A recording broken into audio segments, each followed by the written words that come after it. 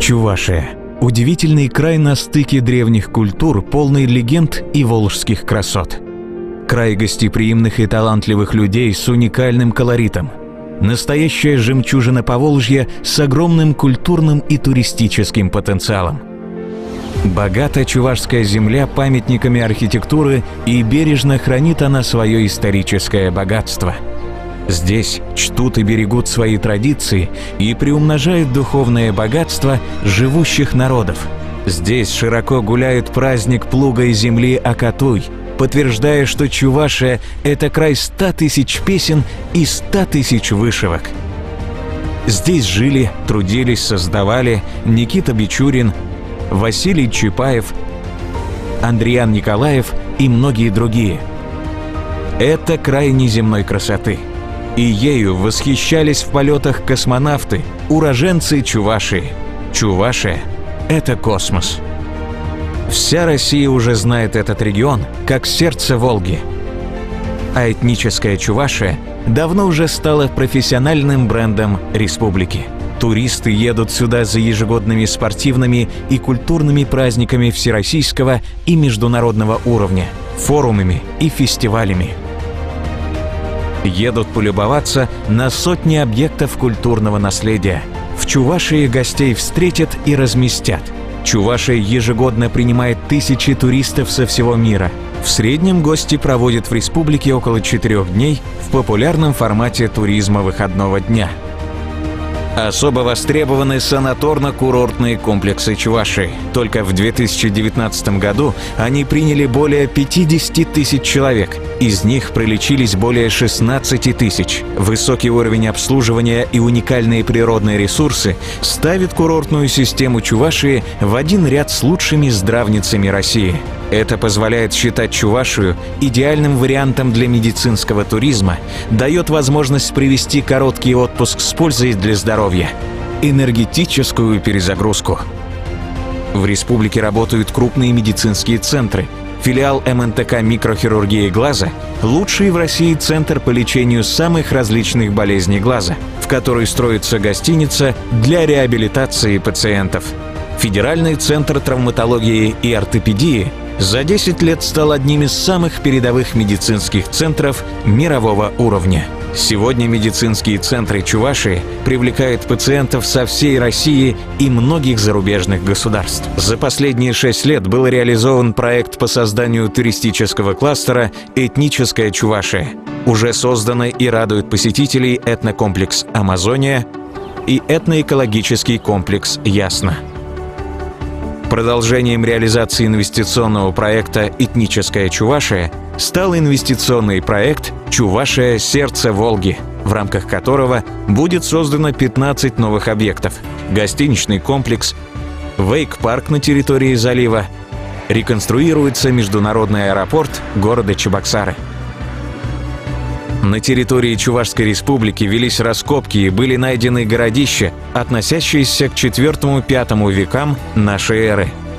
Особой популярностью пользуются речные круизы, сочетающие экскурсионные туры с комфортабельным отдыхом без утомительных переездов. Увеличение числа речных круизов – приоритетное направление стратегии развития туризма в России до 2035 года.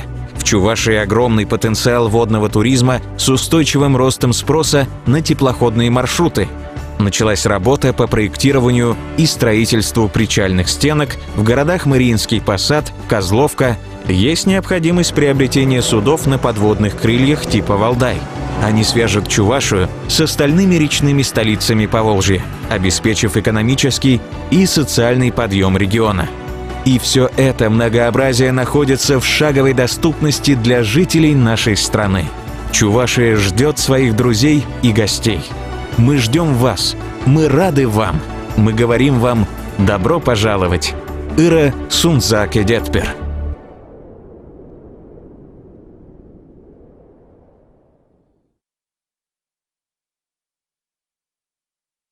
Добрый вечер, Чувашия! Здравствуйте, Чебоксары и Рогаш Шубашкар!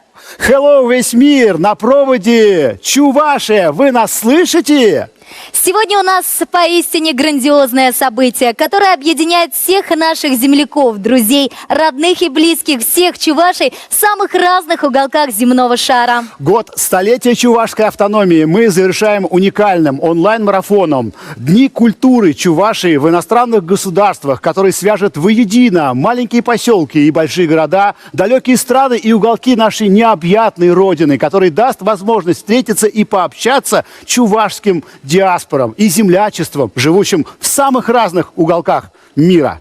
Наша любимая Чувашия – это настоящая жемчужина в щедрой россыпи уникальной культуры России, а ее самобытность – волшебный дар, завещанный нам предками. С вами в студии ведущий телемарафона, ведущая ВГТРК Чувашии Елена Дмитриева. И телеведущий и журналист Дмитрий Хаустов.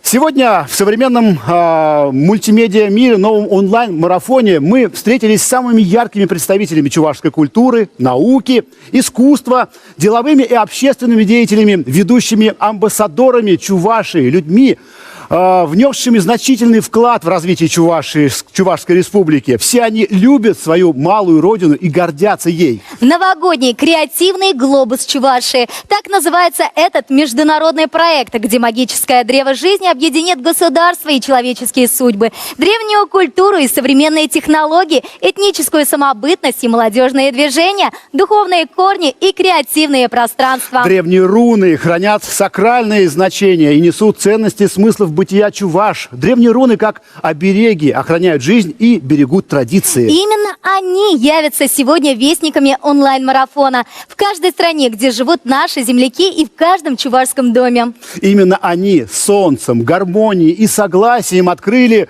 рунические символы нашего марафона. Откроет наш марафон глава Чувашской республики Олег Николаев с супругой Натальей. Дорогие друзья, уходит год, и впереди праздники: католическое Рождество, Новый год, христианское Рождество.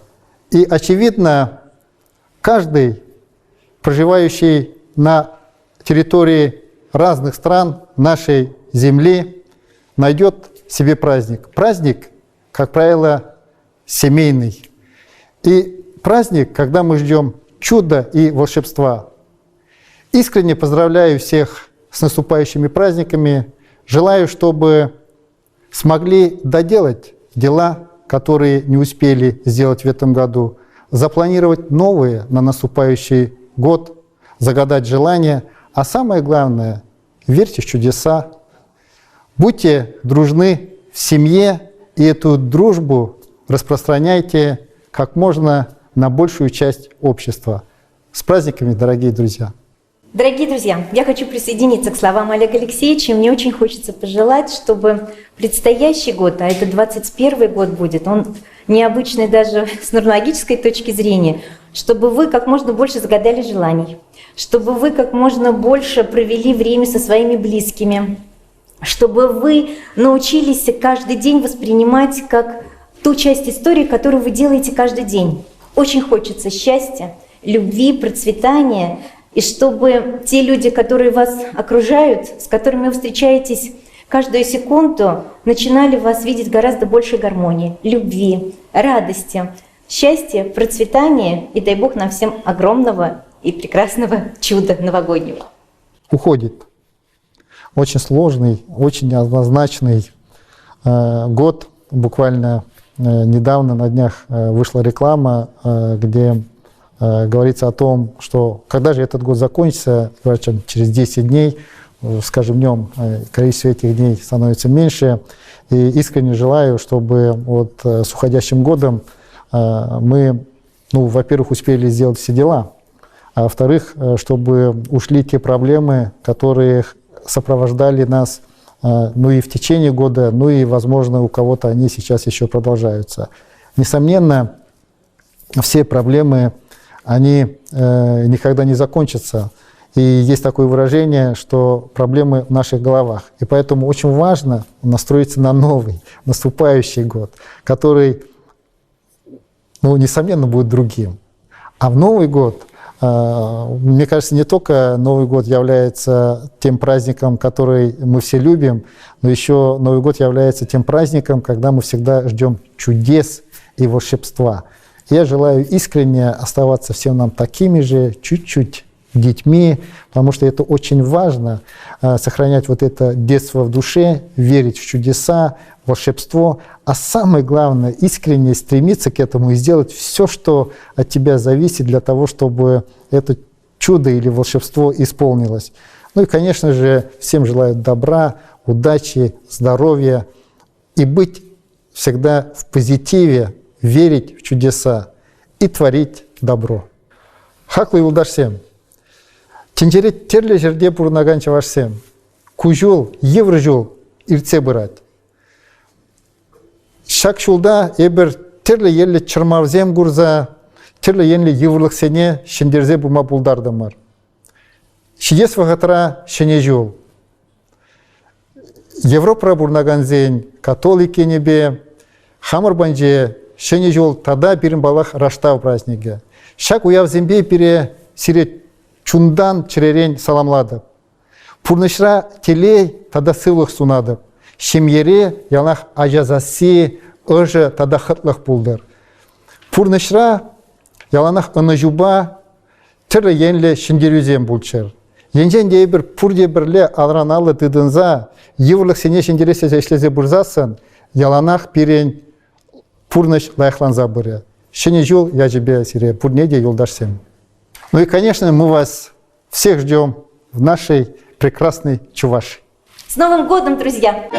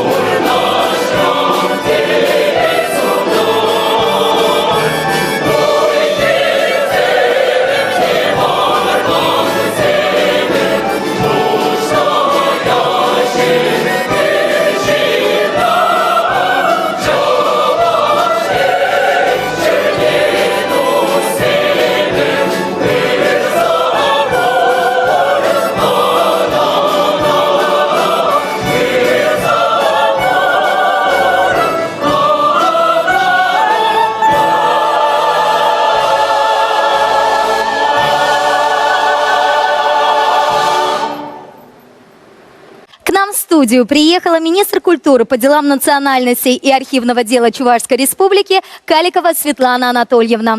Ну что ж, Елен, я иду ее встречать.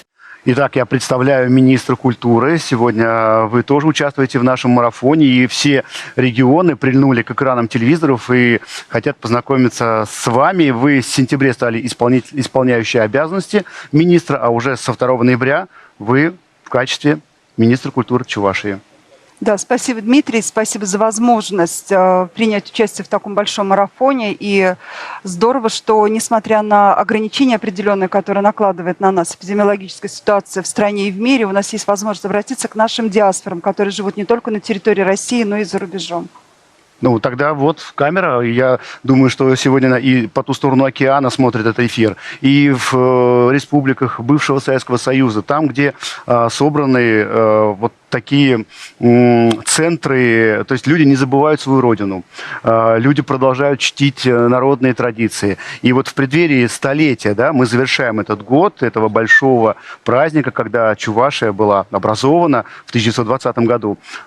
Какие мероприятия удалось все-таки провести, да, а какие отложили на потом, учитывая вот сегодняшние обстоятельства, связанные с коронавирусом?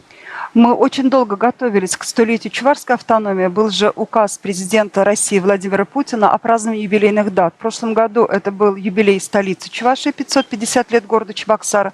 В этом году 100 лет Чувашской автономии. Конечно, подготовительные мероприятия шли не один год. К сожалению, эпидемиологическая ситуация, еще раз повторюсь, наложила свой отпечаток на мероприятие, но колоссальный объем средств был вложен на то, чтобы столица Чувашии преобразилась. Средства были вложены на то, чтобы созданы были комфортные условия для жизни людей на территории республики. И то, что вы сказали, за пределами региона, за пределами страны живет огромное количество людей, которые связаны с нашей республикой, с историей Чувашии. Это наше чувашское братство, к которому мы сегодня имеем возможность обратиться и сказать еще раз, что в республике прекрасно. Мы работаем, мы живем, и здорово, что вы нам помогаете. Да, это очень важно. Но мы, смотрите, заметьте, держим дистанцию велосипеда. Это вот очень хорошо, емко, когда 1,5 метра, да. Сегодня, я, кстати, когда прилетел сегодня в Чебоксары, я обратил внимание, что везде соблюдаются меры предосторожности. И вот даже в рамках нашего такого фестиваля, который проходит онлайн, очень жаль, что мы с вами на этой большой огромной сцене, скажем, огромное количество людей, которые могли бы наполнить этот зал, сидят сейчас у экранов своих телевизоров.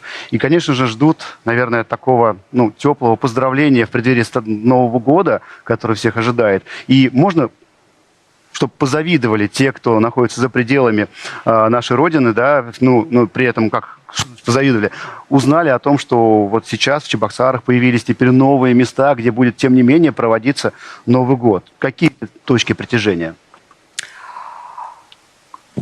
Точки притяжения. Но вот смотрите, в рамках подготовки к столетию Чувашской автономии, юбилея республики, у нас была очень большая работа проведена для того, чтобы перезагрузить Красную площадь. Именно Красная площадь совсем переформатировалась. Красная площадь, да. И сейчас она выглядит совершенно по-другому. Это замечательное место для отдыха горожан, прекрасное место для того, чтобы проводить различные праздничные мероприятия. Мы, конечно, сделали все возможное, чтобы украсить Красную площадь. Там появилась новая елка с чувашскими игрушками, с орнаментами чувашскими. Кроме того, в ближайшие дни уже идет установка такого арт-объекта тухья. Это наш национальный головной убор, который носили девушки. И особенно красиво, конечно же, в вечернее время. Все подсвечено огнями. Все подсвечено огнями. Действительно, к сожалению, нет возможности проводить какие-то массовые мероприятия, хороводы.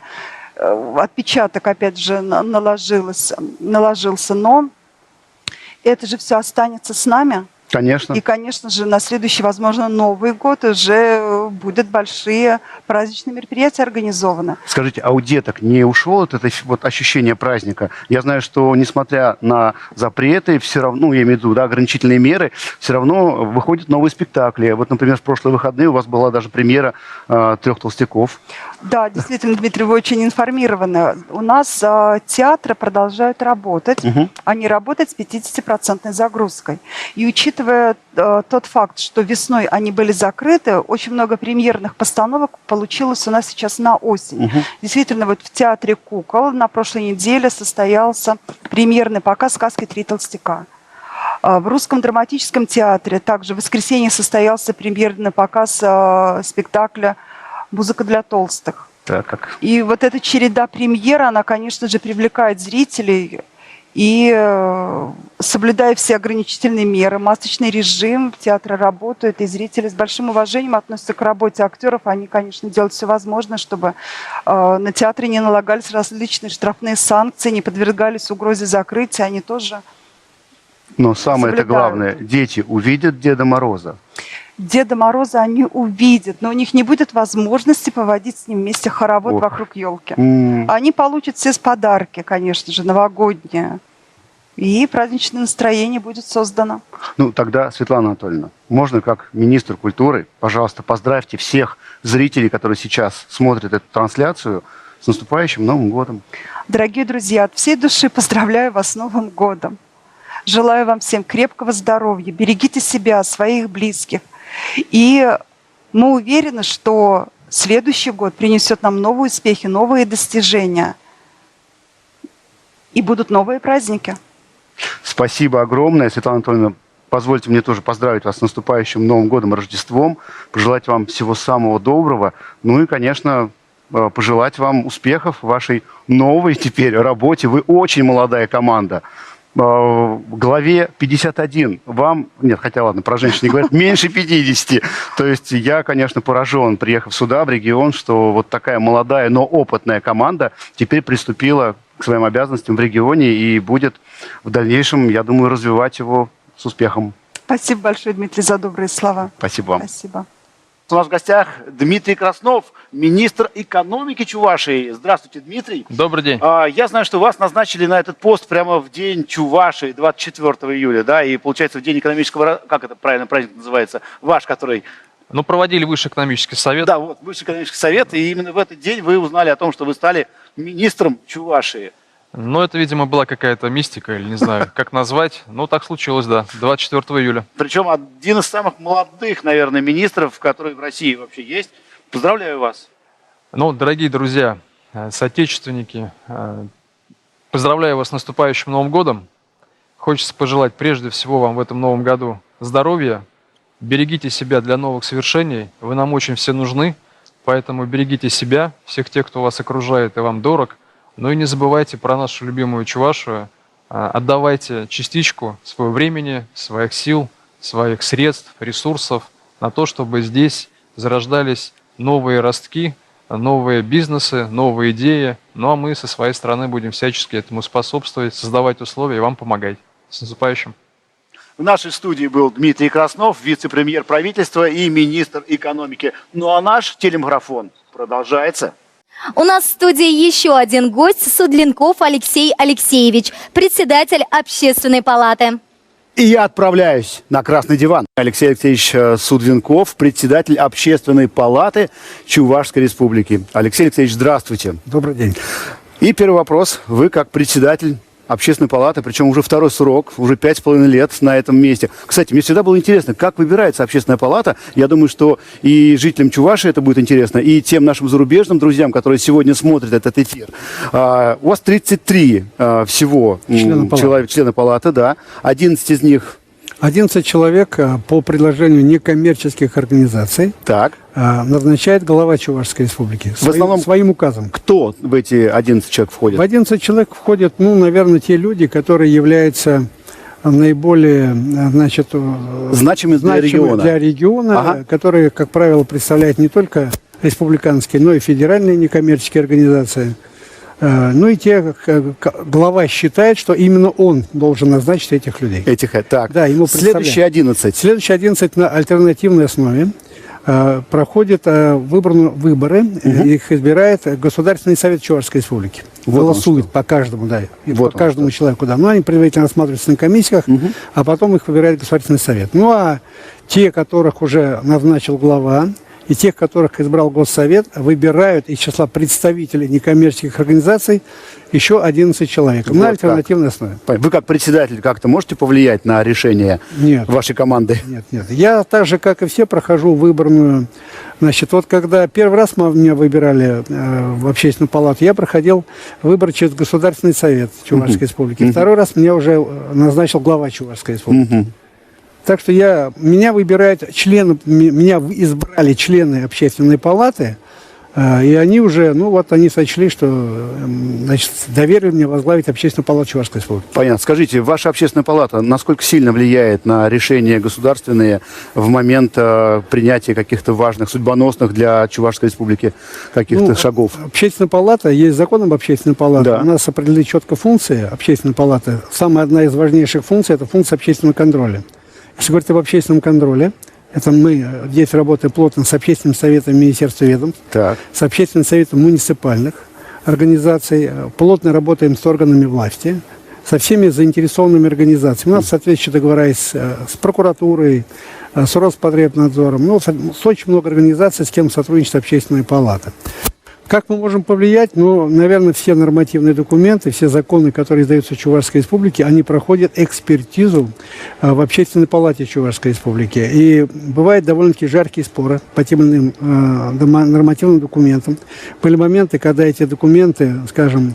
Уходили на доработку. На доработку, да. И мы же не просто их дорабатываем, мы разговариваем с теми людьми, которые представили этот закон, с непосредственно разработчиками того или иного закона. Конечно, бывает чисто технически, когда изменения того или иного закона происходит в республике в связи с изменением законов или распоряжением Российской Федерации. Это уже чисто такие технические вещи. С января новая команда в регионе. Как вы оцениваете работу? Знаете, я оцениваю очень высоко. Почему? Потому что подходы изменились. И подходы изменились в том, что эта команда, она в первую очередь нацелена на то, чтобы активизировать общественность. Не просто, чтобы люди были исполнителями того или иного закона, а чтобы люди осознанно понимали, зачем это надо. И, наверное, эта команда начала с того, что разработан план государственной То есть произведена программы. Аналитика всего того, что надо доработать, что, допустим, надо изменить и так далее. Конечно, анализ есть, результаты есть. Какие-то результаты хорошие республики, какие-то, скажем, откровенно говоря, не радуют республику, да? И команда эта, она, проанализировав эту ситуацию, притом анализ шел долго, наверное, более чем полгода, и разработан новая программа развития республики вплоть до 1935 года. Ух ты. По определенным этапам и поставлены задачи в плане социально-экономического развития, культурного развития, в общем, все те сферы деятельности, которые коснутся абсолютно всех жителей Чувашской республики.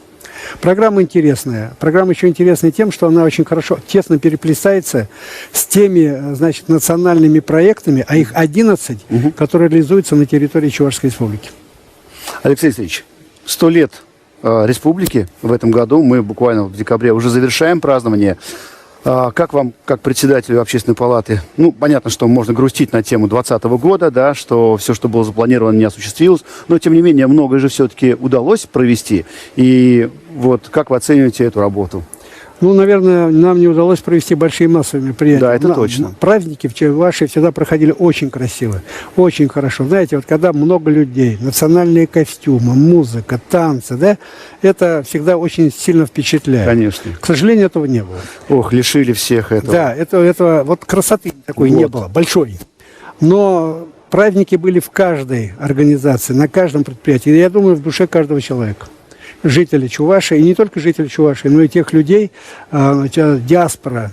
Которые сейчас смотрят этот эфир по всему миру. Конечно, которые проживают в разных странах, в разных регионах Российской Федерации. Я их искренне всех поздравляю с замечательной датой. Мы их всех очень любим, всегда рады, когда они к нам приезжают. А заодно и поздравьте всех с наступающим Новым годом, пожалуйста. Уважаемые друзья, поздравляю всех вас с новым 2021 годом. Всем, в первую очередь, здоровья, хорошего настроения, Мы вас всех очень любим. Мы всегда рады видеть вас в нашей родной и любимой республике. Главное, чтобы у вас все складывалось успешно, вы были здоровы, ваша семья и дела, которыми вы занимаетесь, тоже были успешными. Спасибо огромное, Алексей Алексеевич, что пришли сегодня к нам в студию. Ну и мы продолжаем наш телемарафон.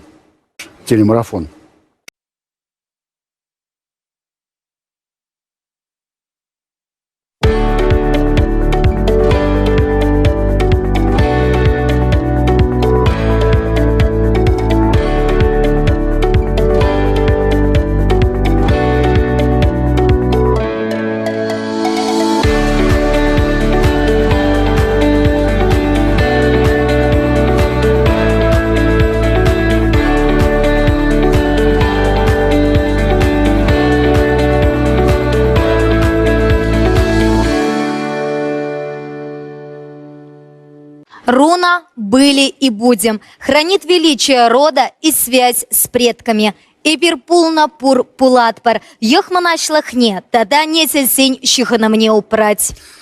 Были мы и есть и будем. Это стихотворение Петера Хузангая знает в Чувашии каждый. В нем духовная основа нашего народа, мудрость национального самосознания и святые понятия, духовные идеалы и культурный код чувашского народа.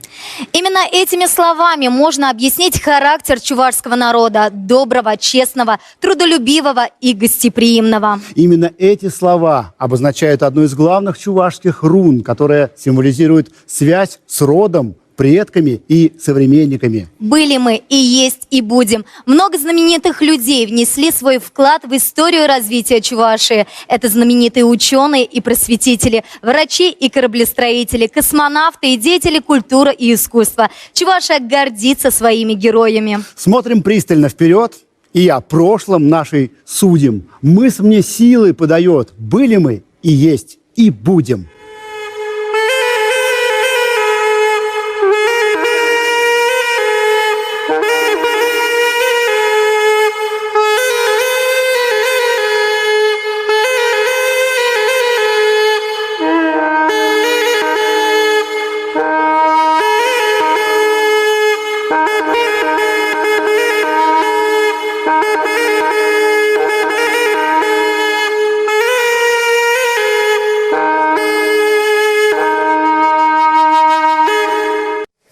Прошлое Чувашия в иллюстрациях. Новый проект предполагает создание цифровых репродукций известных полотен, на которых запечатлены либо главные действующие лица нашей истории, либо картины их авторства, либо сюжеты, связанные с ними тематически.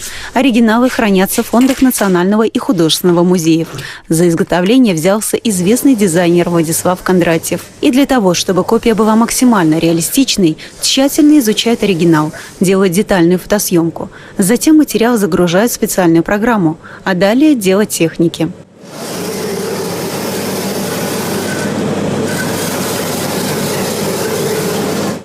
Чтобы придать окончательную живость этим работам и не смотрелось как просто постер, мы все-таки после печати, либо во время ее используем дополнительный ингредиент, который придает высоту написания этой картины, так называемой мазки, тактильное ощущение остается. И, естественно, нам приходится некоторые места мы дорабатываем вручную с помощью красок, придавая некую такую изюминку того, что у людей будет полное ощущение, что эта картина натуральная и написана вживую. Историю в лицах на красочных полотнах увидеть смогут все желающие уже в конце этой недели. Репродукции украсят фасады зданий в исторической части столицы республики и на основных магистралях. Сегодня с нами на постоянной связи наши земляки, проживающие в Соединенных Штатах Америки, в Башкортостане, в Санкт-Петербурге, в Якутии, во Франции, в Сибири, в Хакасии и в Эстонии. Все они с нетерпением ждут встречи с Чувашией, готовят свои творческие поздравления, приветствуют, участвуют в онлайн-марафонах, дискуссиях и интерактивных чатах. И первыми к нам на связь выходит Красноярская региональная Чувашская национально-культурная автономия.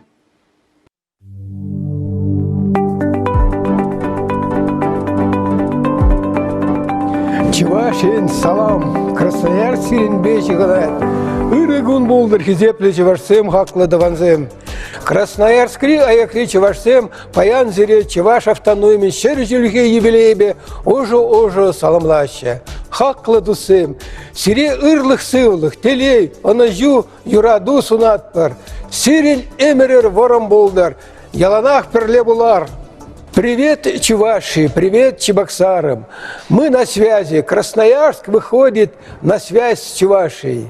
Уважаемые земляки, дорогие друзья, родные, Красноярская региональная Чувашская национальная культурная автономия состоит из 26 представительств в районах компактного проживания Чувашии. 3147 индивидуальных членов. Наши коллективы принимают активное участие в проведении национальных праздников, торжественных мероприятий всех народов края.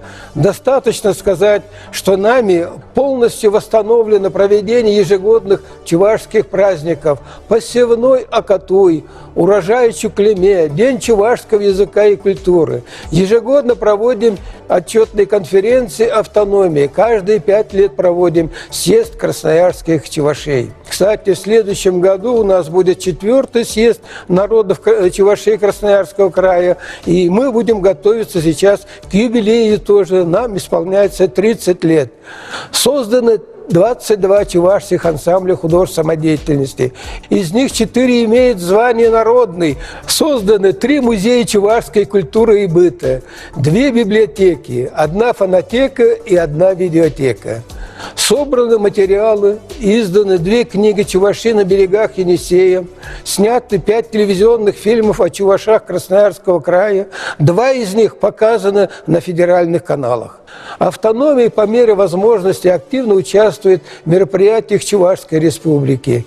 Еще в 2002 году правительство Чувашии и администрация Красноярского края заключили соглашение о взаимодействии и сотрудничестве и следует курсу этой договоренности.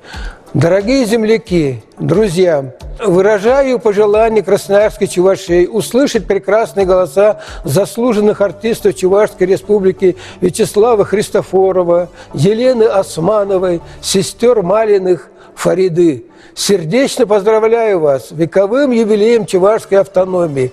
К сожалению, из-за коронавируса мы не можем собраться и праздновать юбилей традиционно все вместе, но чуваши в период пандемии, период трудностей всегда объединялись для их преодоления и всегда побеждали.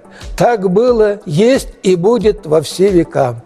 Поздравляю вас с наступающими праздниками, с Новым годом и Рождеством. Желаю вам крепкого здоровья, здоровья физического, не болейте, здоровья духовного, будьте крепкими духом. Успехов вам и удачи в всех делах, счастья и любви в личной жизни. Берегите себя и друг друга.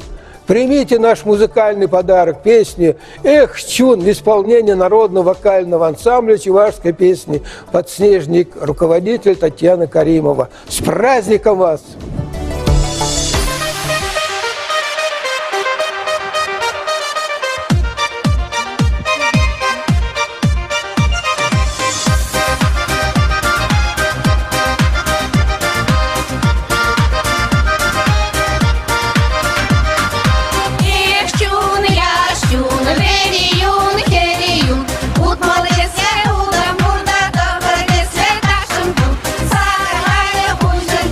Пусть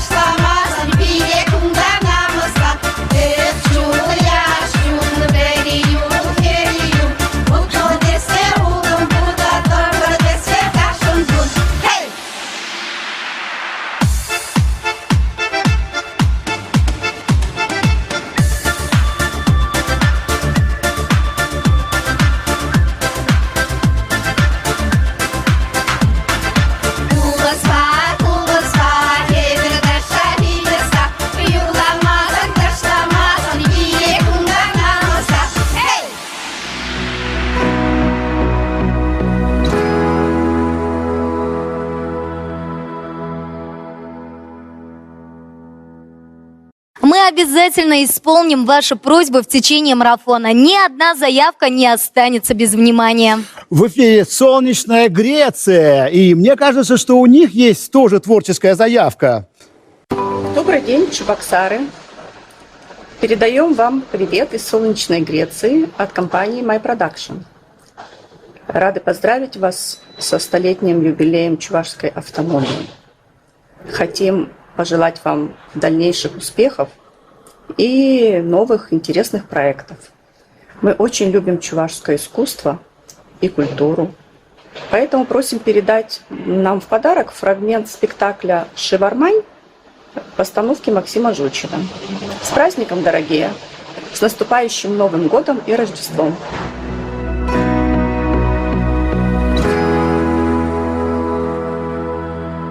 Для наших друзей из Греции мы передаем отрывок из красивейшей национальной оперы «Шивармань» в постановке Чувашского государственного театра оперы и балета. Именно премьерой этой оперы открылся оперный театр в 1960 году в Чебоксарах. Тогда опера чувашского композитора Федора Васильева, построенная на национальном сюжете, обрядовости и народном эпосе, вызвала настоящий взрыв эмоций у публики. И до сегодняшнего дня опера является одной из жемчужин репертуара театра и всегда идет с невероятным успехом.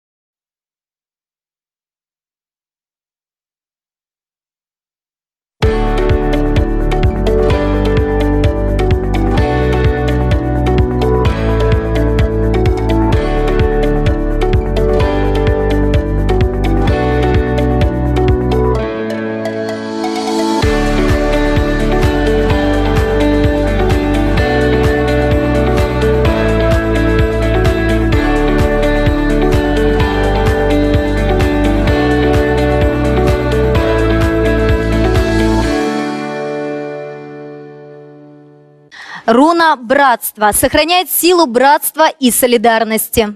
Да, чувашское братство – это мощная сила, в основе которой лежат дружба и взаимовыручка, сопереживание и единение. Это взаимосвязь, которая объединяет самых разных людей и самые разные поколения. Содружество, которое дает возможность нашим землякам за пределами республики чувствовать связь с родной землей, со своей культурой, традициями и народным единством. Чувашское братство объединяет страны и континенты, и к нам в студию летит множество видеопоздравлений. Мы действительно живем в удивительное время, когда стираются границы, и мы можем насладиться бродвейским мюзиклом или итальянской оперой, не выходя из собственной квартиры. Кстати, об итальянской опере. С нами на связи прямо сейчас Римская консерватория. Привет, Чувашия. Мои приветствия тебе, Чебоксары. Шлю вам мои поздравления из Италии. Я Чинция Дамьяни, заместитель директора Роберто Джулиани Римской консерватории Санта-Чичилия. Точнее, одного из зданий консерватории в Риете. Это здание уникально, так как было виллой известного баритона Маттия Баттистини.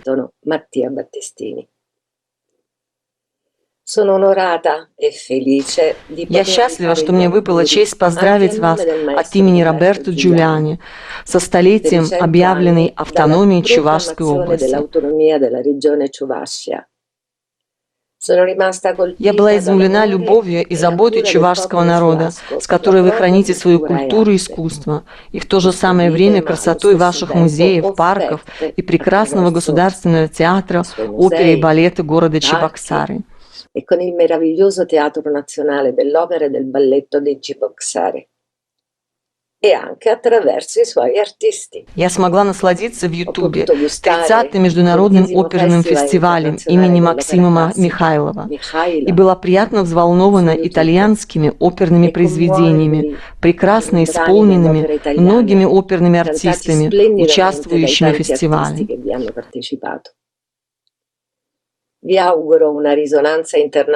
Желаю вам еще более расширить международный резонанс, чтобы знакомить мир с культурным и духовным богатством чувашского народа.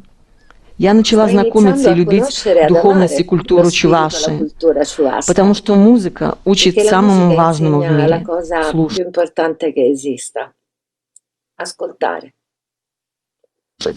Благодаря музыке самое глубокое, настоящее и универсальное в человеке или в народе проникает прямо к тому, кто хочет услышать, преодолевая любые границы и преграды во времени или осуждениях.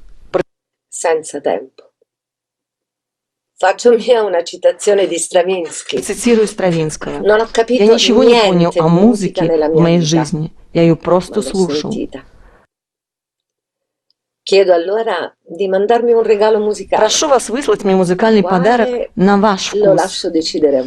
Мы, наши студенты, к сожалению, не можем прислать вам музыкальный подарок, так как из-за чрезвычайной ситуации по причине ковида еще не смогли открыть двери нашей прекрасной консерватории в Риете, чтобы учиться на лекциях, а не дистанционно. Так что могу только надеяться, что в ближайшем будущем смогу выслать вам музыкальные поздравления. Поздравляю, дорогие друзья, с приближающим вас Рождеством и Новым годом, богатым здоровьем и миром. И, как говорит покровительница города Чебоксары, да будут счастливы мои дети, что живут в мире и любви.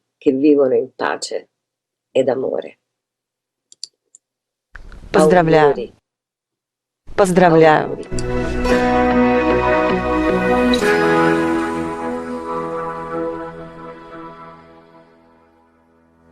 У Чувашии с Италией давние и дружеские связи. Они касаются коммуникации в области культуры и искусства и крепнут год от года. И сейчас мы приветствуем Фонд культуры Royal Line Group Italia.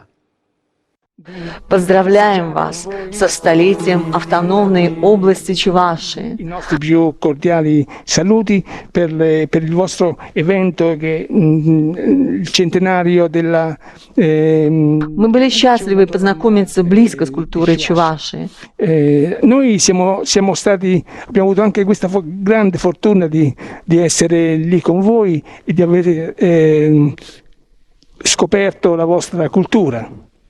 И tramite, in particolare la musica leggera. С эстрадно-народным творчеством Валерия Леонидовича Клементьева, с грандиозной оперой «Шиварман» и талантливейшим режиссером этой оперы Максимом Юрьевичем Жучиным и с чудесной солисткой балета Марианной Субботиной.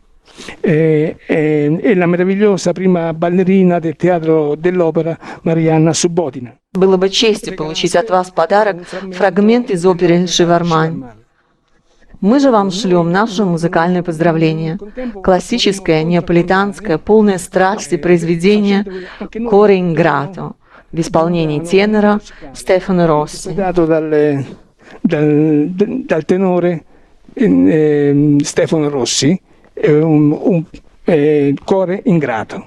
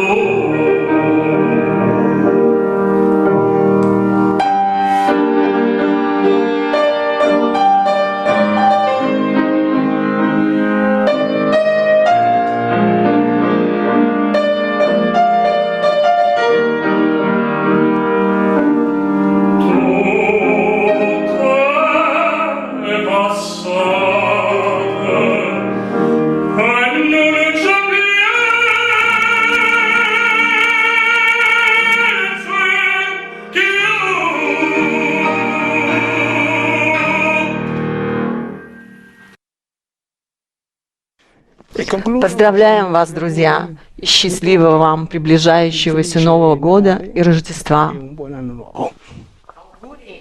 Auguri!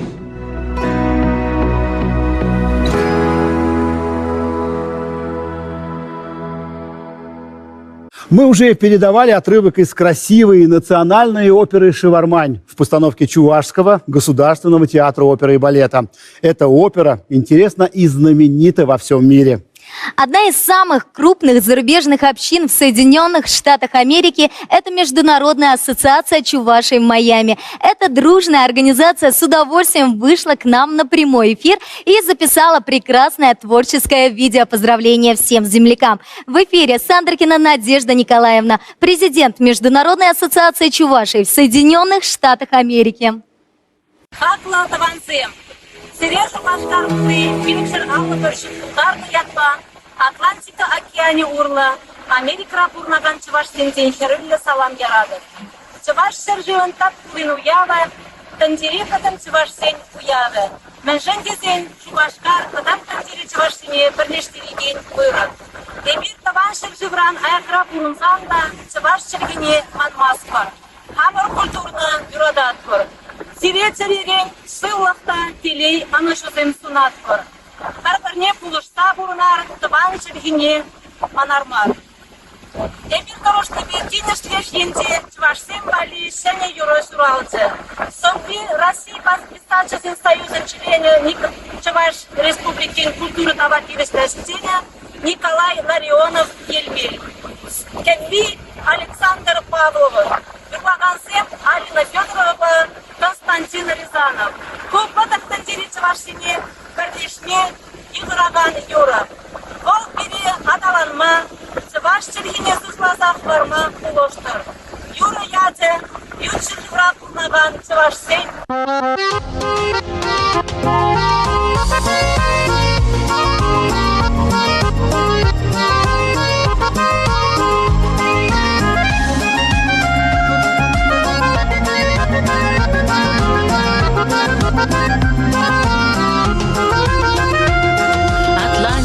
Вещихе видичук Хумесим бечухеть сарширана Таван сине савзатель полночух Чавашки вичунра айшаранат Переперелештере чельхемер Чаваш юрия нарачу нарат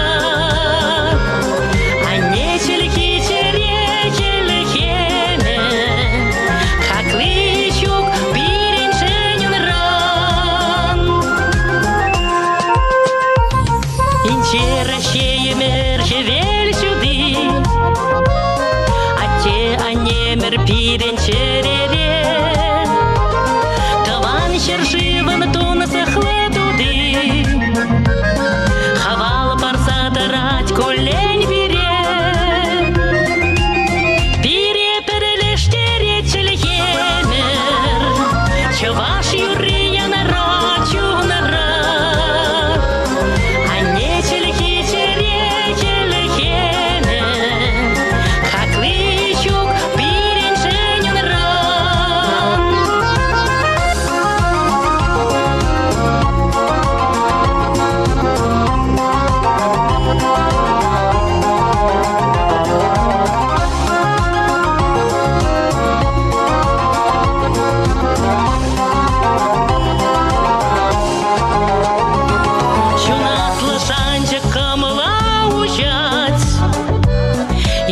Чунбатаван зембе берле Хальбирин юрда инче кучать Чаваш ченчин шершивен чегерлец Бире перелештере чельхемер Чаваш юрия нарачу нарат А не чельхи чере чельхемер Хакли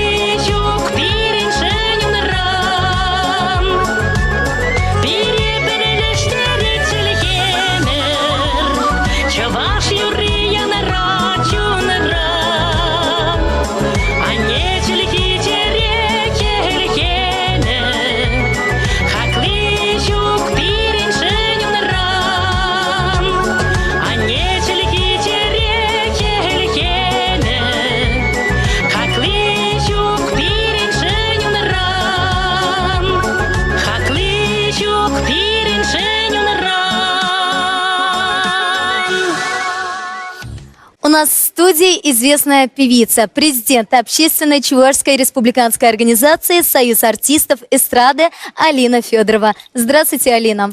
Здравствуйте, Елена. Алина исполнила очень красивую песню «Гимн всех чувашей». И эта песня действительно всем нам очень полюбилась. Алина, расскажите, пожалуйста, историю создания этой удивительной и трогательной песни. Год тому назад из Америки ко мне позвонила марафонистка, чемпионка мира Надежда Сандеркина. И попросила меня написать и спеть песню, которая соединяет всех чувашей, проживающих за океаном. Но я согласилась, не сначала, конечно, я подумала, нужно ли это мне песня такая необычная. Но я согласилась, в конце концов, прочитав стих на эту песню. Она соединяет всех чувашей, потому что она очень добрая, милая песня, такая стих такой получился, значит. В конце концов, я позвонила композитору Александру Павлову. Я говорю: Саш, надо написать песню. Он мне говорит: Алина, пришли стихи. Я прислала. Прочитав, он мне говорит: Алина, ой, нет, это там такие слова, говорит, такие серьезные слова. Я не привык такие песни писать. Я говорю: ну, Саш, айда мы сделаем так, чтобы она прозвучала по-простому. Как-то и жизнь сейчас тяжелая. Я говорю: давай сделаем так, чтобы она такая получилась не такая лирическая, да, а немного такая вот темповая песня. В конце концов, через полгода, я забыла про эту песню, через полгода мне звонит: Алина, я написал, говорит. Я говорю: пришли. Послушав, я говорю: очень интересно. И сразу же отправила Надежде Сандркиной, она, послушав эту песню, говорит: мне очень нравится, Алина, пой. Вот так и родилась песня, благодаря вот тем людям, которые вот живут в Америке. Действительно, песня всем нам очень близка. О чем эта песня? Прежде всего. Про мать, про родной язык, про доброту, про любовь друзей, родных, близких, про язык наш чувашский. Алина, серепиде пысыктав, шавдери и лимлете, хавасла, юра, перечер ваш сене, парни ленишень. Халенте телекуравши сене, перенгендеш сене, чевашла заламлас келеть. Хакла, юратна, тавана мырзем, юлдарсем. Сире пирень автономии, чеваш автономии, шаржил, чул, читни от пачунчерерень, саламладам. Пирень, яланах упрасчы хамыр чергене, хамыр культурына. Прибырне яланах юратса, хизиплезе бурунасчы, вара туссем чынахта пурунма шымылдарах. Алина, серепите пысыктав, анашусунатпар. Тавах.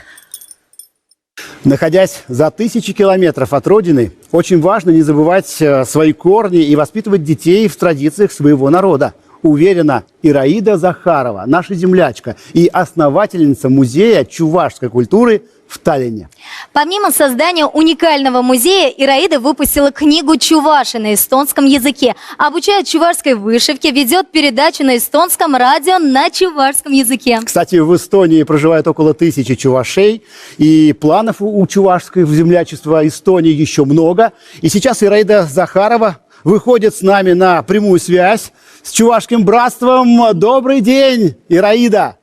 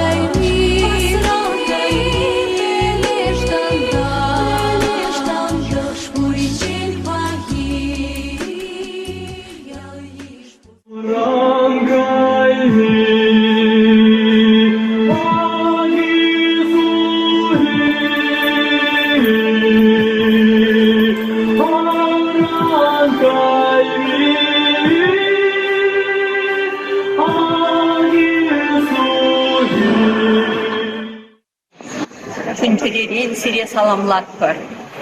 Ширак болар, сывлахла болар. Ажарсем кәрістігел үскер.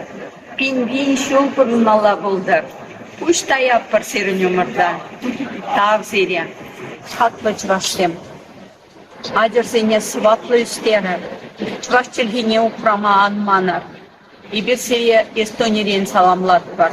Ұштай атпар. Чываш бин. Тада малалла чедеклензе үстер, илемле болдар, пирін черезіне савындардар. Тав зере көрнеде. bir Siriye, Purnedi asradı datpar, esirge piretıdır.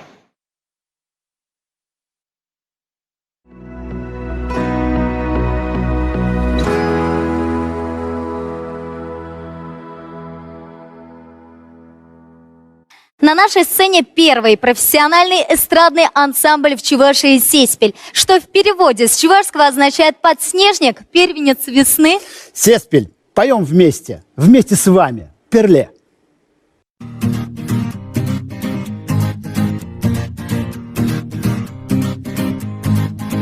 Перле,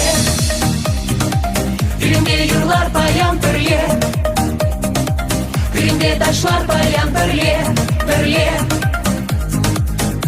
Перле, Перле, салонар Перле. Матухаски леди адыл терине, Манкураски леди хевель тухныне, Идаласки леди чуном ставныне, Чун юратныне е-е. Ялана хвилинче сахине жиртыгере, Салым затабинче щамрак чунчере. Берберне тубинче кашни экшак тенчере, Юратса пурнинче эверех перле. Иринега нашанза иргине ирех, Ворана решют херебеле. Берберне кизеблезе эмер-эмер-е, Салонари халпа перле. Халпа перле, перле, перле юлар, перле ташлар, перле, перле, перле шлер, перле самнар, перле, перле, ялан хавасла пурнар, перле, перле, эмер перле. Манугаски леди шилет тужине, Манкураски леди бешсен узине, Идаласки леди тамыр панзене, Туз юлдаш синеге. Ялана хвилинче сахине жиртыгере, Салым затабинче щамрак чунчере. Берберне тубинче кашни экшак тенчере, Юратса пурнинче эверех перле. Иринега нашанза иргине ирех, Ворана решют херебеле. Берберне кизеблезе эмер-эмер-е, Салонари халпа перле. Халпа перле, перле, перле юлар, перле ташлар, перле, перле, перле шлер, перле самнар, перле, перле, ялан хавасла пурнар, перле, перле, эмер перле.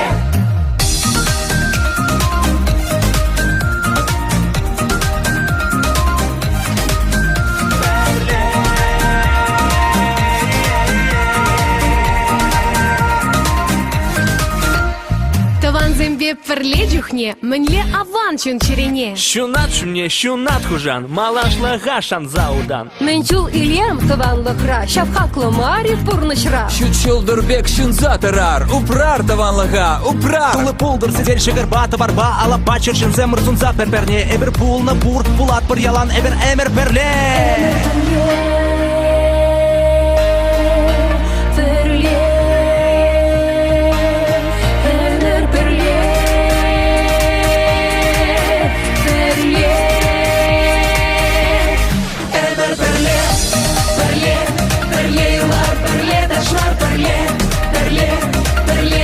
Перле самнар, перле, перле, ялан хавасла пурнар, перле, перле, эмер перле.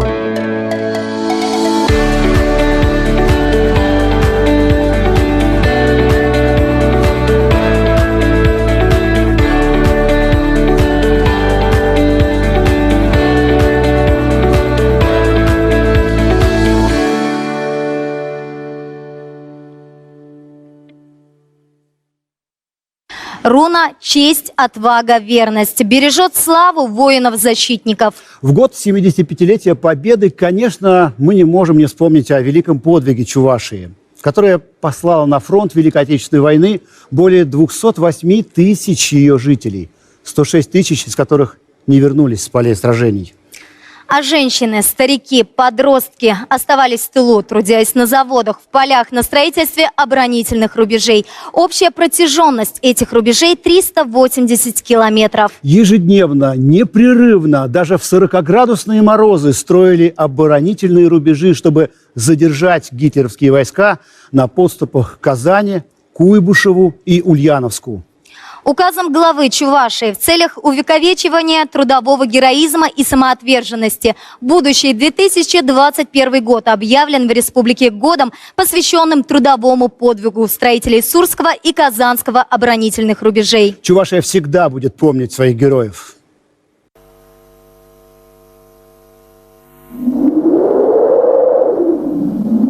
Зима. Мороз стоял трескучий.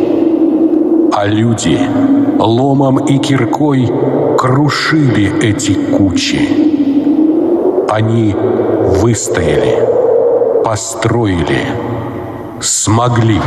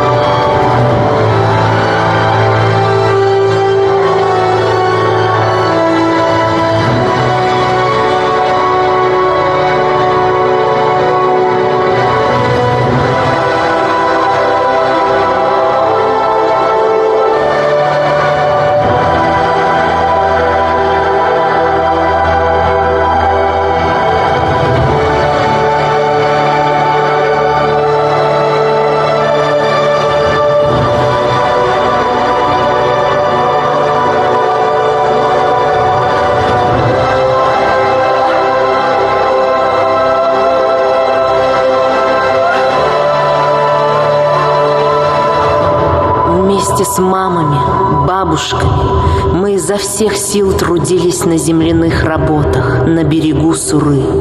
С местным людом из близлежащих деревень мы сооружали километры рвов, ходов сообщений, мест огневых точек на случай, если враг продвинется на восток.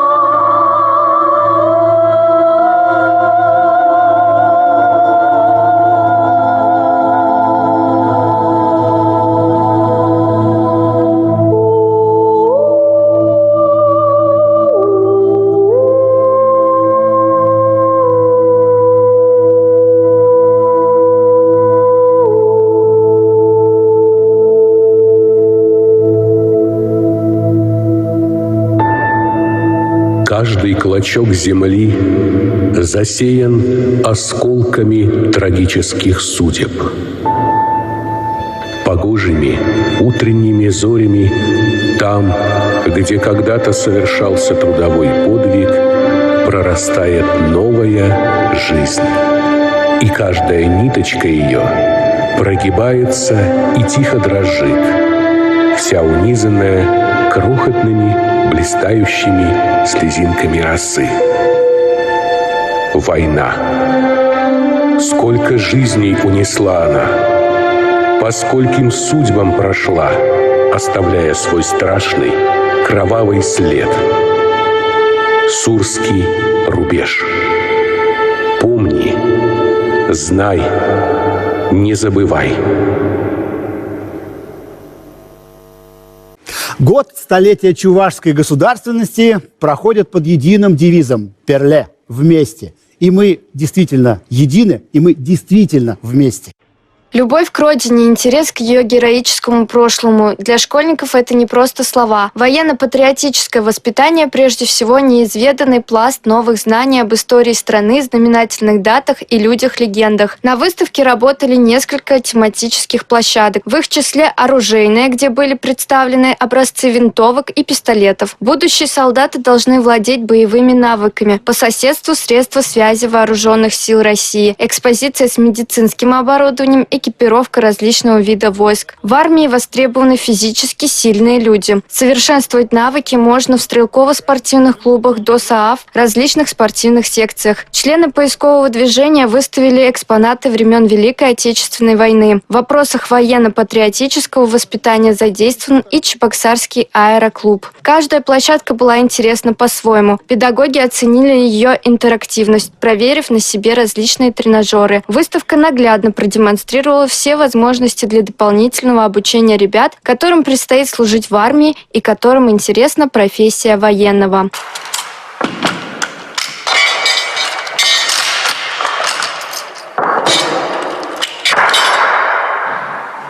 Без определенной подготовки это тяжело. Такие встречи – уникальная возможность поговорить с бойцами спецназа, узнать специфику их работы, услышать из первых уст, что такое служба в армии. Они тоже являются у нас будущие, так скажем, защитники Отечества, чтобы они были готовы любой момент, любое время защитить наше Отечество. Занимались спортом и самое главное, чтобы они знали нашу историю. Эти живописные места хранят память чувашского народа. Именно здесь в 1941 году началась масштабная мобилизация населения. Призывались в основном на строительство оборонительного рубежа женщины, старики и дети.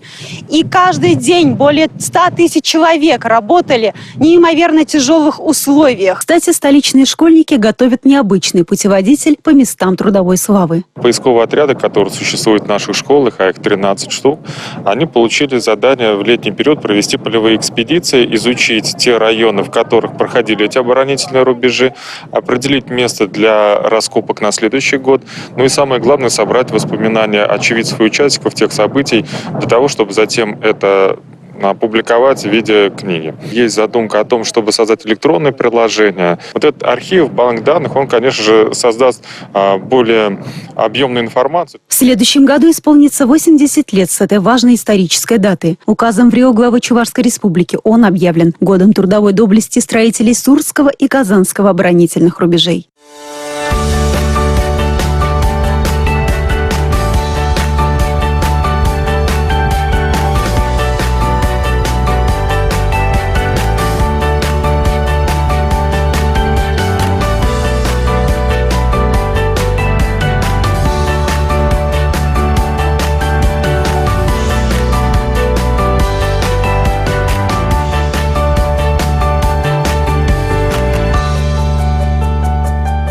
Поздравляю всех нас с прибытием пограничного сторожевого корабля «Чебоксары» в порт назначения Чебоксары.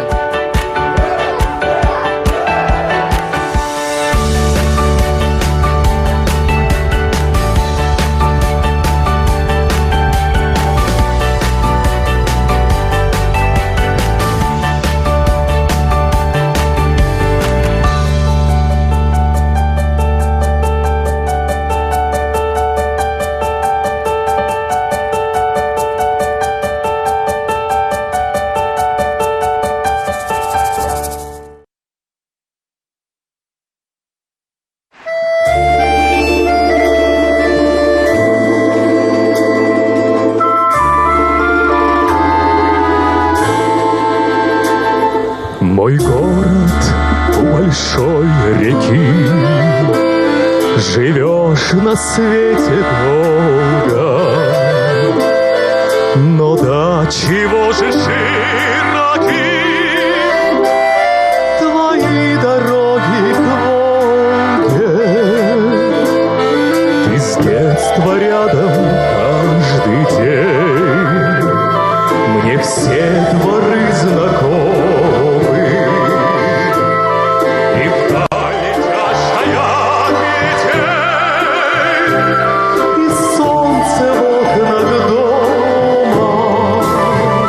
Чебоксары, Чебоксары, мы посреди земного шара.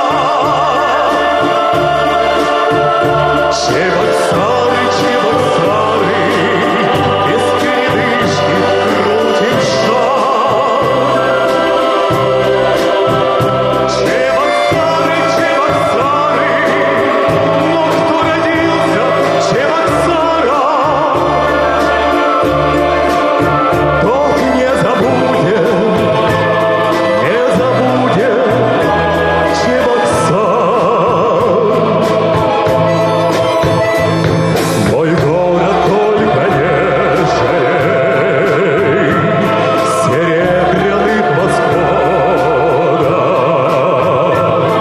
и вдаль летящую капель твои зерно и воду. Со мною ты в любом краю. Какая жизнь без риска, я в сердце бережена раю, теплом родных и близких. Чебоксары, Чебоксары, мы посреди земного шара. Чебоксары, Чебоксары, без передышки крутим шаг. Чебоксары, Чебоксары, но кто родился в Чебоксарах, тот не забудет Чебоксар.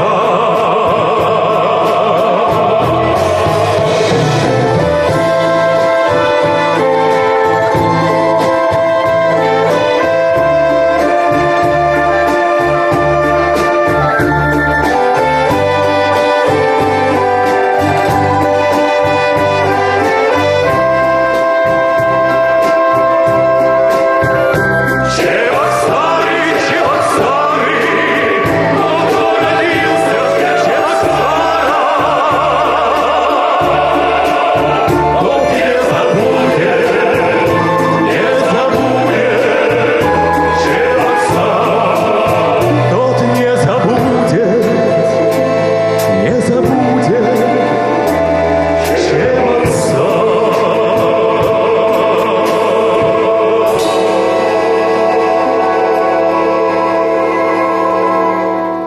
А далее в нашем онлайн-марафоне проект «Дети России» и юный защитник Отечества Семен Жоров.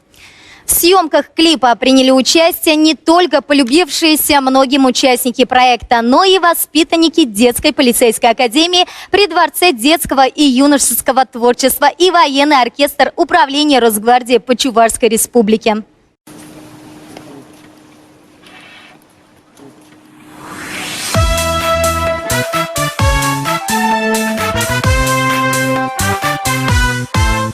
У солдата выходной, пуговицы в ряд, и ярче солнечного дня золотом горят часовые на посту.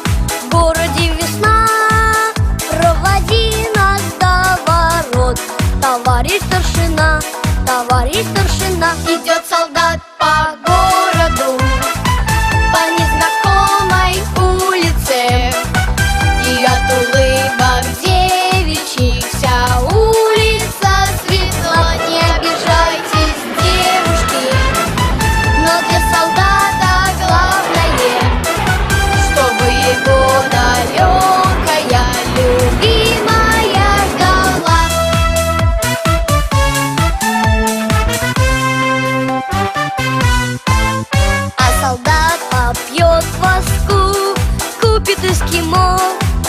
никуда не торопясь, выйдет из кино.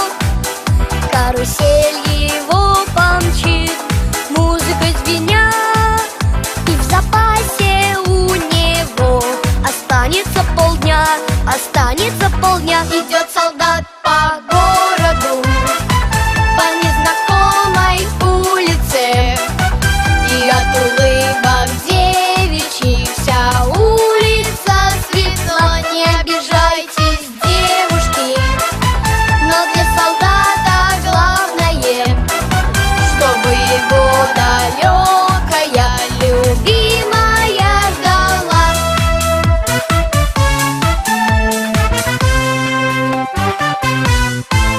Где любимая живет, липы шелестят, и садится в карусель не ее солдат, но другие ни к чему, все до одного.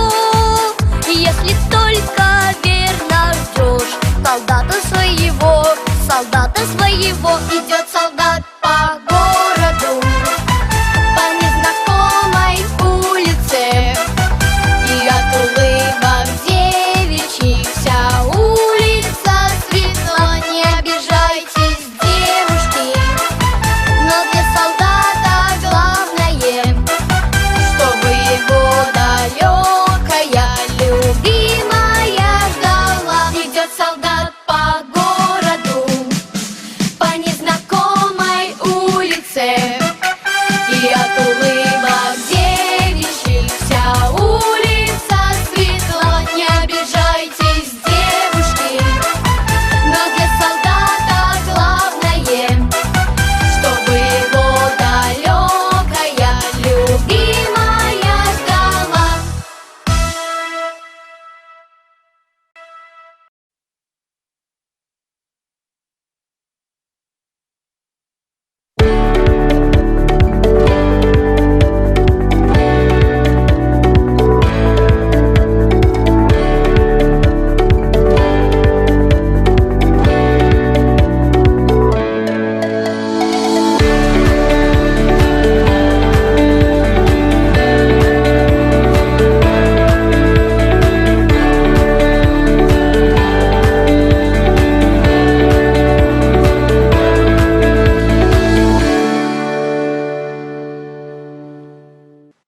Бичурин-центр – участник телемарафона «Дни Чувашской Республики в иностранных государствах». Для основателей Бичурин-центра имя Иокинфа Бичурина и его жизнь стали символом установления эффективных связей с партнерами, земляками и друзьями Чувашии по всему миру. Бичурин-центр сегодня – это консорциум людей и организаций, создающих условия и связи для развития креативной и инновационной экосистемы республики, площадкой объединения множества людей для поиска новых способов сотрудничества и создания уникальных решений, формирования и развития креативной бизнес-среды региона.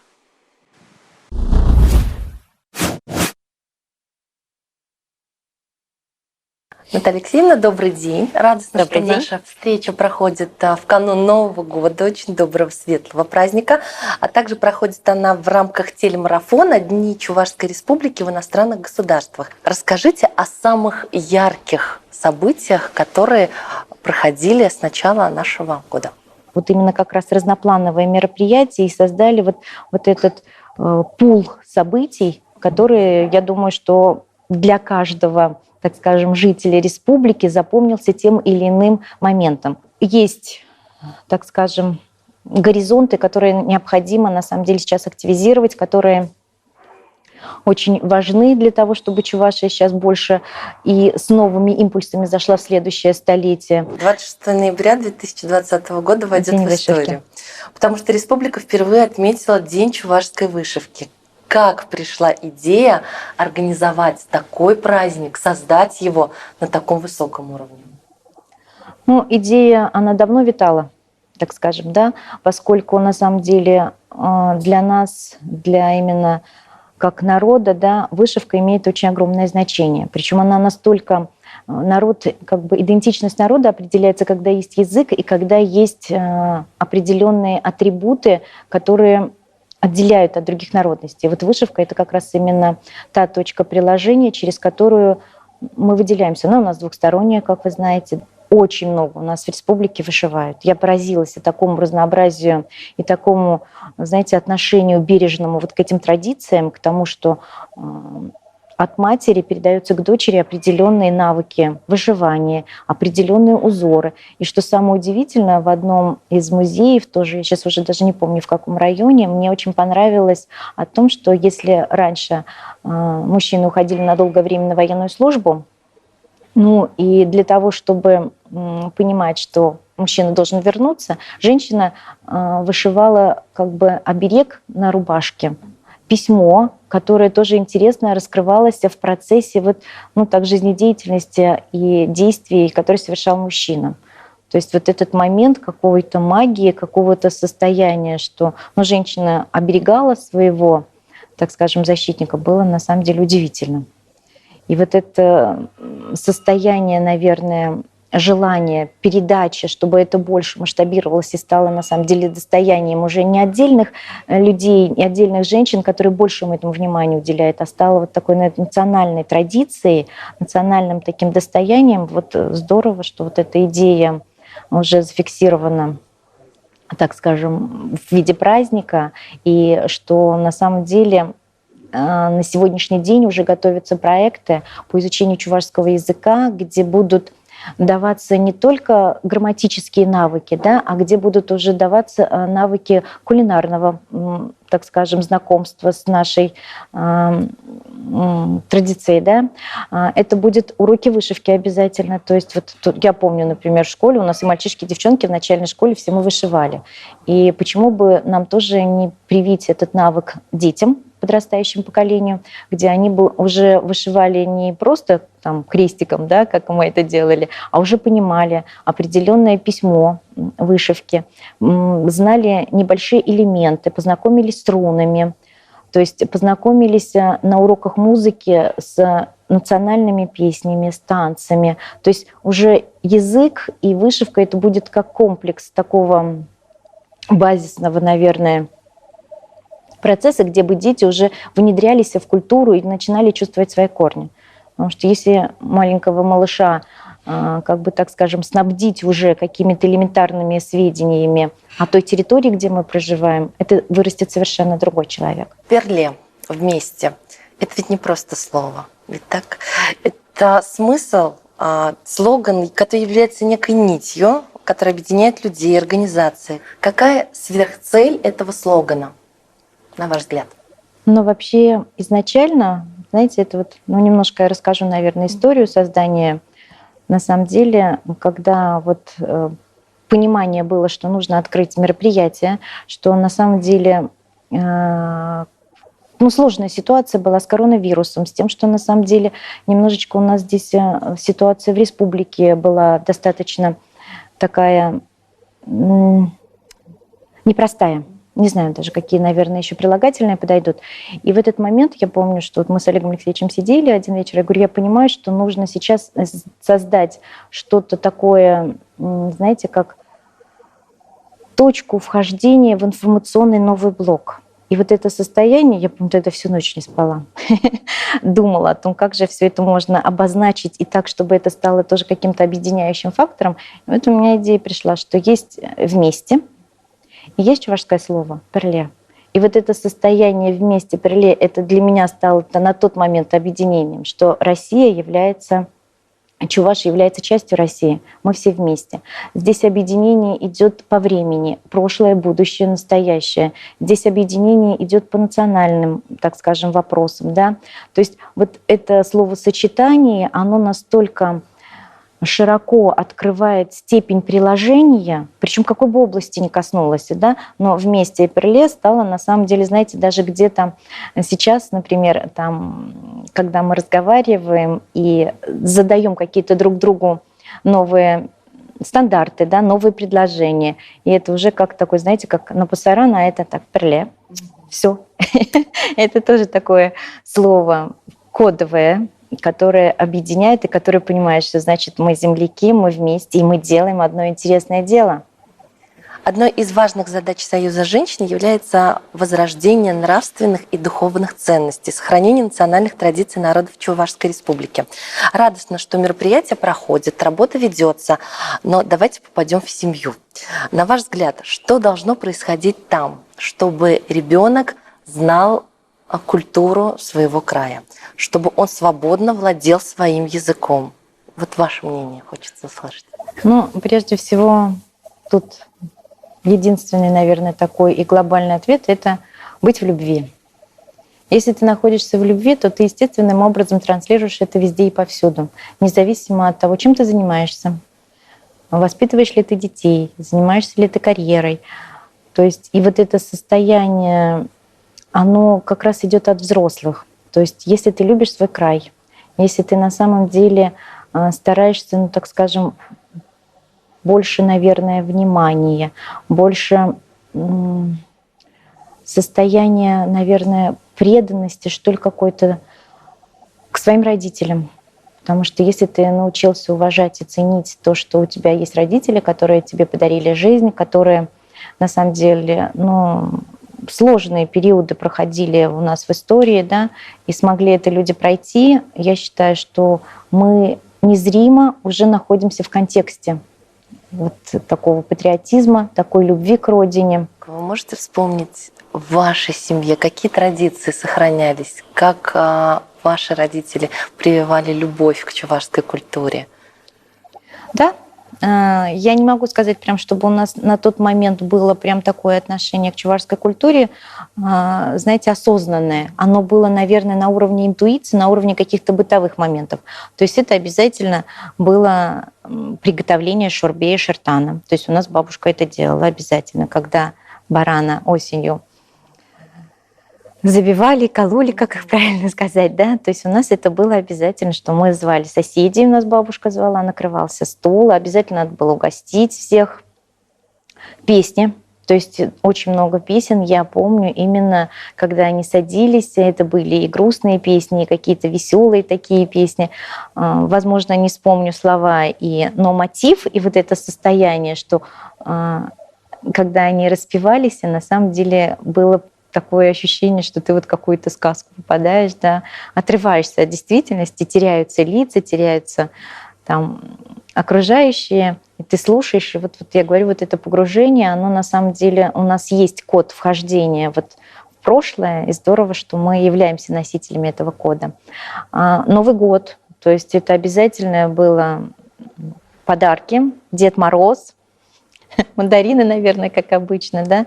То есть у бабушки у меня в сундуке хранилось свадебное платье, у нее манисты были, то есть вот это все украшения. И нам очень нравилось, когда она из нафталина, там такой запах стоял нафталиновый, она все это доставала, нам показывала. Вот эти моменты, они на самом деле вот сейчас очень приятно вспоминать, и это тоже было вот это состояние, к любви к родине. Где сейчас хранится свадебное платье бабушки? Когда, вот я говорю, бабушка покинула нас, моя мама передала это в Национальный музей, отдала платье это. Вот оно хранится сейчас в Национальном музее.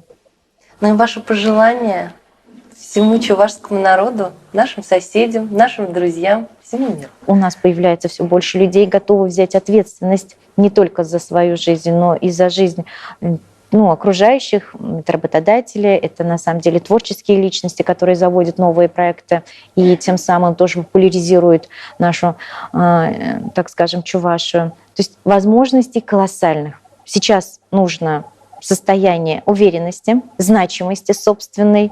И я говорю, получится все. Я с удовольствием хочу в преддверии Нового года, так скажем, поздравить наших соотечественников, наших земляков, наших горожан, нашу огромную республику, и на самом деле нашу страну, мир в конце концов. Пожелать всем мира, добра, любви, процветания.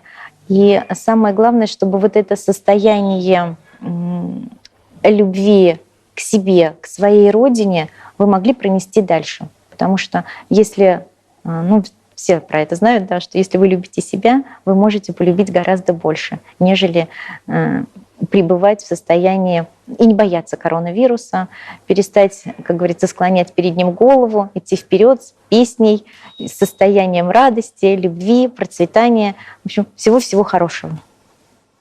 Спасибо вам большое. С наступающим праздником. Спасибо. И всех благ.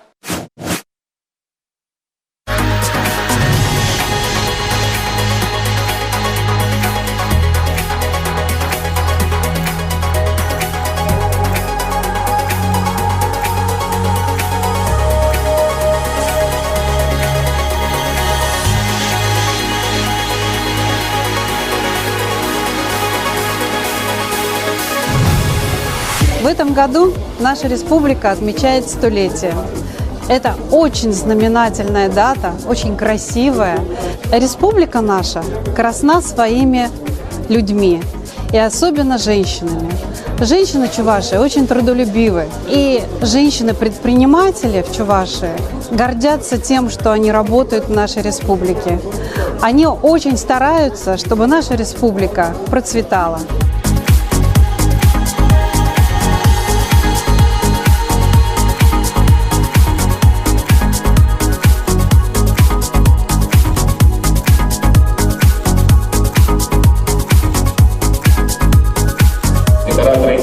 Коллекционеров, ведущего, почетного члена Российской академии художеств Александра Александровича Васильева.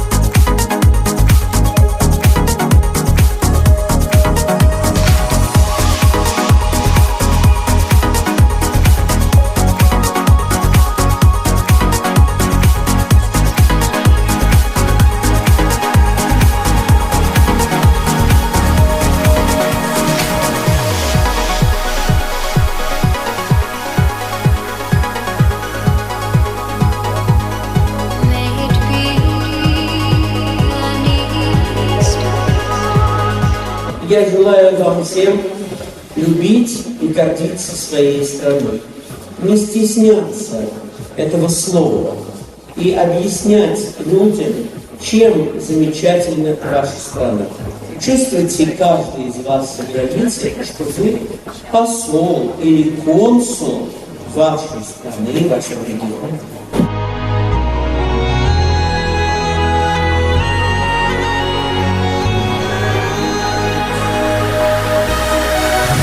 Сегодня для меня большой радостный день. Я имею право и имею честь поздравить вас с этой потрясающей датой. Не только 100 лет, а существование этого роскошного народа на Волге.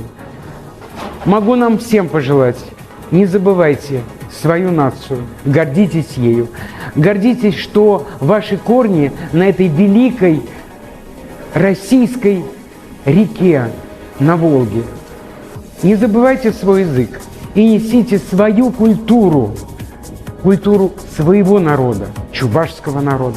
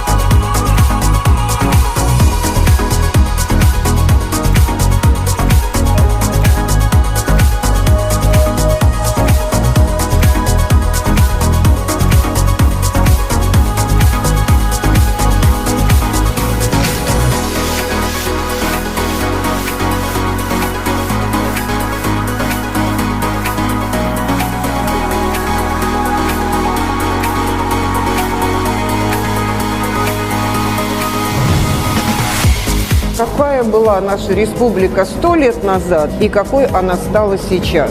И символически можно об этом сказать, что от Сахи до космоса. Поэтому мне очень хочется вас всех поздравить с этим праздником, потому что это, правда, большой, великий путь, пройденный нашим народом. 100 лет для времен – это совсем немного, но то, что сделано за 100 лет нашим народом в нашей республике, это действительно очень много. Для меня чуваши – это самое дорогое, что есть на свете. Это моя малая родина, которую я люблю с детства. Я без нее жить не могу. Мне ничего не надо, кроме чувашей. Я желаю всему нашему сувaro-чувашскому народу процветания, здоровья, особенно в наше время, и всего хорошего. Желаю нашей республике Чувашия в следующем столетии процветать, жителям быть счастливыми, продвигаться в искусстве, в творчестве, в спорте, беречь себя, уважать близких и обязательно ценить свою историю. Юрадада Пурниди Сиретусем, Сыва Булар.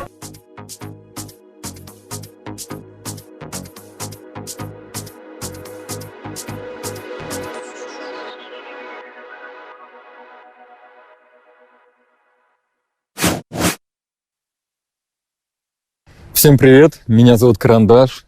Как вы видите, я в Москве, довольно давно уже уехал сюда, около 20 лет назад, но что не мешает мне в своих песнях говорить о чуваксарах, о Чувашии и не стесняться, что я чуваш. Я очень часто об этом говорю, в том числе и в компании, и никогда этого не стесняюсь, и всегда это воспринимается хорошо. В принципе, республика, которой вот уже скоро 100 лет нашей автономии, она всегда себя показывала не как какую-то активную, которая бьет себя в грудь, как малый народ пытается доказать всем, что вот мы маленькие, но сильные. Мы просто всегда были действительно сильными, добрыми и скромными людьми, что мне очень нравится, и я думаю, нравится всем остальным. У нас есть трудолюбие, харизма, очень много музыкантов и спортсменов, которые прославляют нашу республику, поэтому со столетием чувашской автономии всех вас, всех нас, это наш большой праздник, с чем я вас и поздравляю. Это был Карандаш, всем привет.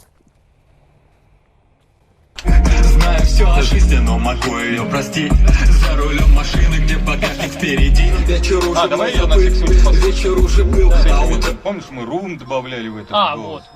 Денег всех, увы, не заработать, но я попробую. И вот здесь вот. На руке мои роли. На счету моем нолик.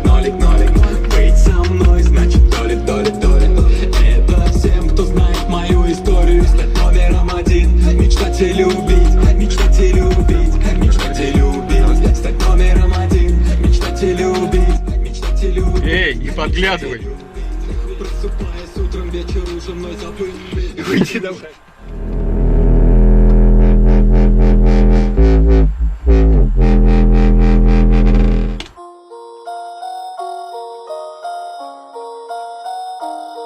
Я.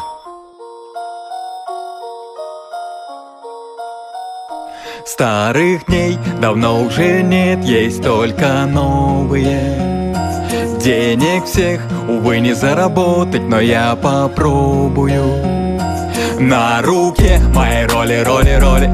На счету моем нолик. Быть со мной, значит доля в доле. Это всем, кто знает мою историю. Стать номером один, мечтать и любить. Стать номером один, мечтать и любить. Просыпаюсь утром, вечер уже мной забыт. Вечер уже был, а утро для боевых. Знаю все о жизни, но могу ее простить. За рулем машины, где багажник впереди. Настроение острить, рябины костры, на руке часы. Все, о чем мечтал, имею, а когда все есть, сохранить бы интерес, где вместо мечты появляются цели. Наплевать на оценки, мне нужен результат. Выхожу на сцену каждый раз, чтобы умирать, побеждая страх. Ведь со дна был старт, это дорого купил, чтобы дешево отдать. Есть такое выражение, чувашский еврей, когда все наоборот, когда главная цель, когда ты над головой свой поднимаешь трофей. И время быстрей, твое время быстрей, ведь старых дней давно уже нет, есть только новые. Денег всех, увы, не заработать, но я попробую. На руке мои роли, на счету моем нолик. Быть со мной значит доли. Это всем, кто знает мою историю, стать номером один. Мечтать и любить, мечтать и любить, мечтать и любить. Стать номером один. Мечтать и любить, мечтать и любить, мечтать и любить. У меня пластинка заела все ровно так. Все, что было, можно, я давно уже сказал. Но каждый новый трек — это вовсе не контракт. Хотя если был контракт, я бы больше написал. Для кого-то музыкант, для кого-то бизнесмен, для кого-то не выговаривающий букву «Л». Но я знаю, что мои плакаты не снимут со стен, ведь мой портрет никогда там и не висел. Хэппи-энд сценарий — это реально парень, даже для такого трека, как я, с окраины. Даже когда лоб не покрылся испариной, а просто фигачишь то, что любишь, как ужален. Есть такое выражение, чувашский еврей, когда все наоборот, когда главная цель, когда ты над головой свой поднимаешь трофей. И время быстрей, твое время быстрей, ведь старых дней давно уже нет, есть только новые. Денег всех, увы, не заработать, но я попробую. На руке мои роли, на счету моем нолик. Быть со мной значит доли. Это всем, кто знает мою историю, стать номером один. Мечтать и любить, мечтать и любить, мечтать и любить. Стать номером один. Мечтать и любить, мечтать и любить, мечтать и любить. Yeah.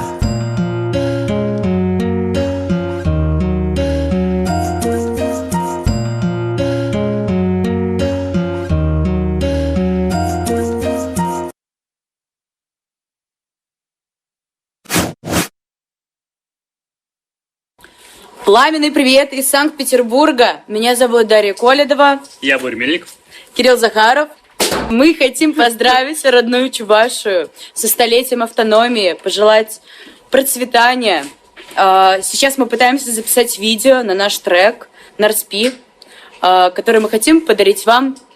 Приятного прослушивания.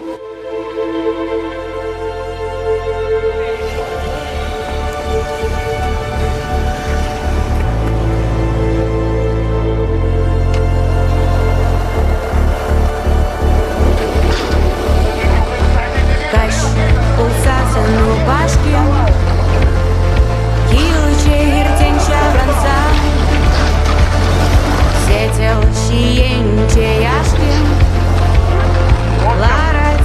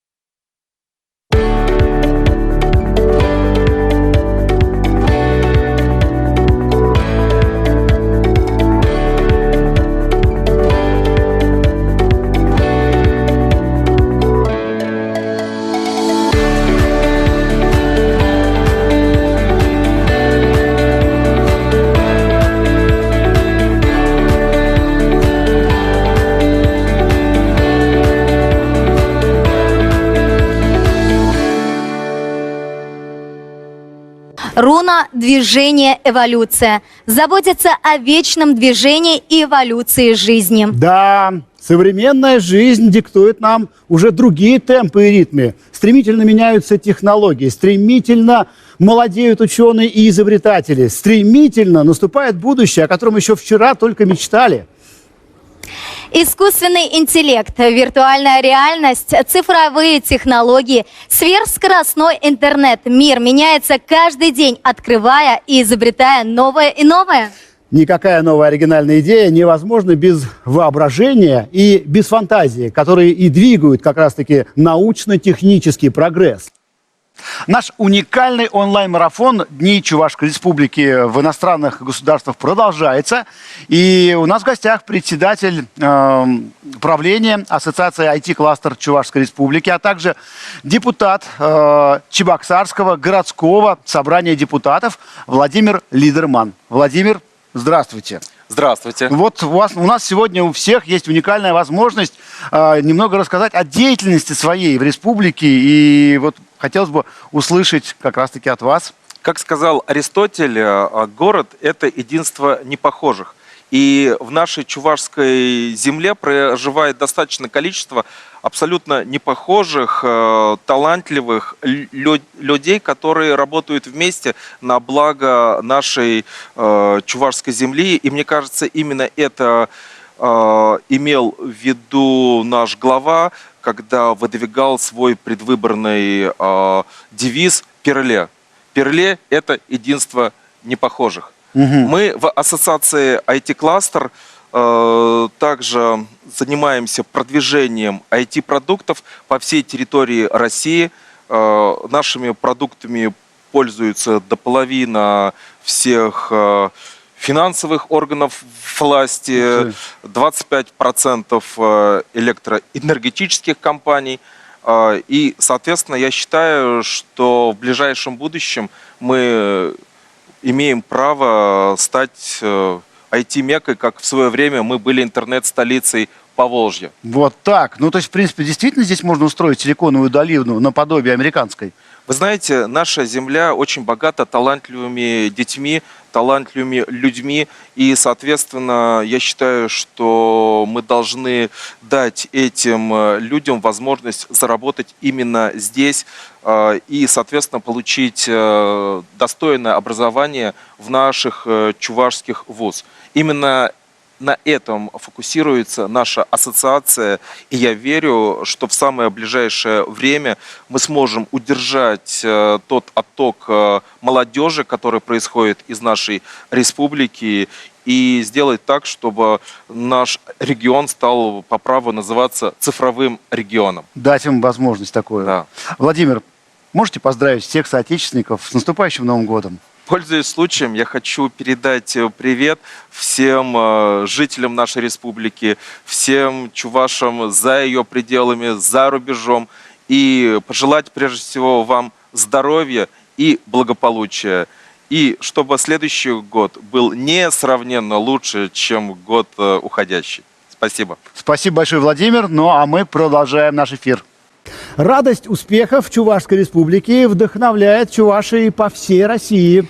С нами в эфире Ассоциация чувашей в Тюменской области «Таван».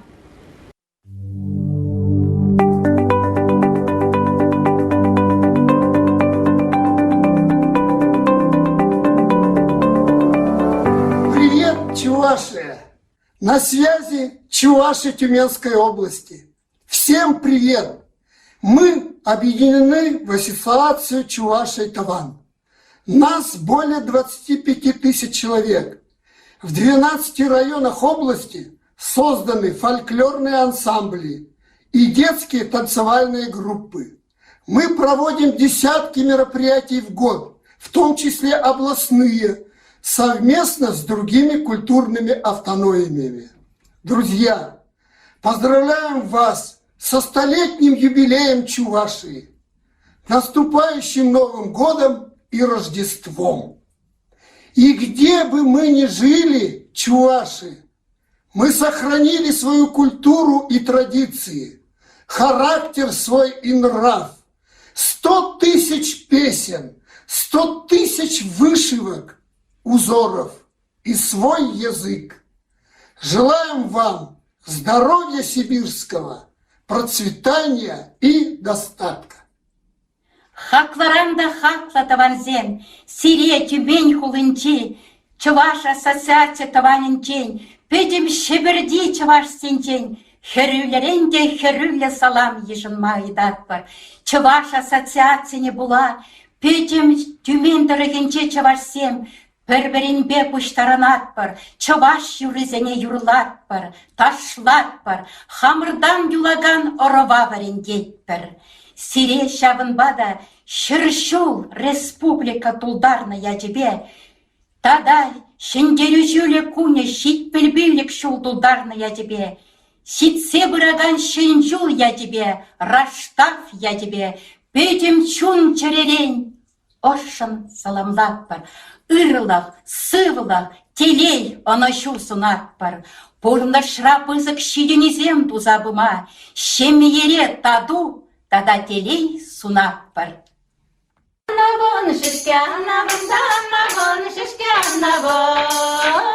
Коштах шире бернибеге, коштах шире бернибе. Коштах шире бернибеге, коштах шире бернибе. Анзивен самни анзивенде, анзивен самни анзивен. Коштах сумадис небеге, коштах сумадис небе. Коштах сумадис небеге, коштах сумадис небе.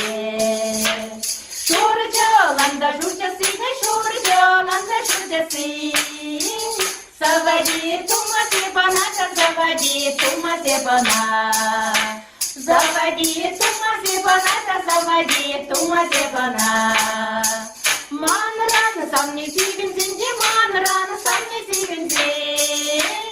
Шумалась мазе баната, шумалась мазе бана. Шумалась мазе баната, шумалась мазе бана. Паровоз пили касказада, паровоз пили каскаса.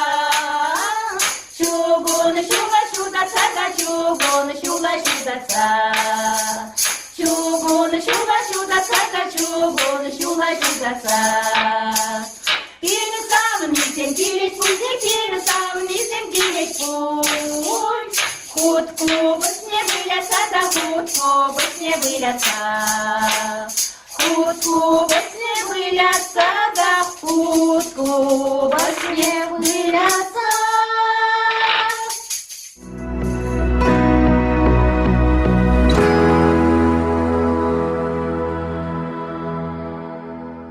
В нашей студии находится главный координатор открытых диалогов, прямых телемостов в рамках нашего фестиваля Игорь Антонов. Игорь, здравствуйте. Расскажите, пожалуйста, как проходили прямые эфиры? Елена, здравствуйте. Добрый день всем, кто нас смотрит. Я бы не хотел подробно рассказывать о каждом эфире. Это было 5 телемостов, потому что после нашего интервью вы сможете увидеть краткий отчет о каждом прямом открытом диалоге. Главное, что эти телемосты, они действительно стали возможностью в прямом эфире обсудить те темы, которые для нас очень интересны. Ну вот, к примеру, кадеты нашего кадетского корпуса в прямом эфире смогли задать свои вопросы тому человеку, кто благодаря своим научным изысканиям открыл настоящий остров в Арктике и назвал его в честь имени нашего Андреяна Николаева, нашего космонавта.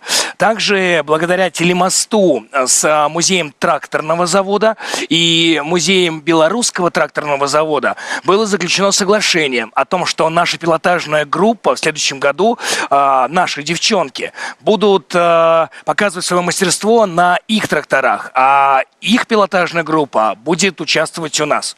Телемост с руководителями национально-культурных автономий России, которые мы провели, это наши земляки, которые родились в Чувашии, живут по всей нашей стране, был интересен тем, что они вкратце рассказали про свою работу, и когда они об этом рассказывали, все, кто смотрел телемост, я был уверен, испытывал гордость. Очень много проделывается важной работы, которая позволяет, чтобы наш регион узнавали. В телемосте с нашими космонавтами Чувашия космическая были также достигнуты очень интересные договоренности Об этом я сейчас не скажу, потому что досмотрите, пожалуйста, наш отчет, и вы узнаете, как космос будет развиваться дальше в нашей республике. Ну и, конечно же, очень интересен эфир, в котором к нам подключились наши земляки, которые живут в других странах.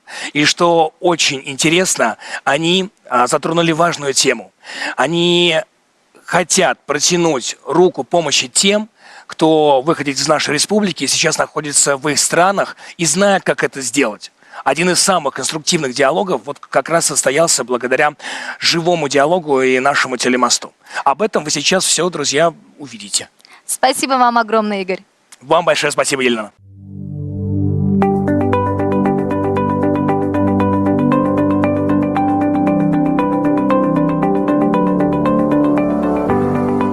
Уважаемые друзья, дорогие зрители, мы приветствуем вас. Сегодня нас ожидает очень интересный диалог. Рада вас приветствовать на этом мероприятии. Безусловно, для нас оно очень важно. И, как всегда, мы рады нашим братьям, белорусским братьям. Всегда вас ждем в нашей солнечной Чувашии. Добрый день. От имени генерального директора Вовка Виталия Михайловича я хочу поприветствовать всех присутствующих. Мы рады сегодня видеть вас на экране, потому что давно собирались приехать, и в программе нашего завода было посещение музея Чувашской Республики, музея тракторов. У меня есть предложение. Это возможность работы, возможность обсуждать, заключить, подписать меморандум о взаимоотношении между открытым акционерным обществом «Минский тракторный завод» и научно-техническим музеем истории трактора. Спасибо большое за приглашение к подписанию данного меморандума. Для концерна, музея это, безусловно, огромные чести работать с вами.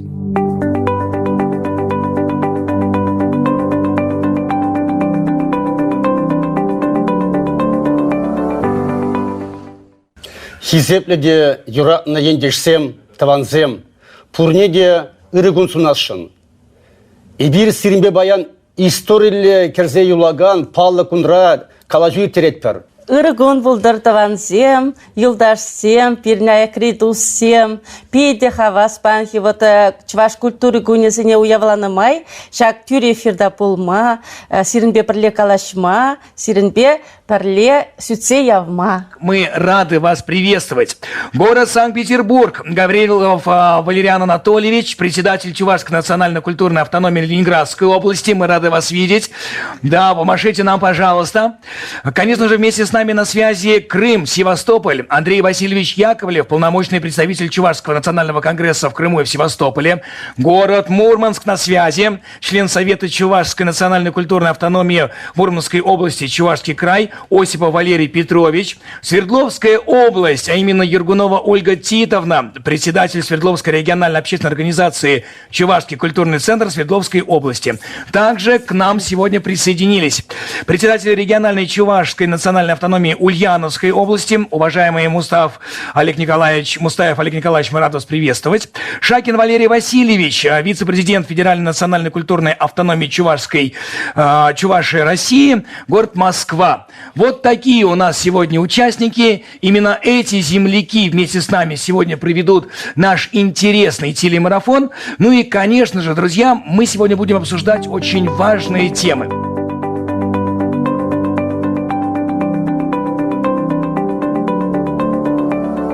Более 10 лет я очень тесно связан с Чувашией. Очень плотно мы работаем в рамках Международной ассоциации участников космической деятельности с музейным комплексом Шоршел. И совместно с этим музейным комплексом, а также с помощью, так сказать, фондов там, и сотрудников, потенциала Национальной библиотеки Чувашской Республики, мы разрабатываем сейчас проект, вот этот самый парка космических технологий. Дальше. Надо сказать, что в Чувашии нас всегда поражало гостеприимство этого народа, этой республики, красота природы, которая, грубо говоря, рождает героев, да, и, значит, то, как бережно Чувашия хранит память о своих, так сказать, выдающихся деятелях, людях. Если у кого-то есть уже разработаны какие-то технологии, они хотят свои изобретения, у них есть у нас селары, очень много приходит к нам за консультацией по вопросам интеллектуальной собственности, также подает заявки в Роспатент, это тоже можно сделать. Общедоступные библиотеки Чувашской Республики проводят сотни мероприятий, которые популяризируют космические знания.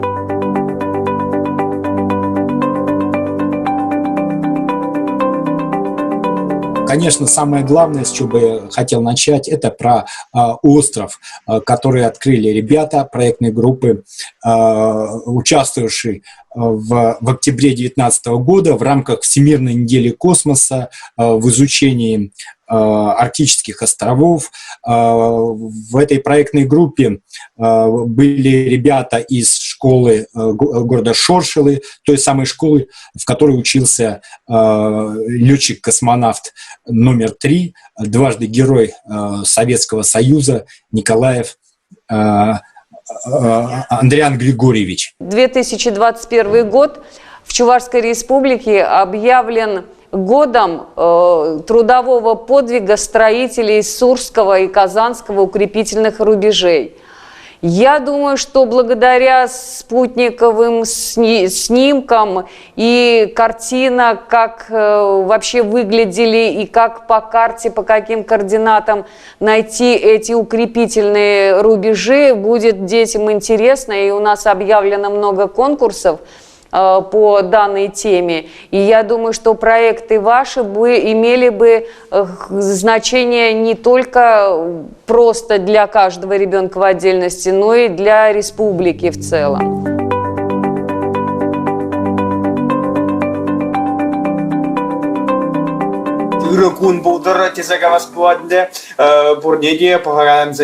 Добрый вечер всем зрителям. У нас сегодня открытый диалог с нашими земляками, которые проживают в иностранных государствах. Все это проходит в рамках Дней культуры Чувашской Республики в иностранных государствах. Сегодня очень интересная беседа у нас состоится. Ну и хотелось бы познакомить вас с нашими гостями, собственно, с теми, кто живет за рубежом, с нашими земляками, представителями стран дальнего зарубежья. Да. Сегодня у нас на связи Эстония, город Таллин. С нами сегодня на связи оттуда Ираида Витальевна Захарова. Она представляет музей чувашской культуры в городе Таллин. Добрый вечер вам. Да, приветствуем, да.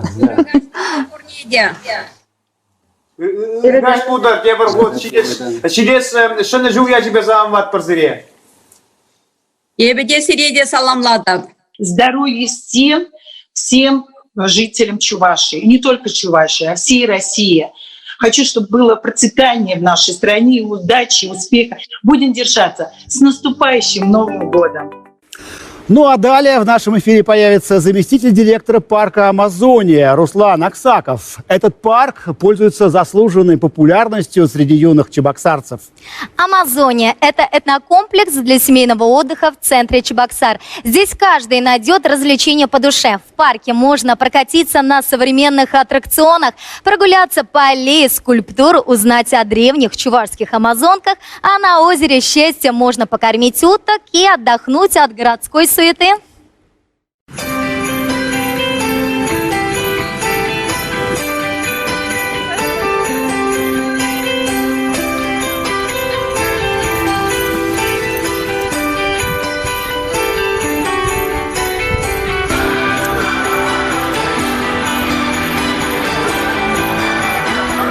Добрый день, дорогие друзья. Парк «Амазония» приветствует вас. Мы открыли единственный в мире, допускаю, парк, надувной батутный парк «Крисмас». Вы его видите, это чудо, которое подарит массу хороших впечатлений детям, взрослым, гостям, горожанам и всем, кто посетит наш парк в этом сезоне.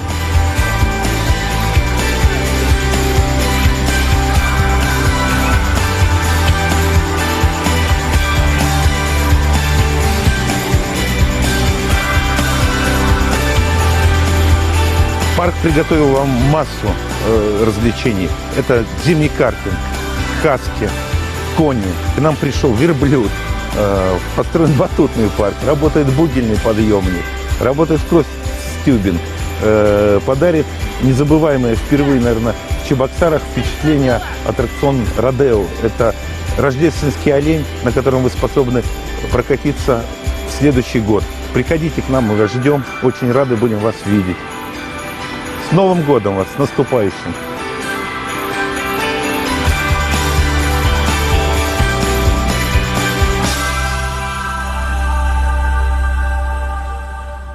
Ну а прямо сейчас с нами на связи Александр Айдаров из Эстонии. Александр замечательный музыкант, и мы надеемся, что от него прямо сейчас прозвучит какое-нибудь музыкальное поздравление в адрес нашей любимой Чувашии. Tere, ma olen Aleksander Aidarov, rahvuselt ma olen Tšuvaš ja ma olen pärit Eestis, elan Tallinnas. Avani, ebe Aleksander Aidarov jatlo, ebe истониреш раза üsne, Tallinn Хувинжете, Пулара, Буранадов. Здравствуйте, меня зовут Александр Айдаров, я родился и вырос в Эстонии, живу в Таллине, в столице, я чуваш. Мы не выбираем три вещи в нашей жизни, как говорят психологи. Это страна, где мы рождаемся, время, когда мы рождаемся, эпоха, и наши родители. И так получилось, что я родился в Эстонии во времена Советского Союза, в семье, которую создали мои родители, мой отец с Вологодчины и моя мама, чувашка из Башкортостана.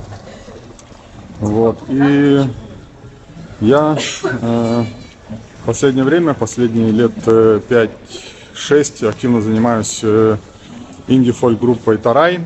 В общем-то, это моя идея, чтобы показать, как можно использовать чувашскую народную пентатонику, чувашское народное наследие, богатство в современном контексте. Меня часто спрашивают, зачем тебе нужен никому не нужный язык. Я про чувашский язык, не про русский. Вроде бы казалось 1,5 миллиона где-то людей, чуваши в России, а ты живешь в Эстонии. Зачем тебе это? Мне кажется, вопрос, который возникает у многих, он, с одной стороны, понятен, почему возникает такой вопрос, с другой стороны, почему мы не переосмысляем этот вопрос-ответ в современном контексте. Я и тот, и тот. То есть в моем случае я и русский, и чуваш. Во мне две культуры, во мне два языка.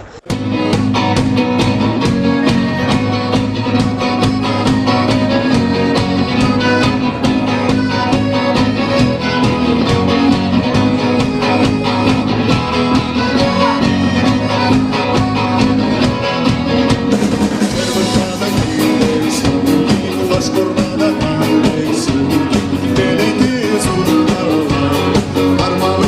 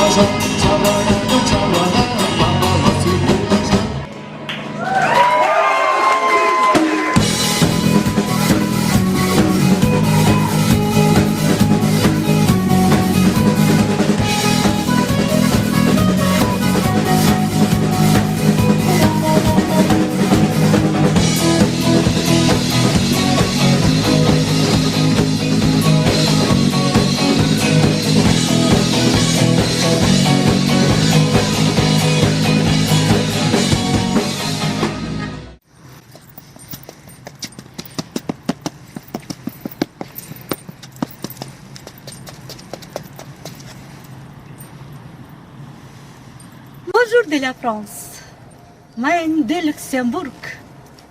Эргон Булдарсире, Юратна, Чуваш, Сержива. Здравствуйте, солнечная Чувашия. Мендисе Каламжи, Мендисе Калазатван, Халагамасавндарамжи.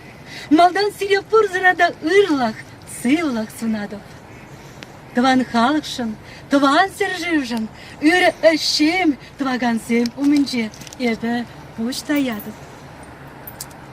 Чуваш республики, Шаржул Тулдарны Ядживе, Сире Чунчеререн Саламладов, Варам Эмер, Анажу Телей, Юраду Туслах. Тван Серживан Удаме яланах тагырда саргалан заву малабулдар. И бирая крапурнаган шиномырзем, чувашсем, яланах сирембе парле. Мухтанадып сан бала, Францирееп чувашла, Ирдарзанда касюрцанда, Эза полон азамра. С днем рождения вас, столетием, с юбилеем, родная страна Чувашия. Всех земных благ, добра, счастья и любви.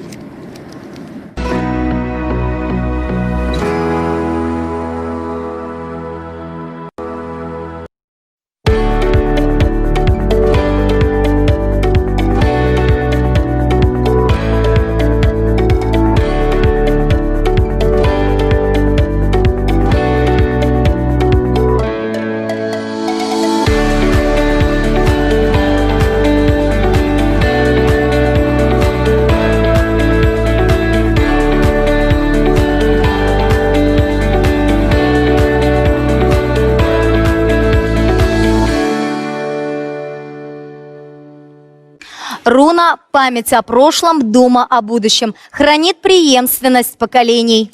Да, особой заботой в республике окружены люди золотой поры. Пенсионеры, ветераны, долгожители.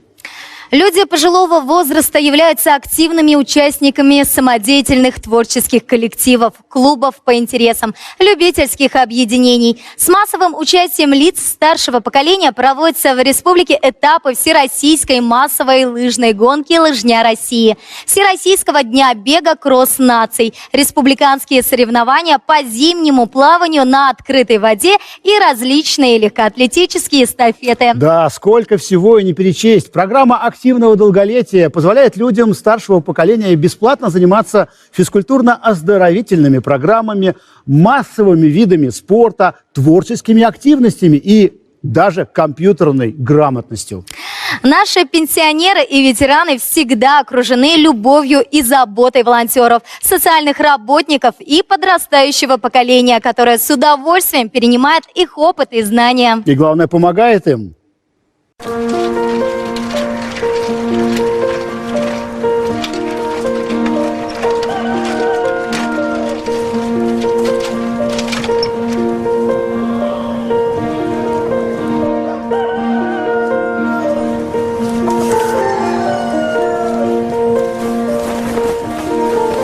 Привет, дедуля, как поживаешь? Вот я поживаю отлично. У меня сейчас каникулы. У нас в Питере очень тепло. Мы 2 раза ходили купаться. А вот моих любимых хуплу здесь нет. Но мы с мамой их сами печем на мой день рождения. Я научилась вышивать. Мне так нравится. Могу целыми днями вышивать. Но мама не разрешает. Тебе привет от папы и мамы. Как дела у тебя и у бабушки?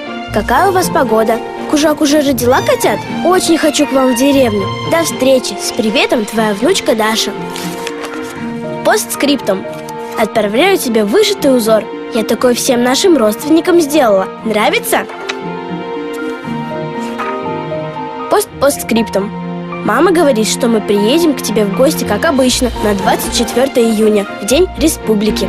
В Чувашской республике в рамках государственной программы «Социальная защита граждан» старшему поколению оказываются меры поддержки. Каждый ветеран охвачен вниманием и заботой. Средняя продолжительность жизни за последние 6 лет увеличилась на 2,5 года и составила 73 года. К 2030 году она должна достигнуть 80 лет. Сегодня важно перестроить отношение общества и социальной сферы к потребностям пожилых граждан. В целях повышения качества жизни ветеранам предусмотрены денежные выплаты. Предоставляются льготы по оплате жилищно-коммунальных услуг. Компенсируются затраты за проезд. В республике функционирует 35 учреждений, оказывающих социальное обслуживание пожилых и инвалидов. Более 150 тысяч граждан воспользовались их помощью. Социальные работники помогают не только решать бытовые проблемы, но и организовывают досуг пожилых.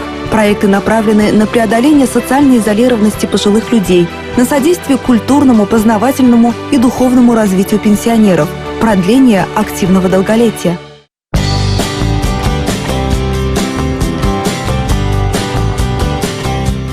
Мне 81 год, я с удовольствием пою с детства и продолжаю петь здесь. Мне 72 года. В центре я научилась вышивать бисером, лентами, делать разные поделки, украшения. А сейчас изучаем новую технику поделки из фумирана. Движение – это жизнь. Стать участником программы «Старшее поколение. Здоровое активное долголетие» национального проекта «Демография» может любой пенсионер Чувашии. Ну а прямо сейчас на связи Москва, и с творческим приветом и видеопоздравлением к нам обращается Андрей Анкудинов, советский и российский актер театра и кино, кинорежиссер, сценарист и продюсер. Андрей, здравствуйте, мы с вами на связи. Здравствуйте, дорогие друзья! С вами Андрей Анкудинов. Примите мои поздравления с прекрасным юбилеем, с прекрасной датой. 100 лет в составе России, в составе Российской Федерации. К этой дате, родились такие строчки. «Столетие вместе. Такой невесте, входящей в состав семьи, желают, как в песне, для славы и чести. И лучше желать не могли. Ты в доме России, своим небом синим украсишь любое окно. Красивой и долгой, как вечная Волга, Чувашии быть суждено».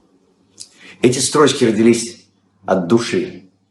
А если не совсем серьезно, то должен вам сказать, что столицу вашей республики знают дети с молодых ногтей. Не помните откуда? Из известного мультика. Чай, чемодан, чебуреки, чебоксары. Странно. С праздником вас!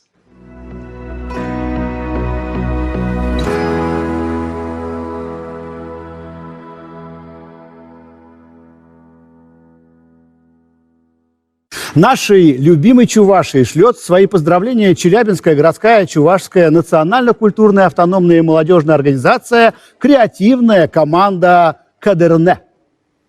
Уважаемые жители Чувашской республики, весь Южный Урал, вся Челябинская область, все 152 народа, проживающие на территории Южного Урала, искренне поздравляют вас со 100-летним юбилеем со дня образования Республики Чувашия. Чувашия – это истинный драгоценный камень, самоцвет в соцветии регионов Российской Федерации. Процветания, многолетия, гордости, уважения и искренних, самых ярких побед желает весь Южный Урал.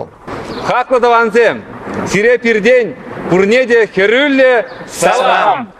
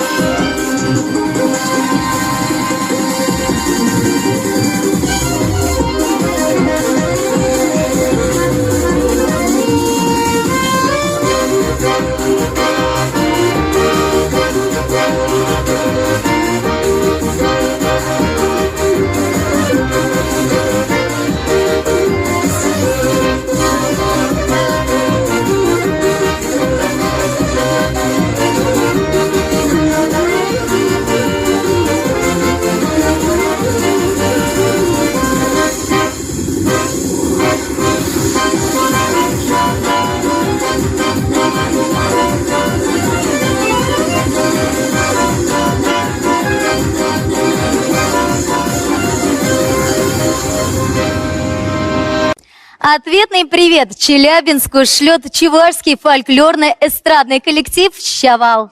«Щавал» по праву считается одним из самых ярких коллективов Чувашской государственной филармонии. За его плечами престижные международные фестивали в Польше, в Бельгии, в России, неоднократные гастроли в Москве, Санкт-Петербурге, Татарстане, Башкортостане, Мордовии, Самарской, Пензенской, Ульяновской областях, ну а также в городах и районах родной республики.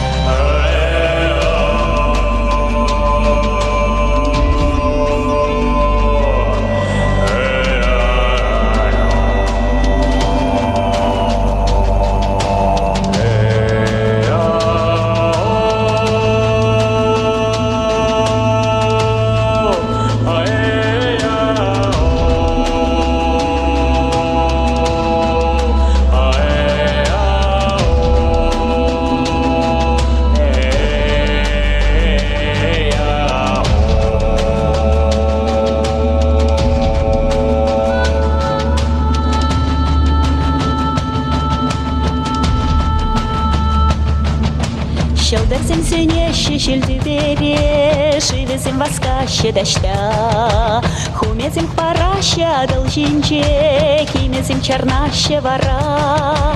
Аразем сигеще ширан херне, шкирбе ухаще щеле, бегизем пахаще сартарыне, щинзине толадителе. Юмацем шавлаще, щеле сарчинче, патазем чернаще, щак щерчинче, эмек не бураще, варван варвинче. Тупаче, эверемере, тарана, махиты мари, селемища, городовар, иракамал, ирекличунвар, кувала пириня, шубашкар. Шубашкар, ама шубашкар, шубашкар, ама шубашкар, шубашкар, ама шубашкар, шубашкар, ама шубашкар. Шубашкар, эзе чунам разавана шубашкар, эзе чичапли самана шубашкар, эзе чикитри самана шубашкар.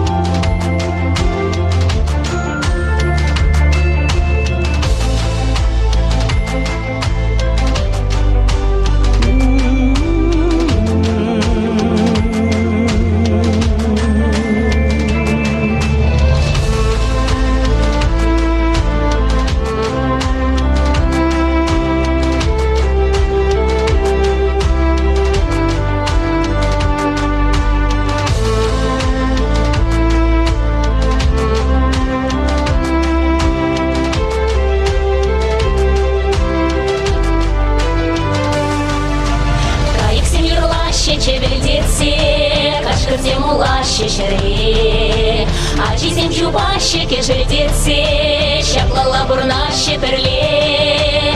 Тюберия в наде курахала, айо рошава ещелень. Щендери темери чунрихова, щенгула и зели гулень. Юансер шавлаще, щелесер щенче, патасем чернаще, щапчер щенче. Телене тубаще, адал херренче, курночне туптаще.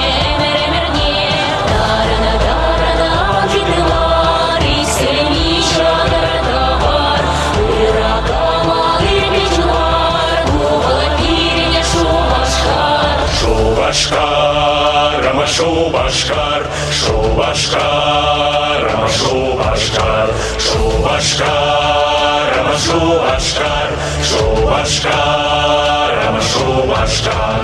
Эзи юного разована Шубашкар, Эзи юного разована Шубашкар, Эзи чича полизована Шубашкар, Эзи чики тризована Шубашкар.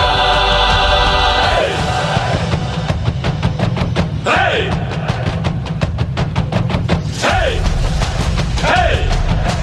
Hey! Hey! Hey! Hey!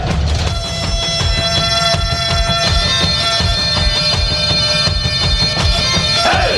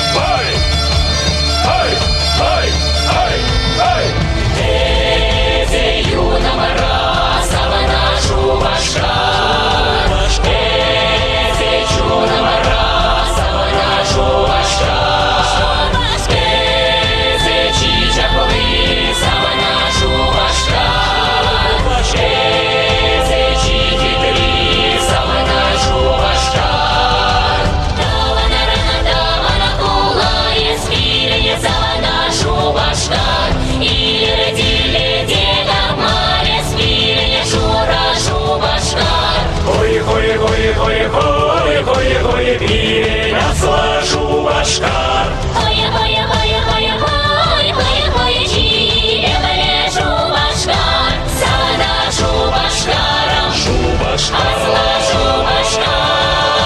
Савана Шубашкаром. Шубашкар. Азла Шубашкар. Шубашкаром. Шура Шубашкар. Шубашкаром. Савана Шубашкар.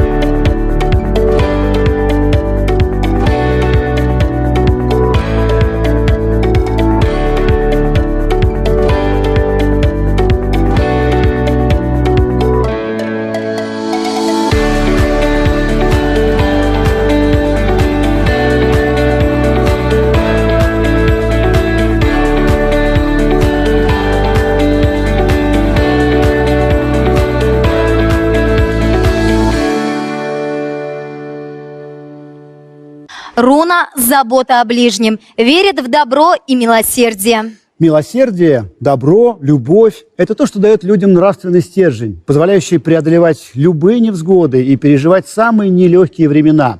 И эти качества закладываются с самого детства и берегут нас всю жизнь. У нас в студии детская вокальная группа под руководством Натальи Ильц с песней «Пусть миром правит любовь».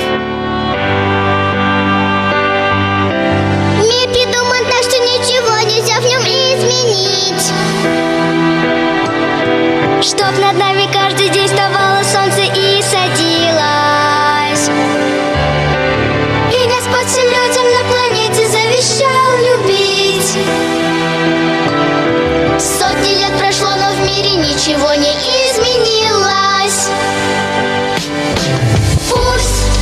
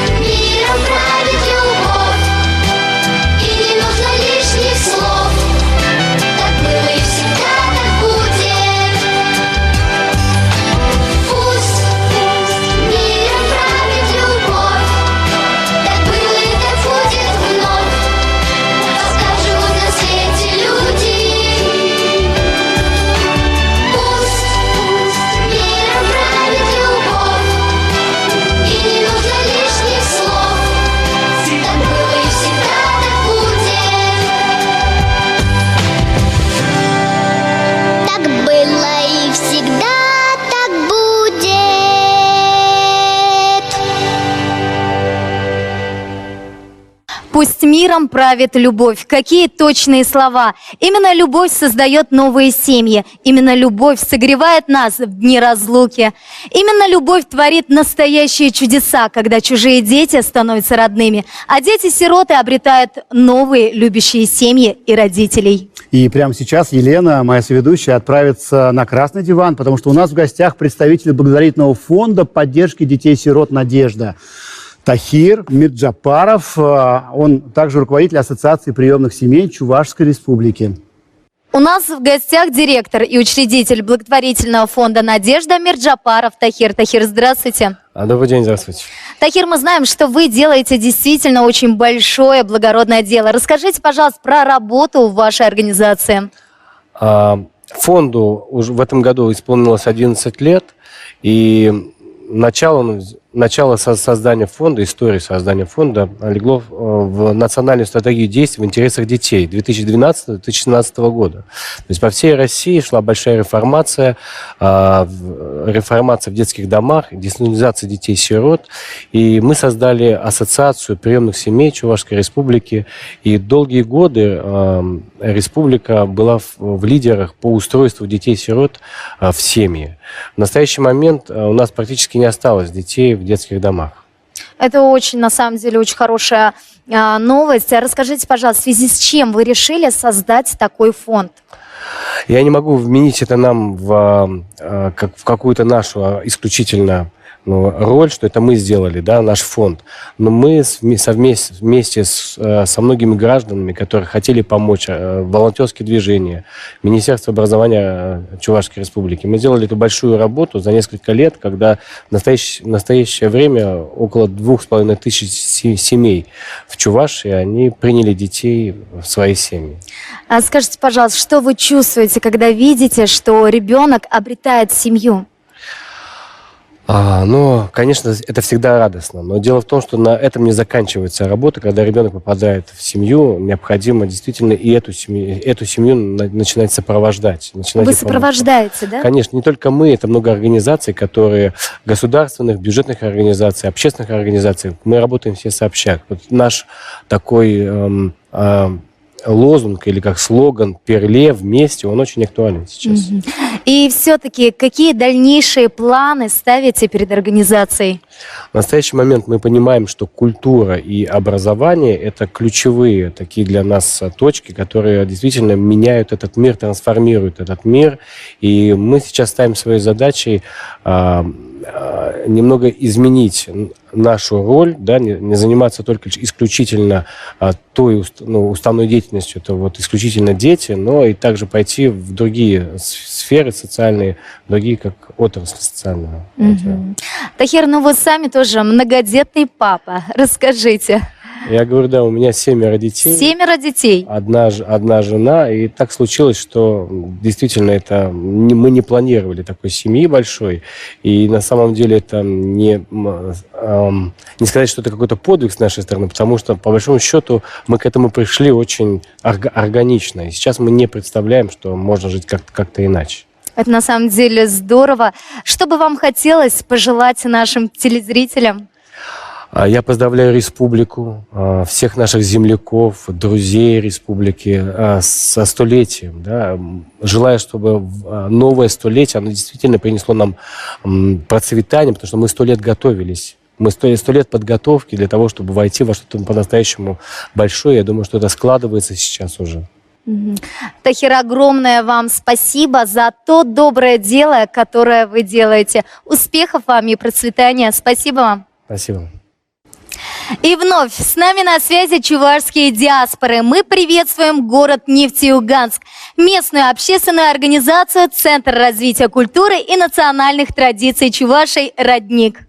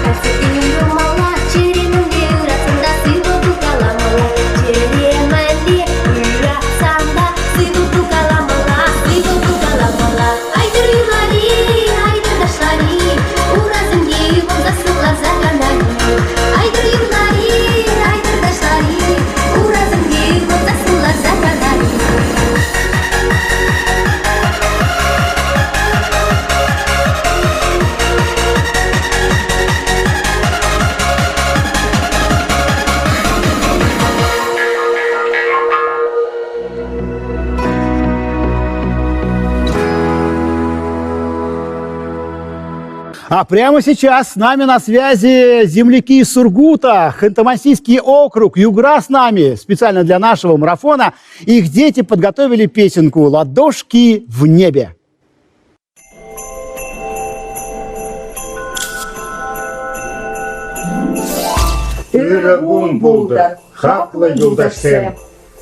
Сыре Ханты-Мансийский автономный округ ГРИ Сургут-Хулынчи, регионалы общества организации Чаваш наци культура центре Туслах Саламлать.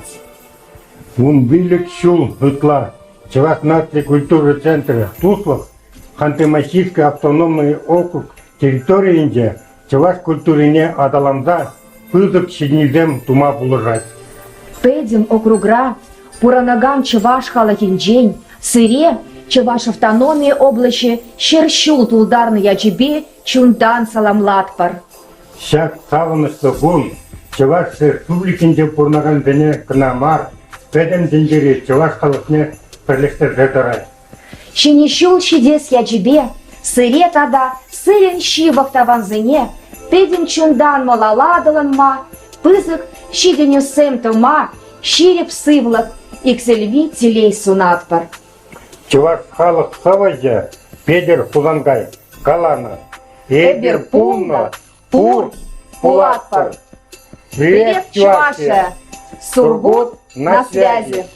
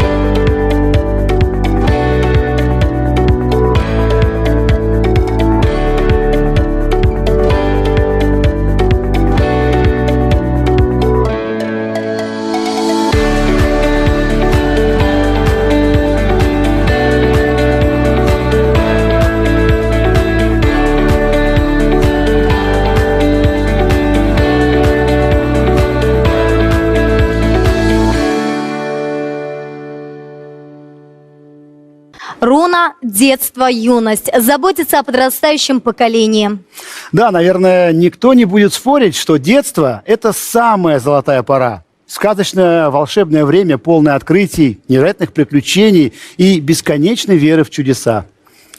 Да, это очаровательное время, которое так и хочется сохранить себе на всю жизнь. Это точно. И задача нас, взрослых, сделать все, чтобы счастливое детство было у каждого ребенка. Природа – одно из главных богатств республики, расположившейся в самом сердце России, на восточно-европейской равнине. У республики есть свои заветные и загадочные места, традиции, обряды и легенды. Но самая главная ценность Чувашии – это дети.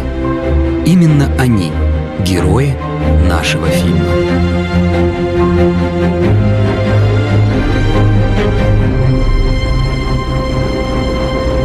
Меня зовут Денис Орлов. Я Гриша. София. Татьяна. Данил. Вася. Ваня. Лида. Маша. Рома. Ксюша. Ульяна. Денис. Никита. Полина. Настя. Карина. Катя. Лёва. Юля. Лиза. Александр. Мария.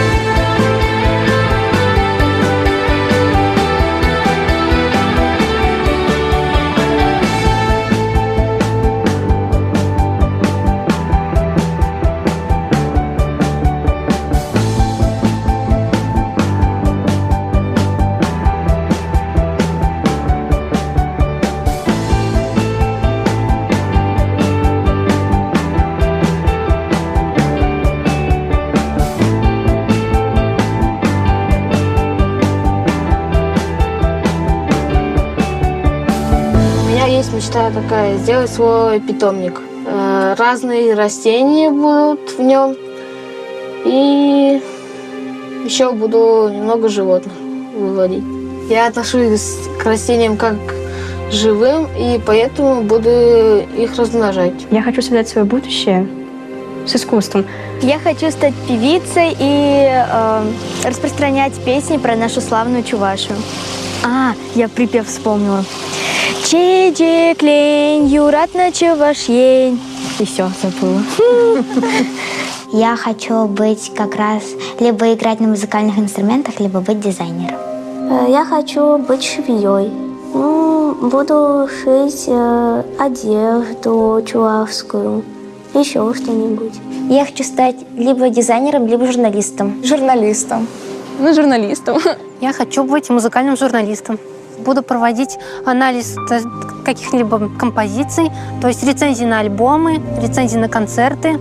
Самих артистов буду интервьюировать. Я хочу стать телеведущей, потому что телеведущая, эта профессия меня уже интересовала с 5 лет.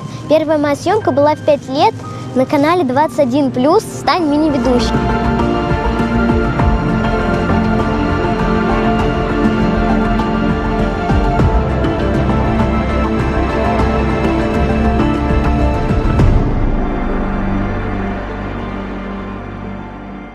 Воспитанию и развитию детей и юношества в Республике Чувашия уделяется большое внимание. Можно сказать, что эта задача стоит, наверное, на первом месте среди прочих.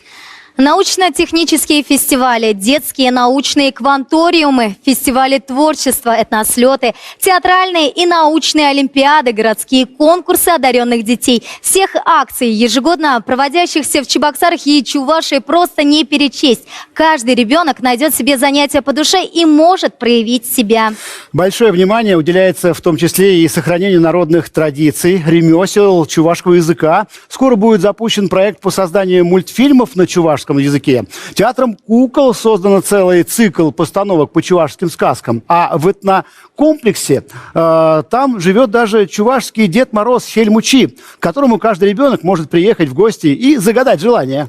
Ты знаешь, буквально несколько дней назад Чувашия присоединилась к всероссийской акции «Елка желаний». В ее рамках воспитанники детских домов, дети с ограниченными возможностями здоровья или попавшие в сложную жизненную ситуацию накануне Нового года смогут получить подарки, о которых они мечтали. Дети искренне верят в чудо и волшебство, в наших силах сделать так, чтобы сбывалось. Так что мы, взрослые, с удовольствием поможем Хельмучи творить новогодние чудеса. Салам, салам ажезем. Асли земде, шамраксем, пичек шабарланезем.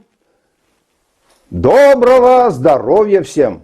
Епсире, щенечул я тебе саламладов, ырлах, сыллах сунадов.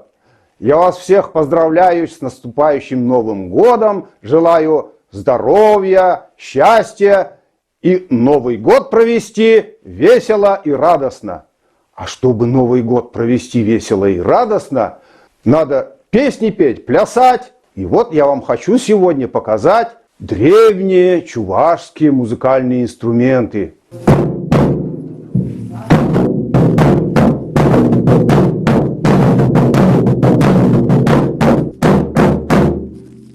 Народ радовался, веселился под эти звуки. А есть еще один такой интересный музыкальный инструмент, который называется варган-губас. Варгающий музыкальный инструмент.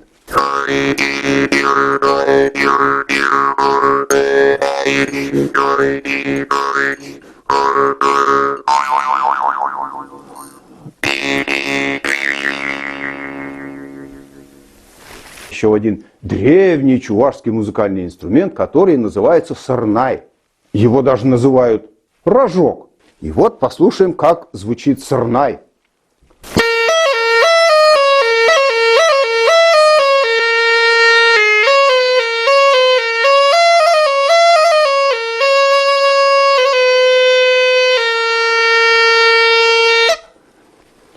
Перед вами ковал, посох Деда Мороза. Это на самом деле музыкальный инструмент в виде трубы. Призывный такой музыкальный инструмент. Послушайте, как он звучит.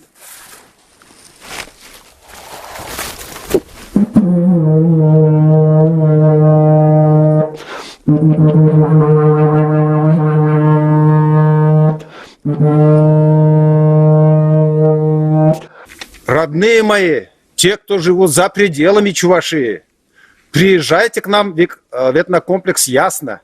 Вместе будем встречать Новый год, праздновать Новый год, радоваться, общаться друг с другом и проводить вместе с Юрбиге различные мастер-классы.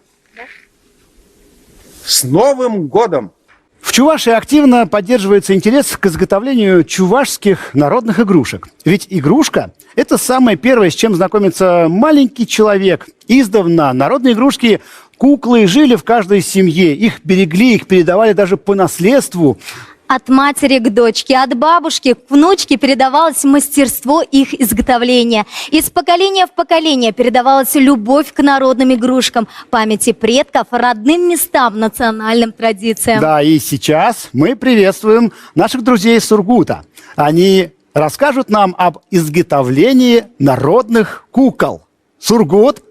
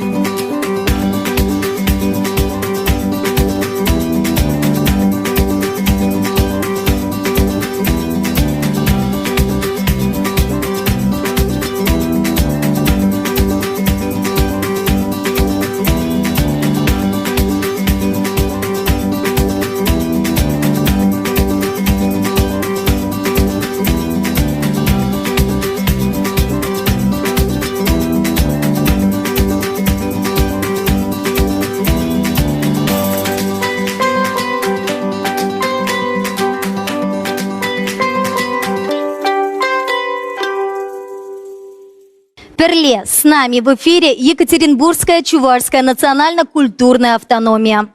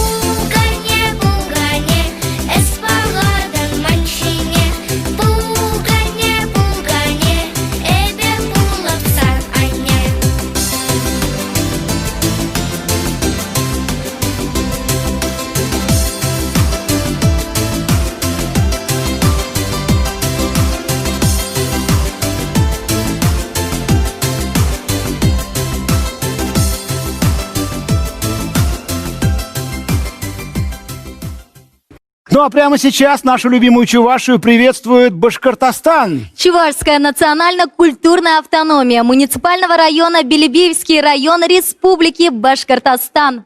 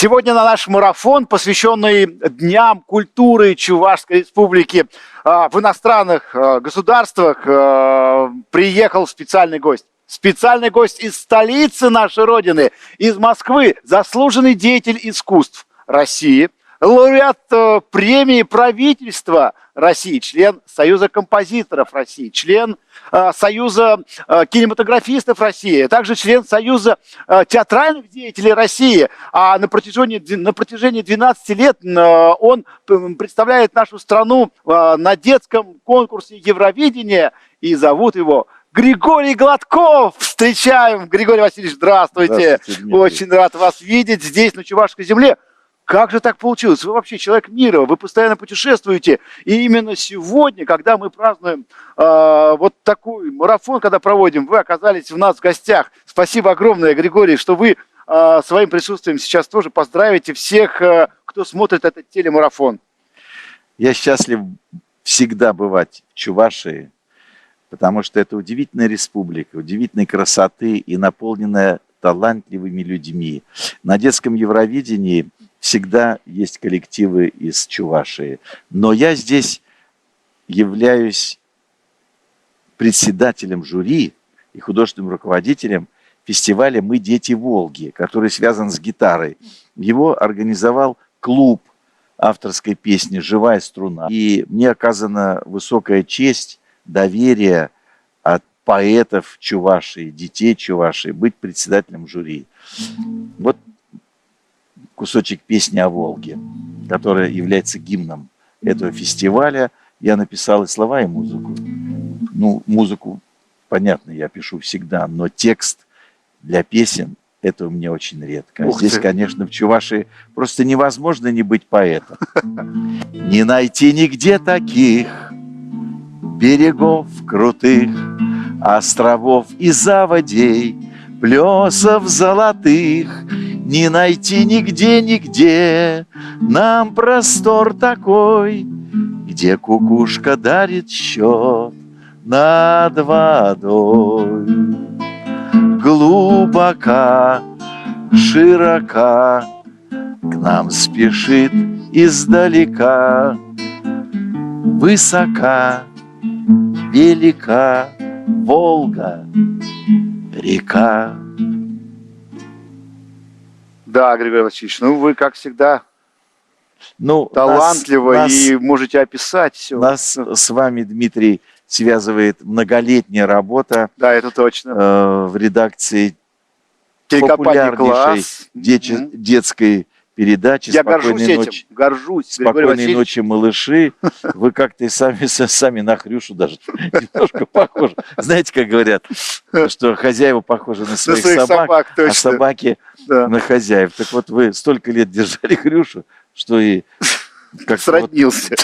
Григорий Васильевич, вот вы вспомнили собак как раз и питомцев, и, конечно, все помнят вашу замечательную песню, которую, наверное, сегодня бы с удовольствием послушали еще в телепередаче, конечно. Док-шоу «Я и моя собака». Док-шоу «Я и моя собака». Потому что в нашей программе «Спокойной ночи, малыши», где я 5 лет был ведущим, а вы, наверное, 10 или 15, вот, у меня любимый герой был Филя. Филя, конечно, да. Такая удача, такое веселье, если хозяин с тобой.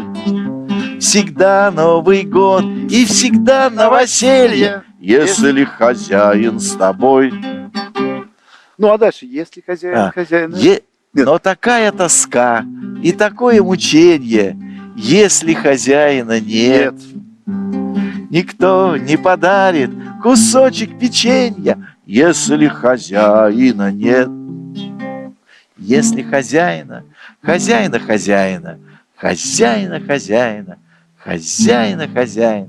если хозяина нет.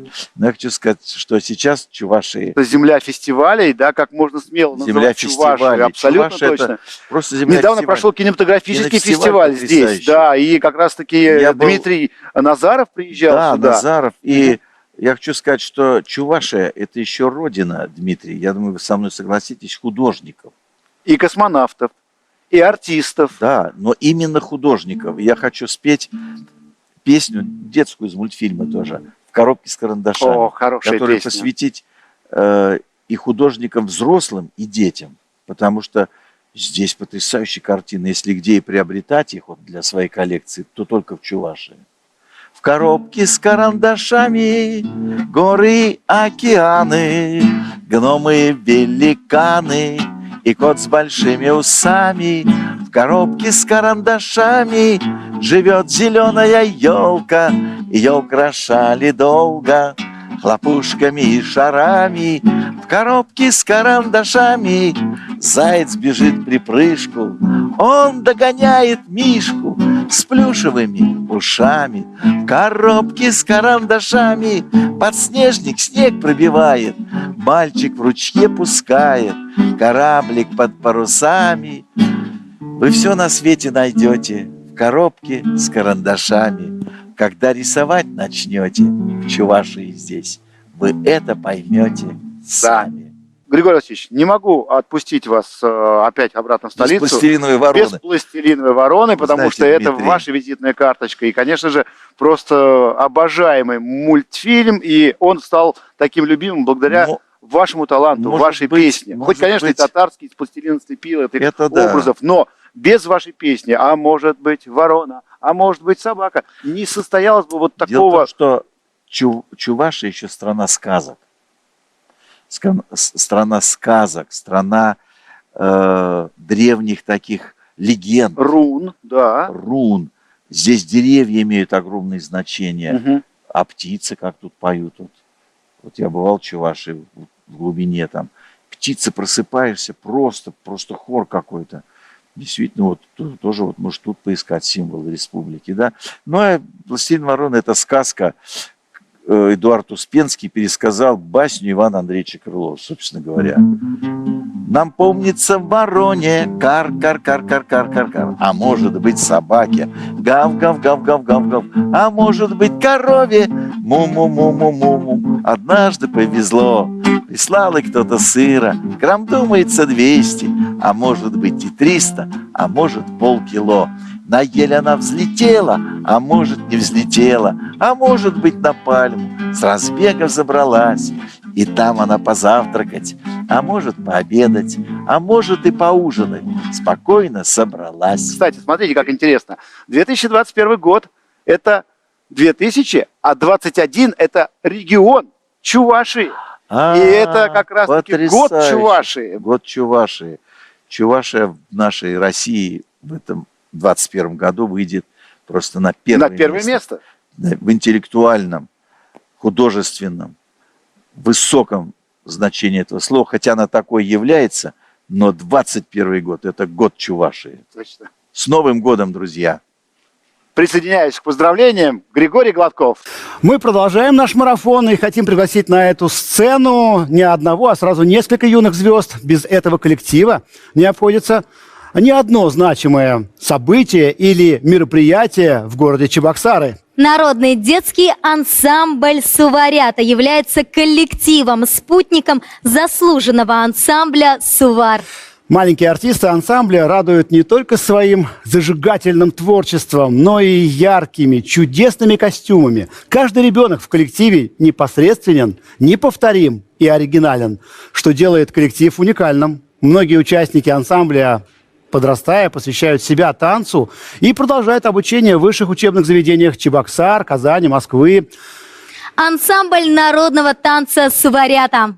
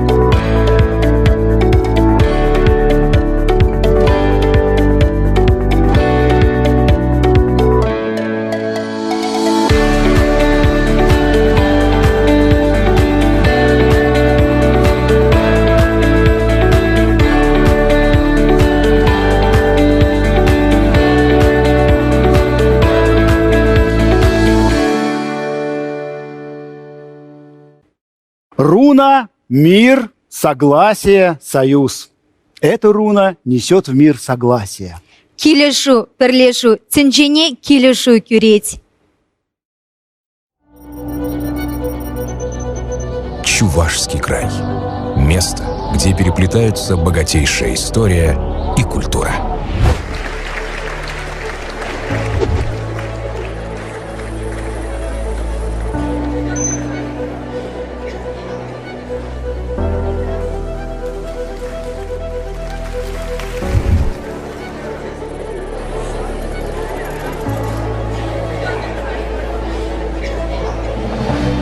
Государственный театр оперы и балета посвятил году театра.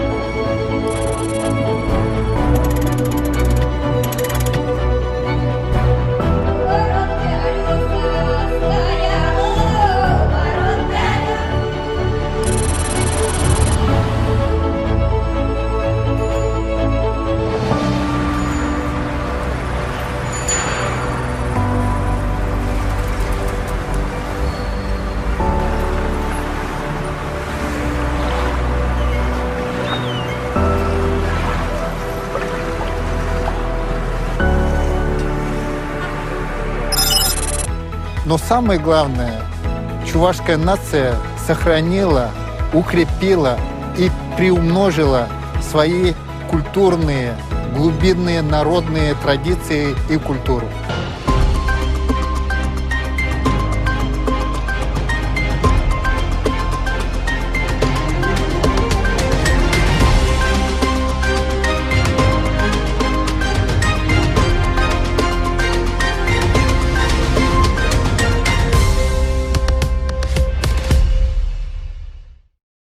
Много славных имен вписала Чувашия не только в российскую, но и мировую культуру.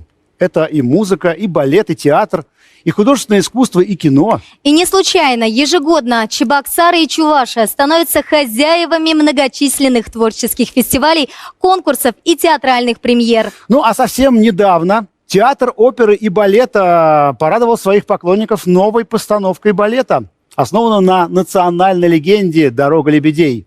Чувашским лебединым озером уже пресса окрестила эту премьеру. Давайте же насладимся небольшим отрывком этого чудесного произведения.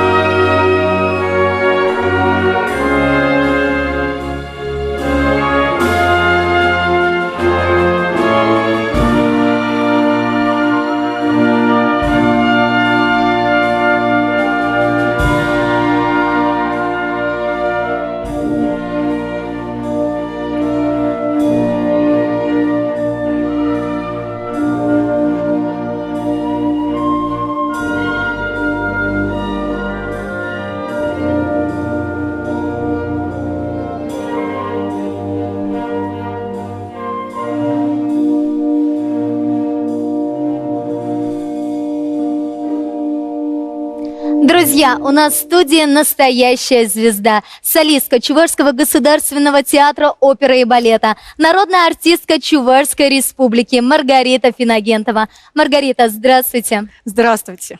Я представляю, как сейчас радуются все поклонники оперной музыки. Ведь те образы, которые вы создавали на сцене, действительно можно перечислять бесконечно. Это и Ольга в Евгении Онегине Чайковского, и Азучена в Трубадуре Верди, и Любаша в «Царской невесте» Римского-Корсакова, Кончаковна в «Князе Игоре» в Бородина и даже Керубина в «Свадьбе Фигаро» Моцарта. Скажите, пожалуйста, какой образ, какая роль ваша самая любимая?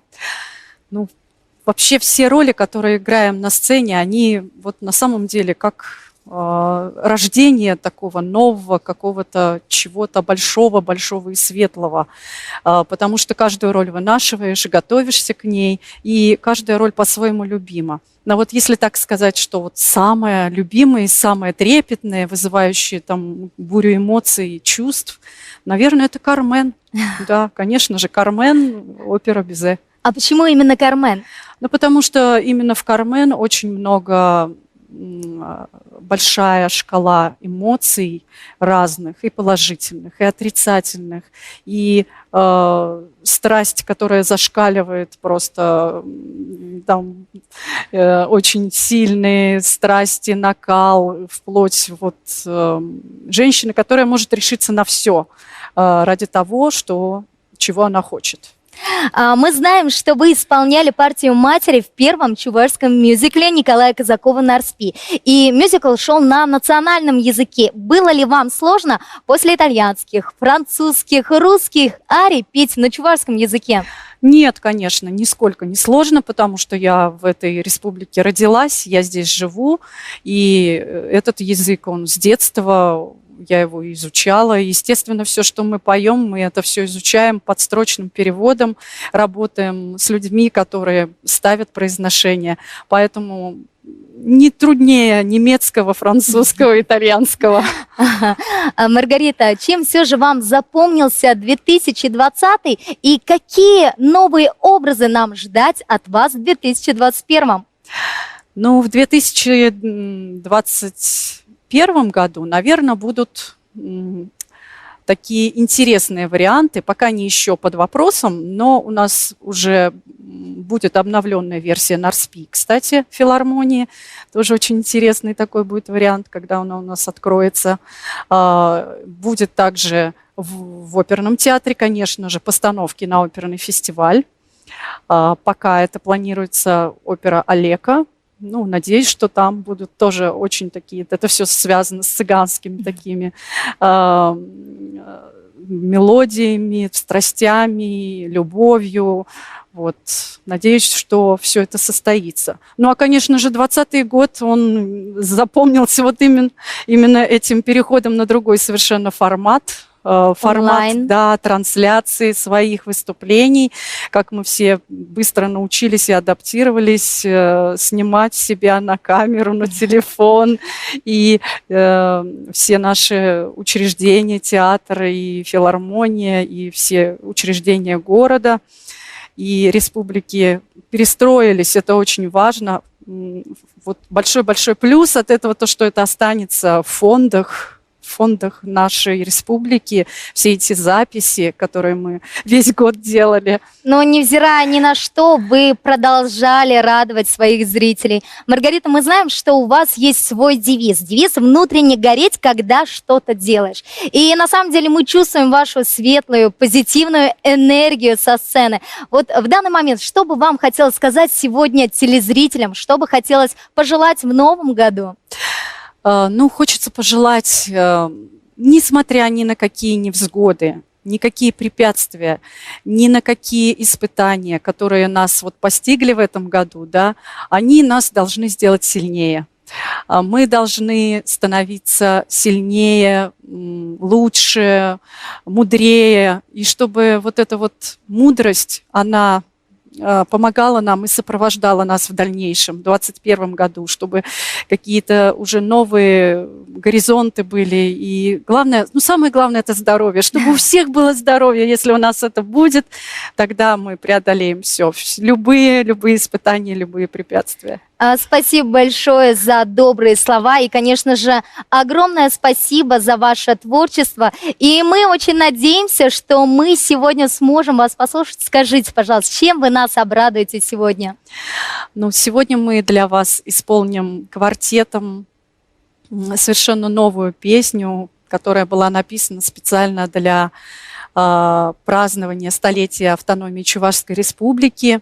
«Небо Чувашии». Замечательная композиция, которая очень как никогда объединяет всех людей нашей республики, всю нашу красоту наших людей, нашей природы, ну и, конечно же, наших мелодий и музыки. Мы ее исполним вчетвером. Это солисты Чувашского государственного театра оперы и балета Сергей Кузнецов, Иван Снигирев, Татьяна Проченкова и я. Ну и еще в сольном исполнении прозвучит композиция Валерия Афанасьева «Форте» на итальянском языке. Она переводится как «Сила любви». Сил всем и много-много любви. С удовольствием послушаем. Спасибо большое, Маргарита, за то, что вы сегодня были с нами. Желаем вам больших творческих успехов и ждем от вас новые образы. Благодарю. Спасибо.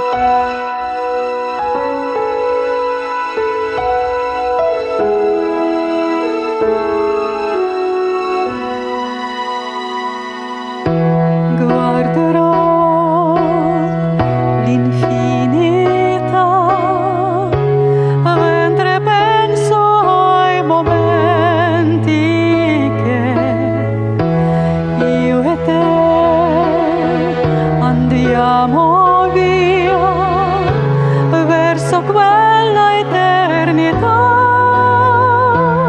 e sento questo voglio dispensabile e sento questo frenesia di te. Forte l'amore vincerò,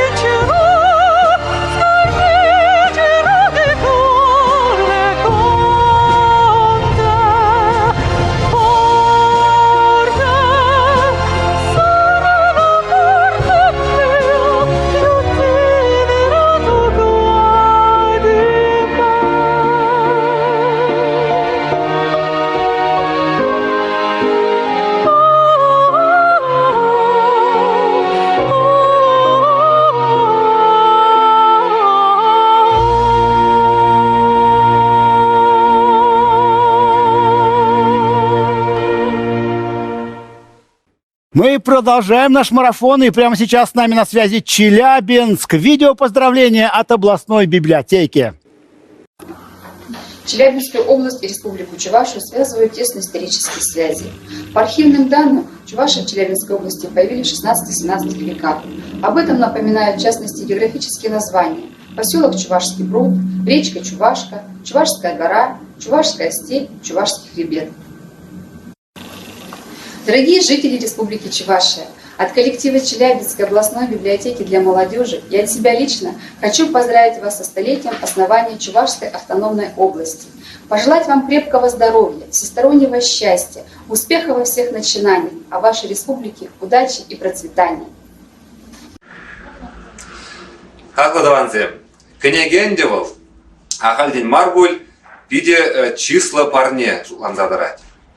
Кенеге дөрі хебір халық сен, тірлерен патшалық сен историне білме бұлдарат бар. Кашни халықын хойен грамоты бурри, ширулығы бурри, чілгі бурри, биде лайық. Шамбада кашни халықы чілге бұлми, грамоты бұлми бенде, кенеге жырма бұлайды. Шам кенеге ұрлай бір халық сен культурине, чілгіне білме бұлдарат бар. Ана кенеге ұрлы шамрық сене, шав историсене пама бұлдарат бар. Халық малашлығы бұлдыр дезен, культуры зықланзай ұлдыр дезен, номарақ кенегезем жырмала, кенегезене вуламала, кенегезене интереслерек тумала. Челябинскри Чуваш нации культура автономии бебірле, Уралдар генжи шамрықсен библиотеки бебірле, Чуваш республикіне шыр жыл бұлдардың юбилеятта, пиде бұзық салам ярат бірсіде кындыр Уралдар генжен. Бұрнеде сылы сунат бар. Малашнеде кенегезем шырмала бұлдыр дейт бір, кенегезене вуламала бұлдыр дейт бір. Кашни регионда, Чувашсем бұрынны жерде, Кашни библиотекара Чуваш кенеге бұлсан, пирин халық семде, пирин перле бұрнаған халық семде, пирин историне лайықрақ білме бұлдар іштеде шулат бар. Тебір ғұт сере бұрнеде кындыр Уралдырген жен, херюлле салам ярат бар. Дорогие друзья, мы являемся представителями чувашского народа на Южном Урале. Занимаемся изучением и сохранением традиций, культур народов России. Делимся богатством культуры родного народа. Мы, Челябинская городская Чувашская национальная культурная автономия, совместно с Челябинской областной библиотекой для молодежи, поздравляем Чувашскую республику со 100-летним юбилеем. Салам латпар!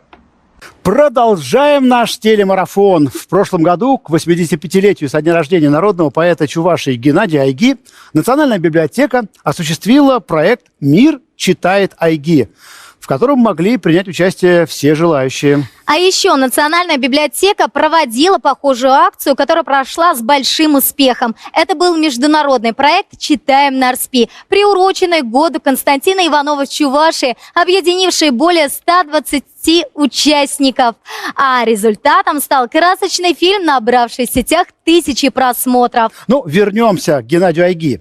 Это чувашский и русский поэт, лауреат многочисленных международных премий, в том числе номинант Нобелевской премии по литературе, внесший значительный вклад в популяризацию чувашской поэзии в мировой культуре. В акции, посвященной его творчеству, его стихи звучат не только на чувашском и русском языках, но и на японском, китайском, итальянском, болгарском, румынском, финском, немецком и французском языках.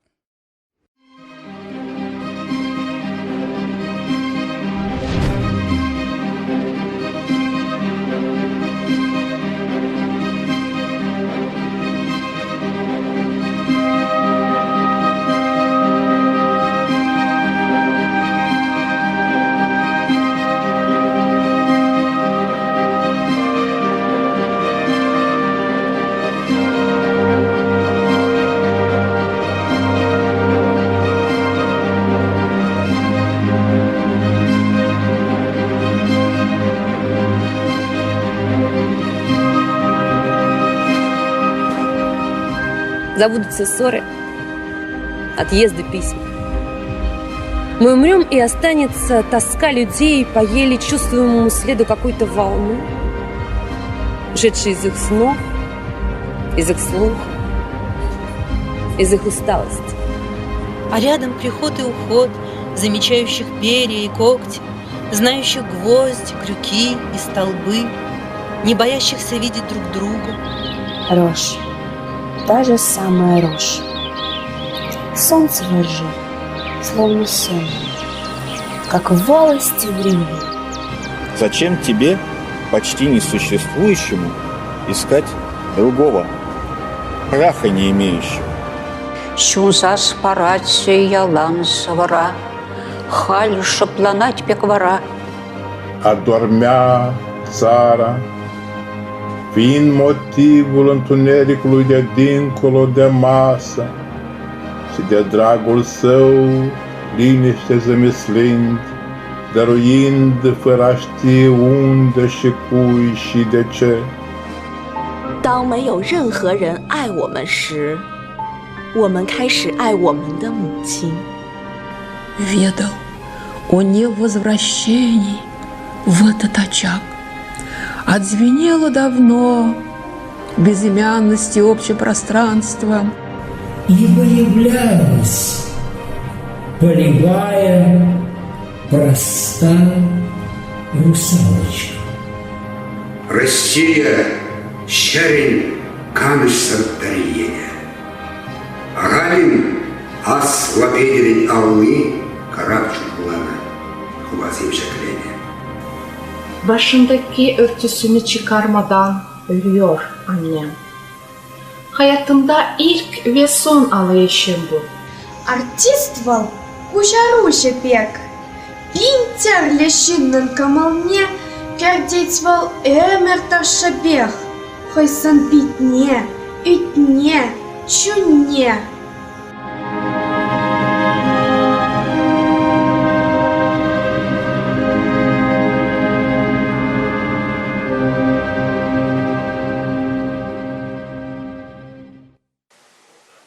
В нашей студии заведующая отделом маркетинга Национальной библиотеки Чувашской Республики Надежда Егорова. Надежда Тимофеевна, здравствуйте. Пожалуйста, обратитесь к нашим зрителям. Добрый день, дорогие друзья. Ирыгун Хаклыщин Намырзем. Приветствую всех от имени Национальной библиотеки, старейшего учреждения культуры Чувашии. Позвольте поздравить с замечательной датой стихами Галины Белгалис. «Чувашская земля, родимый край, ты всех похвал и почестей достоин. Здесь солнце, словно пышный каравай, тут воздух, словно на меду настоен. Живет тут удивительный народ, способный веселиться и трудиться, который очень нежно бережет жемчужины преданий и традиций. Да, и мы, работники Национальной библиотеки Чувашской Республики, являемся хранителями культурного наследия, печатного слова, чувашской книги. Мы собираем и храним удивительные книжные коллекции, свидетелей становления и развития республики. Богатая и интересная история библиотеки является отражением духовной и культурной жизни края. Она началась 150 лет назад как движение за создание Центра просвещения и культуры. К счастью, эти традиции сохранились и поныне. Библиотека является центром притяжения для разной аудитории. Сегодня звучат теплые слова поздравлений с разных концов мира и стихи народного поэта Чувашии Геннадия Айги на разных языках. Мир читает чувашские стихи чувашского автора. Поэтическое слово становится мостом, соединяющим регионы, целые страны и народы.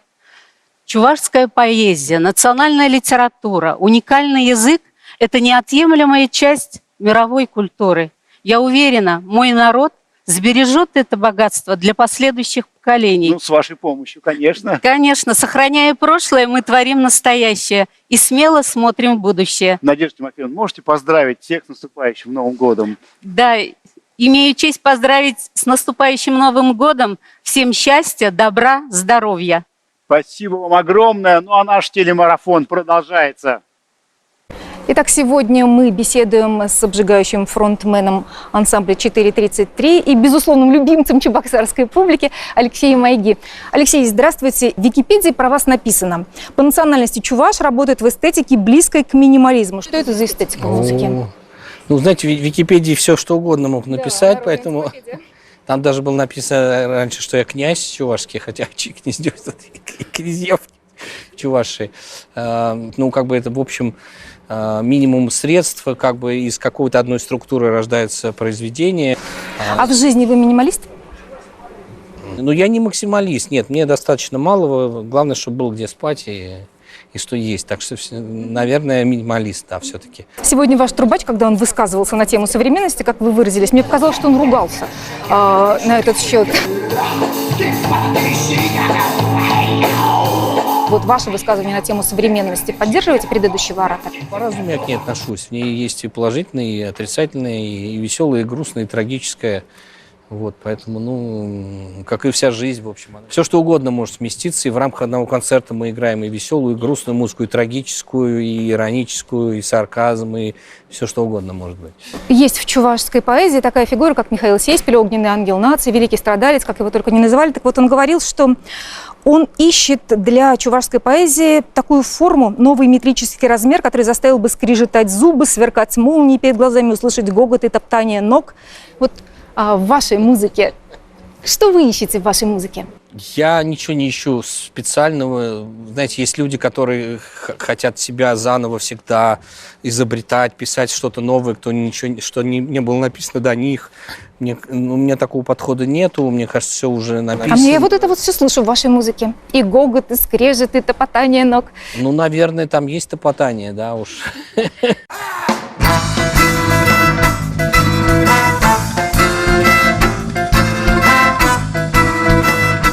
Это слова были сказаны там в то время, когда был такой модернистский как бы напор, да, хотелось все сломать и все заново сделать, какое-то новое искусство, да, ну, сейчас мы уже, наоборот, собираем камни, вот, а топот, ну, куда от него деться, если у нас тяжелые ботинки. А вот этническое чувашское может найти место в ваших произведениях? Ну, да, конечно, может, ну, специально... Да было даже специально, и у меня же есть музыка на стихи отцовские, да, и там есть какие-то мотивы, и ну, не специально вставлены, но что-то, конечно, там может выползти, да, какие-то маленькие вещи. Вот Геннадий Айги, ваш отец, говорил, что его дедушка, а значит, ваш прадедушка, был последним деревенским жрецом. Кто-то из друзей вашего отца назвал вас шаманом от музыки. А вы ощущаете в себе нечто подобное? Мне нельзя об этом говорить. Как настоящему шаману?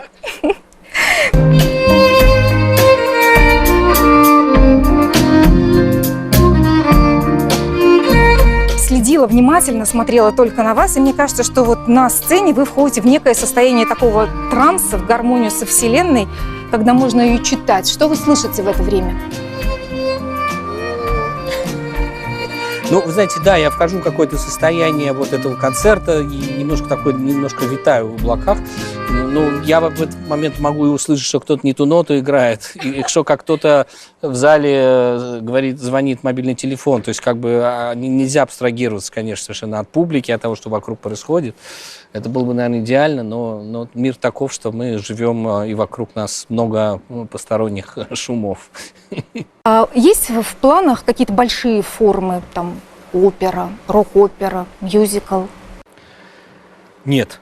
Вы знаете, такие вещи делаются по заказу, потому что я не пишу музыку в стол, делать это для себя, это может быть год работы, а для того, чтобы это нигде никогда не прозвучало, я не хочу. Если у меня будет какое-то предложение, я его рассмотрю, может быть, что-то сделаю. Но какие-то были, но как-то все это заканчивалось, все утонуло в болоте. Поэтому мне важнее, может быть, написать музыку, которую я смогу завтра сыграть на концерте, и чтобы ее услышали, чем писать что-то грандиозное, что никто никогда не услышит. Уверена, что услышали бы. У Геннадия Айги есть такая фраза «одна книга, одна жизнь». Ну вот, если как бы так вот перекладывать на вас, одна жизнь, музыкальная партия. Одна нота, фальшивая. Уже нет, уже точно нет. Нот было слишком много, да, сыграно. Не знаю. Вы знаете, книга – это такая объемная вещь. И, в общем, наверное, поэт, он всю жизнь пишет одну книгу. Да? Музыкант, такой, как я, пишет не одну музыку всю жизнь. Да? Потому что я работаю и по заказу, и для кино, и для театра. В общем, я про себя так сказать не могу. Одна жизнь, много музык, наверное.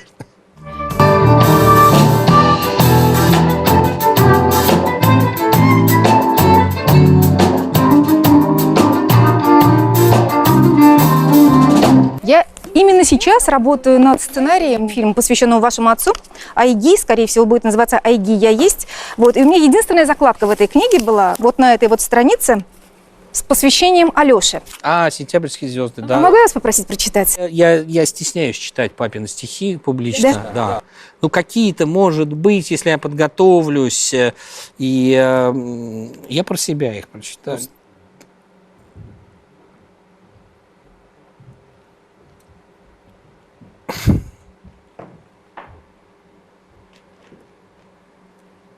прочел. А музыка, которую вы посвящаете вашему отцу, какая она?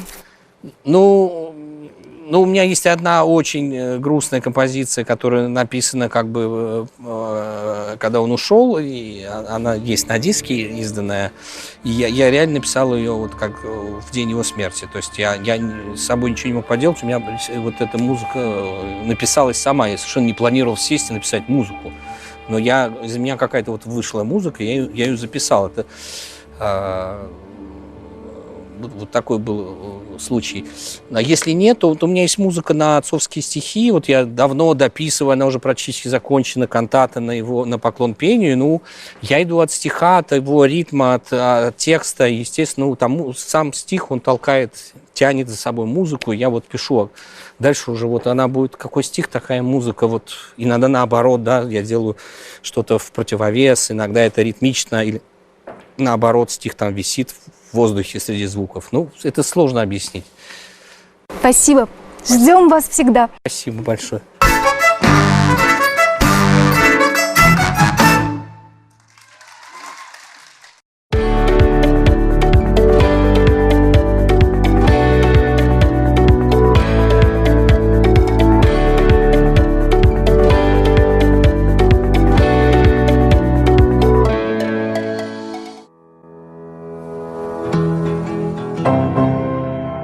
Дорогие и уважаемые жители Чувашии, мы в силу своей профессии часто бываем на гастролях в самых разных краях, но удивительное дело, приезжая в Чебоксары, мы не ощущаем себя на гастролях, а сразу у нас появляется чувство, что мы приехали домой. Настолько там сердечная, какая-то родная публика и такая же родная окружающая природа. От всего сердца поздравляем вас с праздником столетия воссоединения с Россией. Желаем Чувашии процветания, прогресса, благоденствия. И как поется в одной замечательной песне, веселье час придет к нам снова, вернемся мы. И вот тогда дадим друг другу слово, что будем вместе навсегда. Будьте здоровы, с праздником!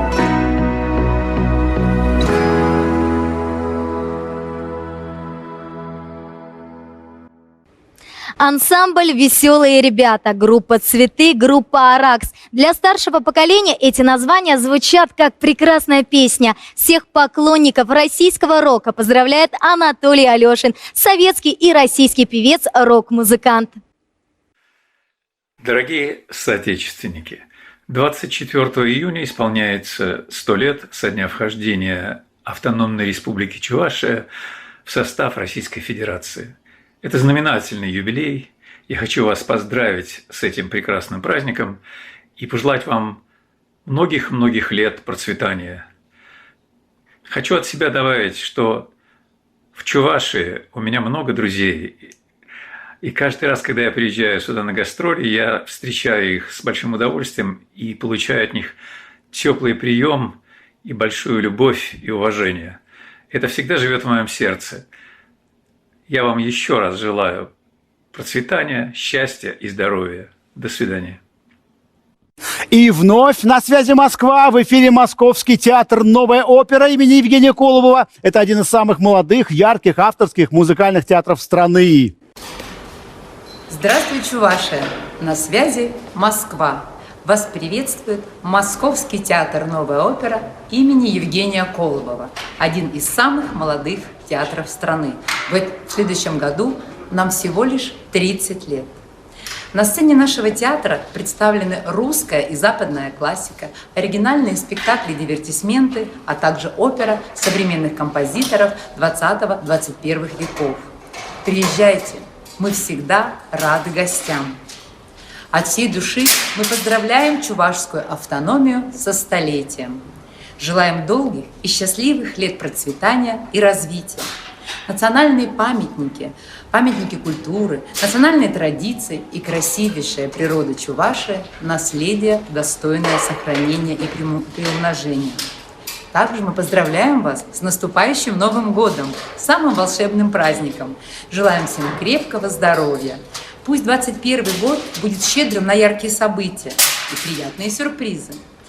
Мы знаем, что музыка Чувашии объединила в себе фольклор чувашских и русских композиторов. Она очень красива и самобытна, завораживает своим звучанием. В рамках новогоднего телемарафона нам бы хотелось услышать чувашскую народную музыку или фрагмент национальной оперы в одной из постановок Чувашского государственного театра оперы и балета. Очень надеемся на такую творческую встречу. Время, где вишневку нам приготовиться, прямо к нему, друзья, поспешить. Время, где вишневку нам приготовиться, время к цветному, поспешить.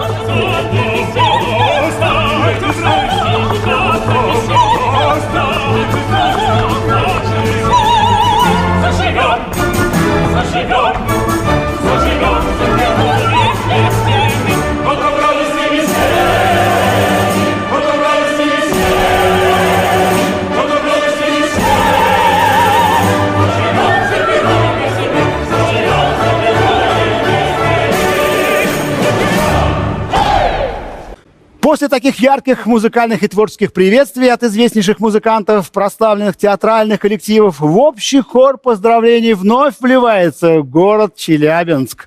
Привет, Чувашия! Челябинск на связи! Хакла даванзем, хакла ендешсем, хизепле ренде, хизепле чуваш халыге. Сире пурнеде, Чуваш республики, шыржул тулдарный атпа саламлатпар. Шидеш шенешул ядибе. Сидеть раштаву я тебе, передень дижен замор херюль салам. Дорогие друзья, дорогие земляки, уважаемые жители Чувашской республики, мы от всей души поздравляем с столетним юбилеем Чувашскую республику. Поздравляем с наступающим Новым годом и с Рождеством. Примите, пожалуйста, из сердца России, с опорной края державы, с Великого Урала, из Челябинска, от нас большой салам! А мы приветствуем Каунасский государственный музыкальный театр «Литва». Мы вас видим и слушаем. Здравствуйте, дорогие юбиляры! Радостно отметить ваши успехи в области культуры, умение беречь национальные традиции и полноценно участвовать в развитии мировой музыкальной культуры. Творческой удачи, здоровья вам и вашим семьям желает коллектив Каунасского государственного музыкального театра. Главному режиссеру Михаилу Жуцину желаем ярких творческих профессиональных удач на сцене родного оперного театра. Всех вам благ! Бонжур, шеф Замин. Здравствуйте, дорогие друзья. Меня зовут Андрей Шевчук. Я оперно-симфонический и хоровой дирижер. Я живу во Франции уже практически 25 лет. Я передаю вам привет из Франции, из Российского центра науки и культуры в Париже, где вместе с другими артистами, моими коллегами, которые участвуют в проекте «Музыкальная энциклопедия», мы сегодня записывали праздничный новогодний концерт. Я очень рад, что в столетие чувашской автономии могу вас поздравить с этим юбилеем и пожелать всего самого доброго, крепкого здоровья и успехов во всех ваших начинаниях. Чтобы не быть голословным, я вам покажу замечательную книгу, которую увидел в нашем замечательном зале Русского центра науки и культуры. Это чувашская станковая живопись 20 века. И вот директор центра Константин Михайлович Волков мне даже подарил ее. Теперь я буду ее с удовольствием читать. Все? В канун нового 2021 года мы просим вас в качестве подарка прислать нам фрагмент выступления Чувашского государственного театра оперы и балета. Любой на ваше усмотрение. А в качестве подарка из Парижа я бы хотел вам представить фрагмент моей праздничной увертюры в форме попурри, где вы можете узнать многие известные музыкальные темы. Еще раз с праздником, дорогие друзья, с наступающим Новым годом!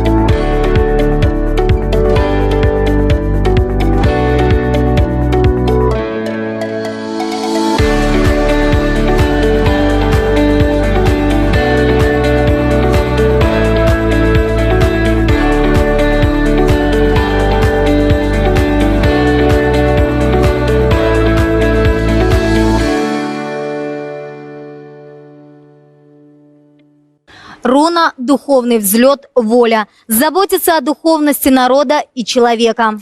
В окружении каждого из нас наверняка найдется человек, который всегда излучает позитив. Знаете, есть такие люди, они подобны солнечным лучам. В свете их сияния все как будто расцветает. Они всегда позитивно настроены. Они всегда живут в гармонии с собой и с миром. Такие люди знают простой закон, по которому живет этот мир. Делай другим то, что хотел бы получить и сам. Кстати, такие люди бескорыстно стремятся к познанию истины и добра. Они никогда не гневаются, никогда не осуждают, не винят окружающих в своих проблемах. А самое главное, во всем видят только позитив. Даже там, где найти его порой бывает очень сложно.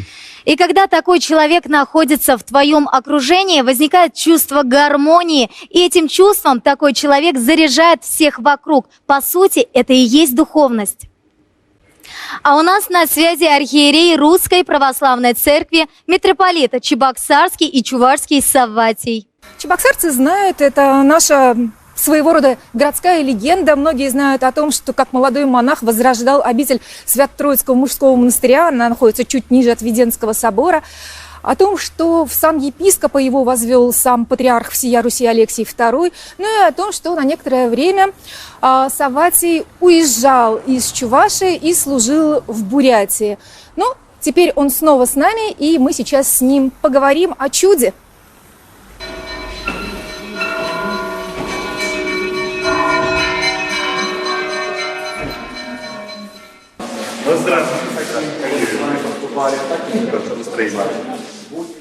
Владыка, сегодня часть молитв вы произносили на чувашском языке. Скажите, вы в это вкладываете какой-то особый смысл?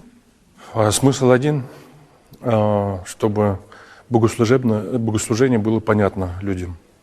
Только единственный смысл. Молитвы, которые произносятся и читаются, совершается богослужение на родном языке, она всегда ближе к сердцу доходит, легче. Этот год был полон испытаний. Как считаете, Владыка, что мы должны вынести из этих испытаний, все мы?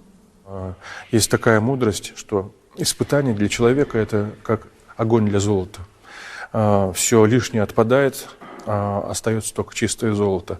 Так и для нас с вами вот эти испытания, которые выпали на нашу долю, они, конечно же, должны человека и закрепить, и человек должен по-другому посмотреть на многие вещи, на свои взаимоотношения с другим человеком, с другими людьми в обществе, кто я в обществе, что я из себя представляю, что мы из себя представляем перед лицом стихий, моровых язв и так далее. Я думаю, что еще человек должен подумать о том, что хватит к окружающей природе и к миру относиться потребительски.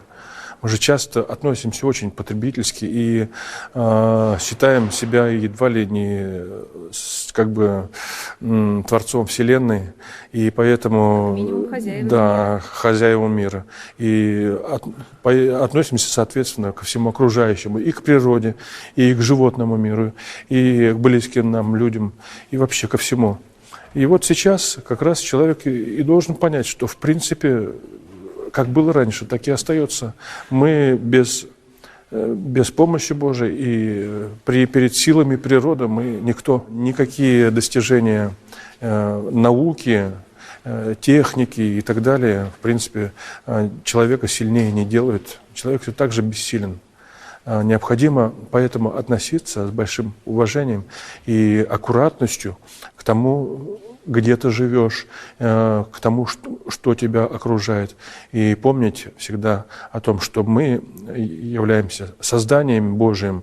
Мы хоть и созданы по образу и подобию Божия, но тем не менее природа, окружающая нас, это тоже создание, творение Божие. И к этому, ко всему, нужно относиться, естественно, с большим уважением и с большой любовью.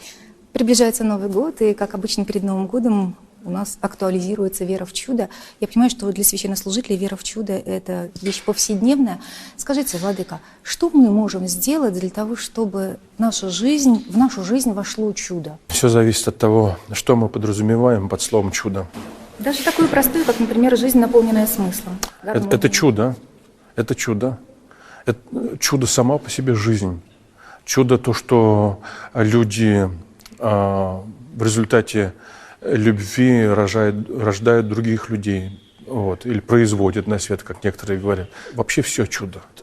Отношение к чуду, именно как к жизни, отношение к человеку близкому, как уникальному явлению вообще в этом мире, и умение видеть в близком к тебе человеке, это и к родственнику, и к соседу, может быть, коллеге по работе, видеть в нем образ Божий, подобие Божие. Этого чуда необходимо добиваться, и к этому нужно стремиться. Тогда вот, когда ты будешь пребывать в этом, то само собой Бог к тебе приблизится. И вот это действительно чудо. Это как у Ахматовой, да? Я научилась просто мудро жить, смотреть совершенно, на небо и молиться Богу. Абсолютно верно. О чем вы будете молиться в предновогоднюю ночь? У меня большая ответственность перед жителями Чувашии. Я буду молиться, как всегда, о мире и благополучии, о благосостоянии святых церквей, о том, чтобы Господь нам предстоящий год ниспослал спокойный и мирный. Обо многом буду молиться. Но хотя, знаете, практика показывает и опыт, что счастья нового не бывает, а бывает одно единственное счастье. Поэтому, конечно же, я с новым счастьем людей поздравлять не буду, но хотелось бы, чтобы следующий год был бы хоть немножко полегче, а то у нас каждый год какие-то потрясения очень серьезные. И сколько людей я лично потерял в этом году, и сколько людей мы многие потеряли, которых нет с нами уже сейчас.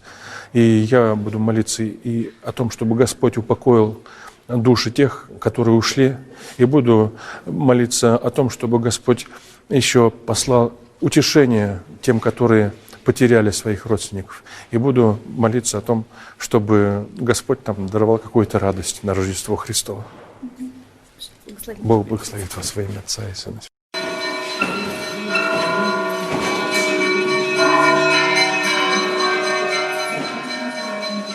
Прямо сейчас с праздничным поздравлением к нам обращается председатель Духовного собрания мусульман России Альбир Хазрат Кырганов. Дорогие жители Чувашской республики, многоуважаемый Олег Алексеевич, досточтимые соотечественники, от имени Духовного собрания мусульман России, правоверных Чуваши и себя лично сердечно поздравляю вас всех с юбилейной даты, столетием со дня образования Чувашской республики. Расположенная в самом сердце страны Чувашия объединила представителей разных народов и культур, стала примером межэтнического и межрелигиозного согласия. Отрадно осознавать, как жители многорелигиозной и многонациональной республики живут в дружбе и согласии, показывая добрый пример добрососедства и сотрудничества. Духовное управление мусульман Чувашской республики, объединяющее более 50 приходов и медресе Гулистан, в добром сотрудничестве с другими традиционными религиями направляет все свое влияние на сохранение устойчивого гражданского общества, укрепление мира и стабильности, а также возрождение и популяризации исконных духовно-нравственных ценностей наших народов. Мы, татары и мусульмане, принимая активное участие в жизни родной республики и наблюдая за развитием региона, гордимся и радуемся общим удачам и победам, восхваляем Всевышнего за его блага. Чувашская республика с ее богатейшей историей, выдающимися личностями, внесшими заметный вклад в ход истории и культуру всей нашей страны, и сегодня является одним из лидирующих регионов России. Сегодня Чувашия уверенно продвигается к социально-экономическому благополучию. Эти успехи реализуются на основе талантливой организаторской работы руководителей и огромного трудолюбия всех жителей, что особенно примечательно и актуально для всей российской экономики. Уверен, что Чувашия и впредь будет вносить весомый вклад в развитие нашего общего Отечества, сохранение духовного богатства и останется одним из наиболее ярких и привлекательных регионов с устойчивым развитием в Поволжье. От всего сердца желаю счастья и благополучия всем жителям нашего любимого региона, мира, стабильности и дальнейшего процветания Чувашской Республики. С праздником вас! Духовность и культура всегда идут рядом. И далее в нашем эфире директор культурного центра «Покровские ворота» Жан-Франсуа Терри. Более 15 лет назад состоялось открытие этого очага культуры, и на сегодняшний день Покровские ворота – одна из самых крупных площадок для культурного диалога в Москве. Это большая честь для меня от имени нашего культурного центра «Покровские ворота» в Москве поздравить жителей Чувашии со столетием образованием Чувашской автономной области.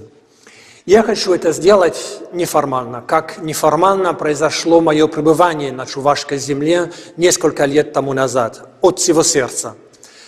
Наподобие открытых сердец, встретивших меня в столице, в Чебоксарах, и по дороге вдоль всей республики, когда я сопровождал моего брата и его семью на грузовике из Бельгии к Чебоксарам в его кругосветном путешествии.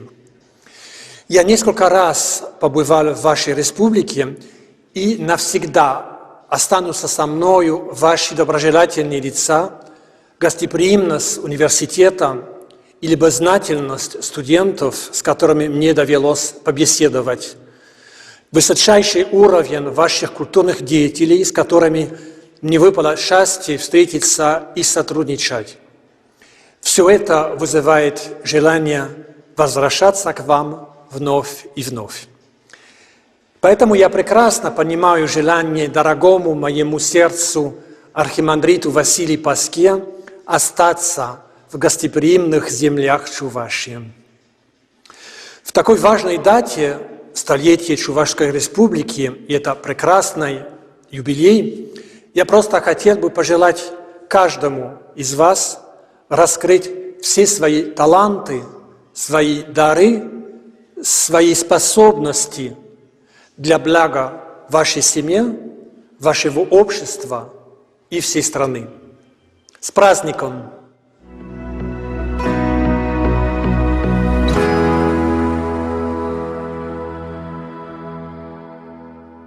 Многочисленные поклонники всегда с нетерпением ждут выступления прославленного коллектива «Чувашская государственная академическая симфоническая капелла». Высокое исполнительское мастерство и артистизм, неповторимая красота и уникальный исполнительский стиль коллектива капеллы завораживает и восхищает зрителя. Причем в этом большая заслуга художественного руководителя и главного дирижера, народного артиста России Мариса Яклашкина. Многогранность творческого и исполнительского дарования, неутомимая энергия, высокий профессионализм помогают вести коллектив к новым высотам творческого восхождения.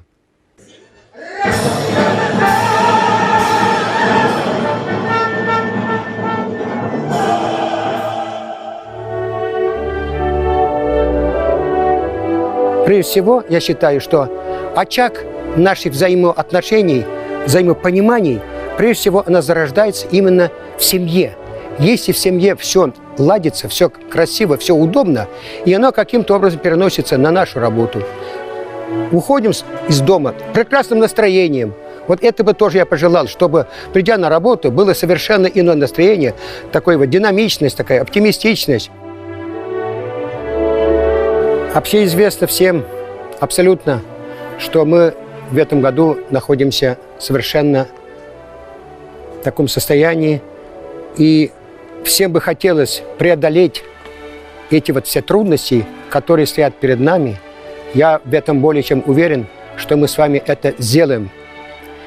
И впереди, друзья мои, Новый год. Новый год всегда приходит, может быть, столь даже неожиданно. И вдруг, буквально за несколько дней, новый 2021 год. И что же нам преподносит 2021 год? И что мы в ожидании? В ожидании мы все, да, были и есть. Это всем хочется пожелать, прежде всего, абсолютно всем благополучия, успехов и, конечно, нам всем здоровья.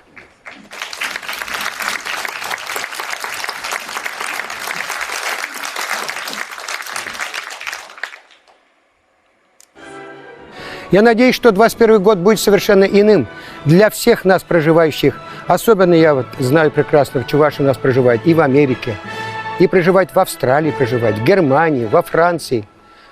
И, конечно же, проживают в пределах нашей республики, я говорю, и Башкирия, Татарстане, Марий-Эл, и Сибирь, и это Якутия, и Дальний Восток, Камчатка, Сахалин.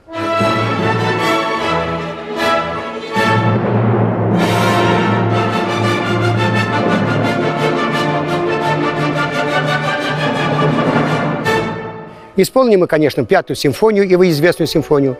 Исполним мы мессу ре-мажор, известный месса ре-мажор. И, конечно же, это будет финал 9-й симфонии с хором и солистами. Мы всегда гостеприимны. Чувашская республика, город Чебоксары. И вообще, в принципе, чувашский народ, он очень гостеприимный. Хлебом, солью всегда встречаем. Обнимем вас, скажем: ох, вы, мои дорогие, как мы рады вашему приезду. И очень хорошо, что мы в этом году сделали такую концертную программу, которая называется она «Созвездие земляков».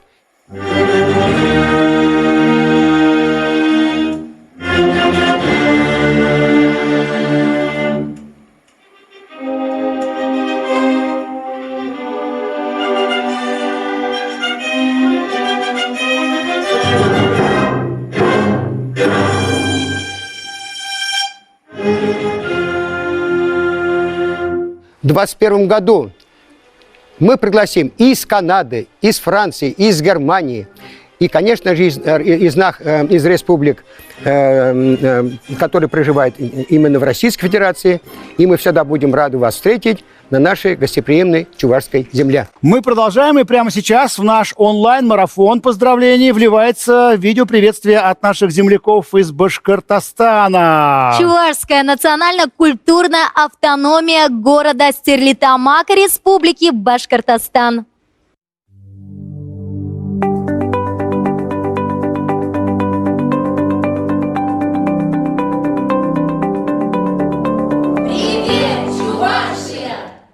Башкортостан на связи. Аваны, хакла, аякриды шивах, чувашин бурнаган, таванзен, чувашсен. И бир, ну майна сили Башкортостан рей чувашсем, уйрумах пушкарт халахе, Башкортостаны чувашсем, сарби бигизем, сире, Чуваш республики автономии булзакайн рамба, шершул щитный юбилейбе, чунчеререн саламлатпар, перелек туслы пурыныр, кабырлан, чечеклен, чувашьен. Пушкарт республикинче чувашсем ешла бурнаща, и бир хамар таванчельгене, ела ергезене, культурна упратпар. Адаландар мадыр жатпар. Мы, чуваши, которые живут на башкирской земле, всегда чувствуем себя здесь свободно и радостно. Мы всегда чувствуем эту связь со своей исторической родиной. Здесь проросли наши корни. На этой башкирской земле, Башкирской республике, огромное количество коллективов, огромное количество обществ, автономий и объединений чуваш, которые живут вместе одной семьей. Чувашская национально-культурная автономия города Стерлитамак Республики Башкортостан приветствует Чувашскую республику и хочет сказать, что в ближайшее время усилиями нашей автономии будет создана аллея межнациональной дружбы, где обязательно будет памятник нашему любимому писателю, поэту Константину Васильевичу Иванову. Это наша победа.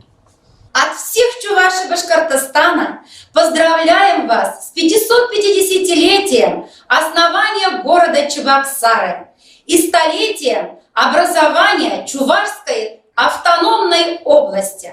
Поздравляем вас со всеми новогодними праздниками. Желаем вам счастья, здоровья, процветания, благополучия в вашей семье и мира. Салам Лакбар!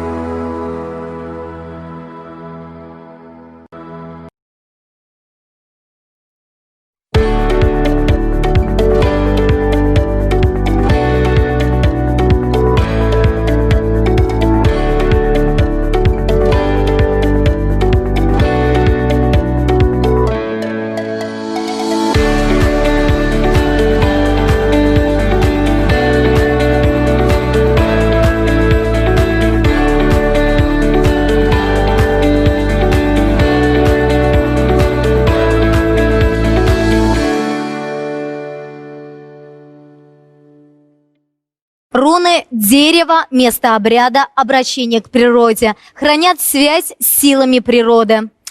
В Чувашии издревле бережно относились к природе и природным богатствам. Возможно, это идет из древней чувашской обрядовой культуры и еще до христианской языческой религии. Но до сих пор во многих местах существуют заповедные священные рощи и дубравы. Растут древние дубы, керемети, места силы и общения с духами предков.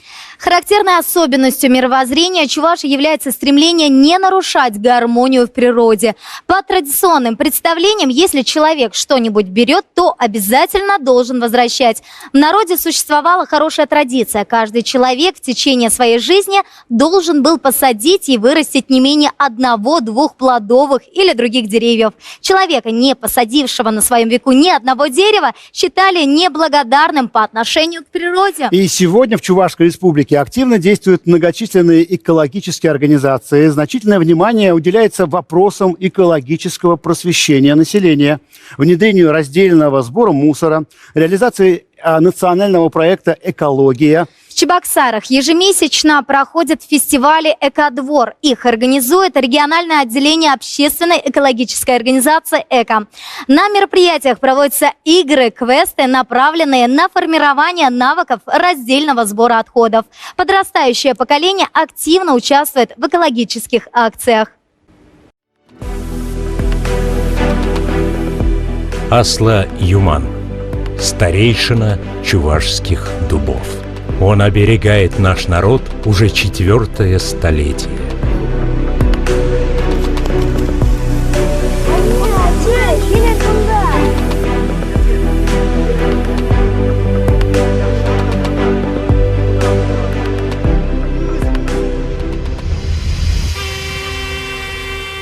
Древо жизни – символ света и добра, величия и мудрости.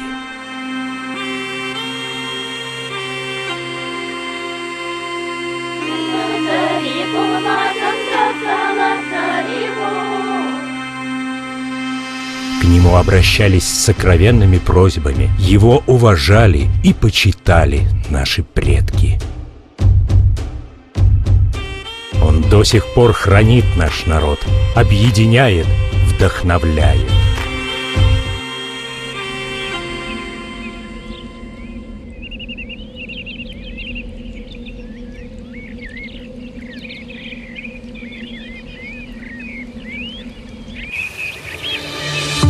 У чистого воздуха есть цвет, у степного ветра есть голос, у летнего дождя есть запах, а у леса есть имя.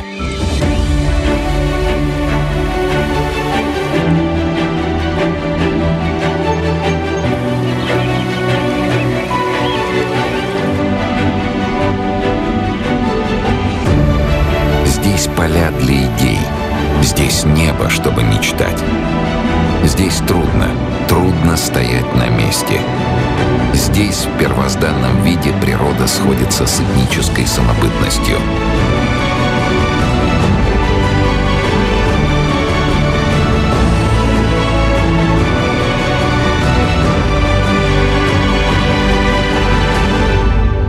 Национальный парк Чаваш-Варманя.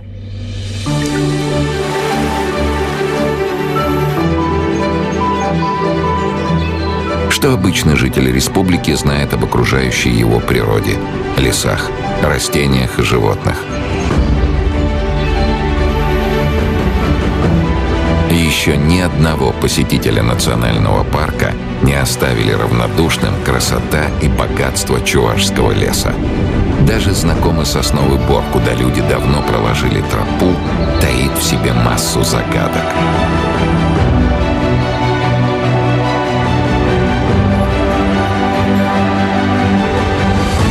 Это только на первый взгляд лес тихий. В нем всегда кипит жизнь.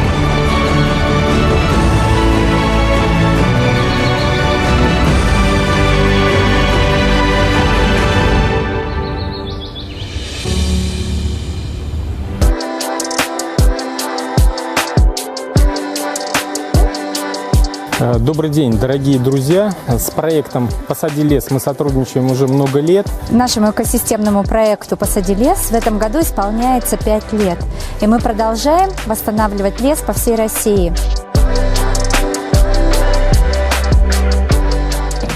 У нас была сегодня большая компания, студенты, работающая молодежь. Ну и к нам сегодня на мероприятие также приехал глава Чувашской республики Олег Алексеевич Николаев. Рассчитано математическим способом. Студентов покормили. Нас поддерживает сегодня компания «Сплат». Эта компания полностью погашает свой углеродный след и является СО2-нейтральной компанией. Уезжаем с хорошим настроением, погода солнечная, не подкачала. Я думаю, что все участники акции остались довольны. Хорошо живем!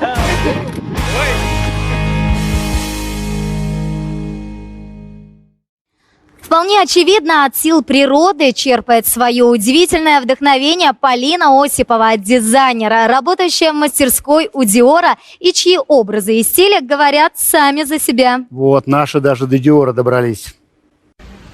Салам, привет, поздравляю вас, меня со столетием чувашской автономии. Меня зовут Полина Осипова, я художница, чувашка и живу в Санкт-Петербурге. Как вы, наверное, знаете, каждый стежок в чувашской вышивке имеет свое значение. У меня на голове лента, которую вышивала моя прабабушка, украшенная многоцветными монетами. И на этой ленте моя прабабушка оставила мне послание с опорами небосвода и радуги. И я надеюсь, что наша культура, язык, традиции будут оставаться такими же опорами для нас, и наш путь будет радужным. Пока!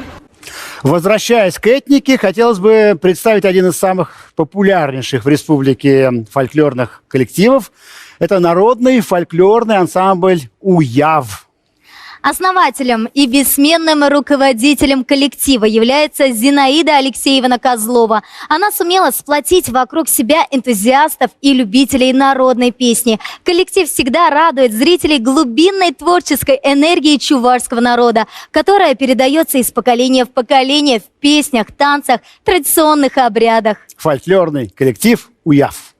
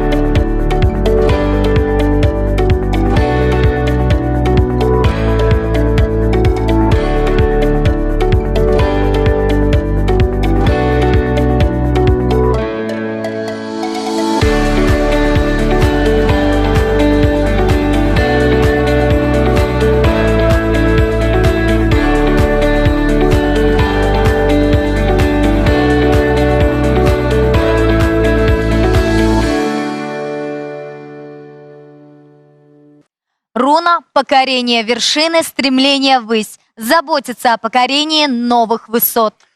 Почему люди тянутся к звездам?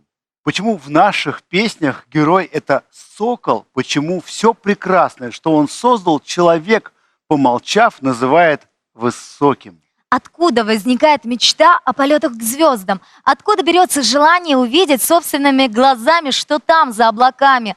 Космос такой близкий и далекий одновременно. Можно его увидеть, слегка прикоснуться краем глаза, рассматривая звездное небо глубокой ночью. А можно путешествовать на космическом корабле и совершать кругосветное путешествие вокруг Земли во сне или в своих мечтах. А кому-то случается увидеть это великолепие с близкого расстояния. Тогда мечты о космосе воплощаются в жизнь. Чувашия – родина 3 космонавтов. Мы гордимся своими земляками, покорившими звездные дали. Это Андриан Николаев, это Николай Бударин, это Муса Манаров. Все они выходцы из Чувашии, люди, осуществившие свою мечту.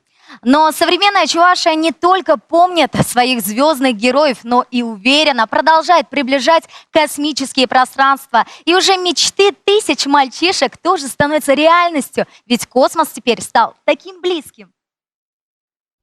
Если подсчитать все время, которое Николай Бударин провел на орбите за 3 полета, получится более 440 суток. За мужество и добросовестный труд ему присвоили звание Героя Российской Федерации. Накануне праздника он планировал приехать и в республику, но пока только и остается, что передать привет землякам по видеосвязи. Добрые, теплые слова всем жителям Чувашии.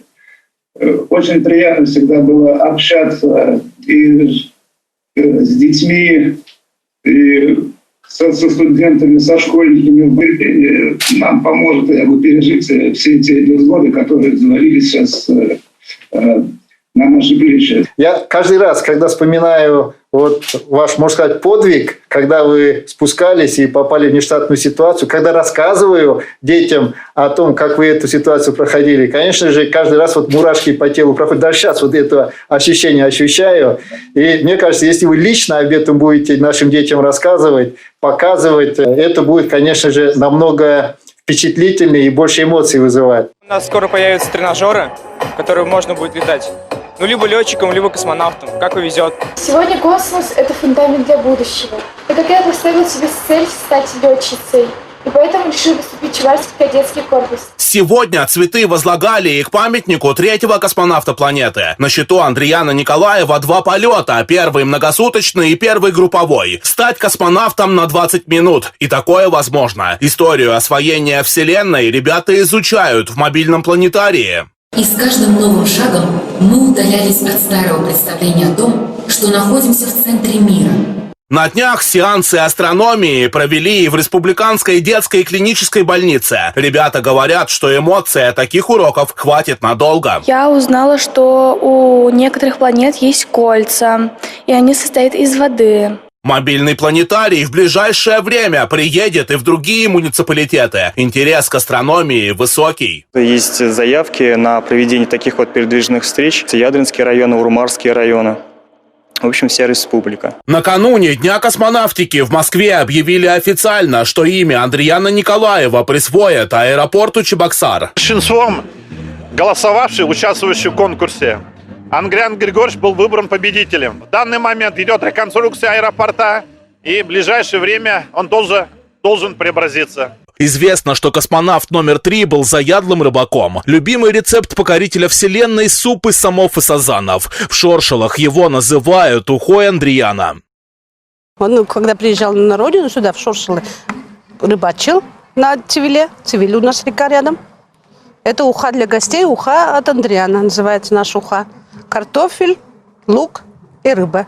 В Шоршилах чуть ли не каждая мать видит в своем ребенке будущего космонавта. Как начинался непростой путь к звездам юного Андриана, здесь знают многие школьники. Повторить его подвиг – голубая мечта большинства мальчишек. Кто у нас космонавтом хотел стать? Да, мечтаю. Потому что там, когда взлетаешь, очень классно. Читаем о Николаеве, читаем о космонавте Николаеве в социальных сетях. Для тех, кому интересно взглянуть на экспонаты музея, на официальном сайте мемориального комплекса организована виртуальная выставка. Мечтай, мечту не отпускай. Так поют ребята из вокальной группы Натальи Ильц. И они совершенно правы. Главное верить в свою мечту, и она обязательно сбудется. На нашей сцене вокальная студия Натальи Ильц.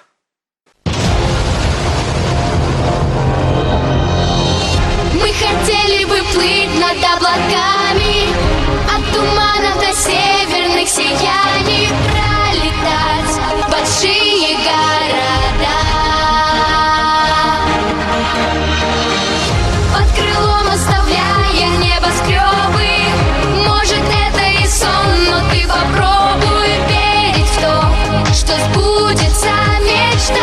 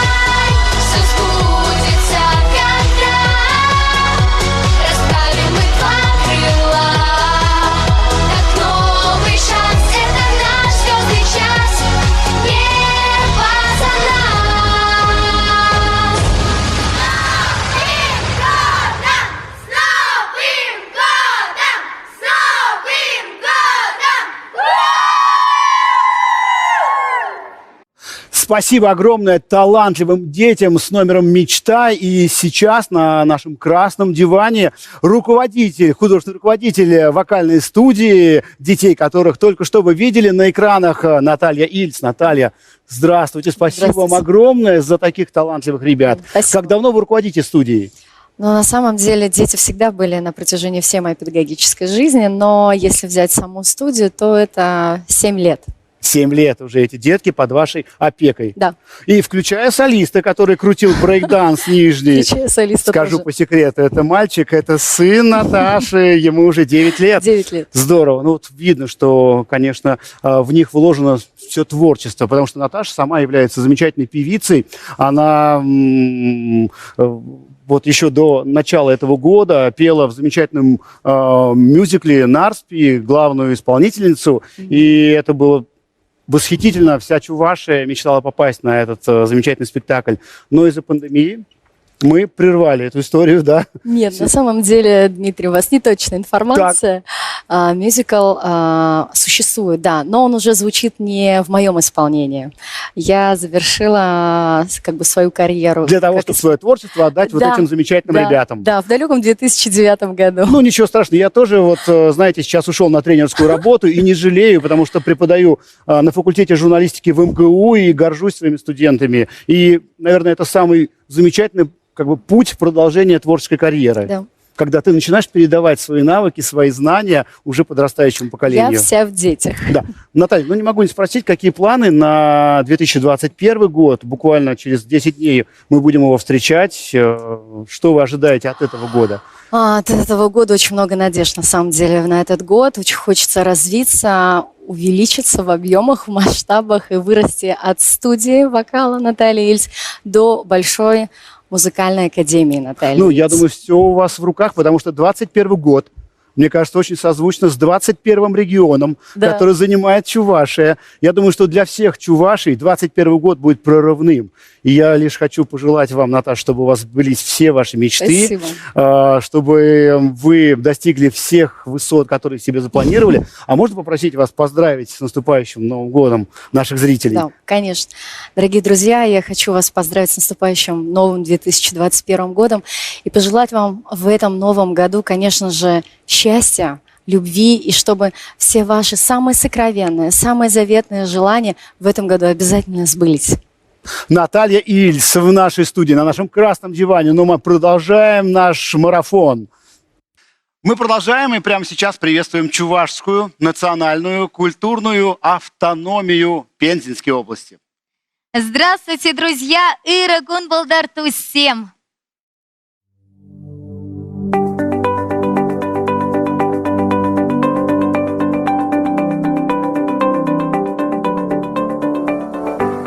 Даванзем, hakklayın kassen, игилин geçirilmez yol gayet, Вить йоварчен, но май халака уйгадолен, Сымалармы, торбача илгелер, Şene игилин geçirilmez yol, Girek birin badan, Raştav şiget, Ebir uyazemele sananlar var, Sıvılık kurlu, kürlek, Юраду каждый измерение, Кигежи Кюгер. Привет, Чувашия! Пензенская область на связи. Местная Чувашская национально-культурная автономия Неверкинского района. Наш район многонациональный. Живем в дружбе и согласии. Главной целью всей деятельности считаем обмен культурными ценностями, развитие национально-культурной самобытности, воспитание и уважение представителей разных национальностей друг к другу. Практически во всех домах культуры чувашских сел есть свои золотые слитки. Это ансамбли и коллективы с прекрасными звонкими голосами, которые принимают участие не только на районных мероприятиях, но и выезжают и в Чувашию, Ульяновскую область, Саратовскую, не забывая Пензу и достойно представляя творчество Чувашии. Ежегодно проводим фестивали национально-культурных автономий с вовлечением молодого поколения. В 2018 году мы были удостоены чести провести межрегиональный фестиваль чувашской культуры «Акакой» на Пензенской земле, который посетили более 1000 гостей из различных регионов страны. Также провели первый всероссийский молодежный форум «Хаста», где приняли участие молодежь со всей России. Чувашия, поздравляем тебя со столетним юбилеем! Желаем тебе процветания, мира, добра. Мы всегда с вами. Столетие образования Чувашской Республики посвящается. Есть Чувашия родная, и есть республика моя. Ты под солнцем расцветаешь, со столетием тебя, твой народ трудолюбивый. Он и пахарь, он и жнец, дел великих начинателей, и до космоса гонец. Не уйти всему бесследно, где народ свой труд вложил. Гигант тракторный на Волге своей мощью в мире слыл. И с колен поднявшись вскоре, зашагала во весь рост весь секрет в любви народа, тот, что с песней жил и рос, помня всех своих героев. И историю свою, земле сложенную песню, я в душе как гимн пою. Мать Чувашии над Волгой всех нас помнит, бережет, все тепло приняв от солнца, нам потом всем отдает, чтобы мы не забывали, чем земная жизнь ценна, через призму поколений сила мудрости видна. Впереди же снова будни, встретить надо Новый год с Рождеством и с новым счастьем. Пусть Чувашия живет!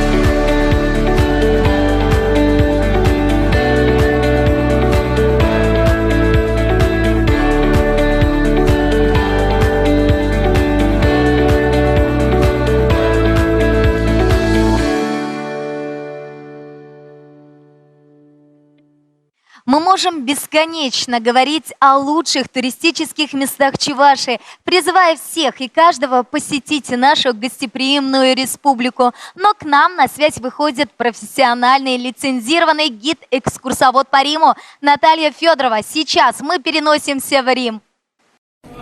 Buongiorno a tutti dall'Italia e da Roma. Дорогун, кулдах и зепли, юдашься, пызок, италини салам. Манада, примра, пранада, примра, экскурсовод, бузай, шледер и паян. Тован, ширжева, чувашине, салам, лада. Добрый день, дорогие друзья, на связи Рим, Италия, и я римский экскурсовод с чувашскими корнями Федорова Наталья. От всей души хочу поздравить родную Чувашию со 100-летним юбилеем, с образованием автономной республики. Пару слов обо мне. Я уже 3 года живу в Риме, профессиональный экскурсовод. Мой проект называется «Магия Рима». Есть одноименный сайт magiarima.ru, и вы всегда можете мне туда написать.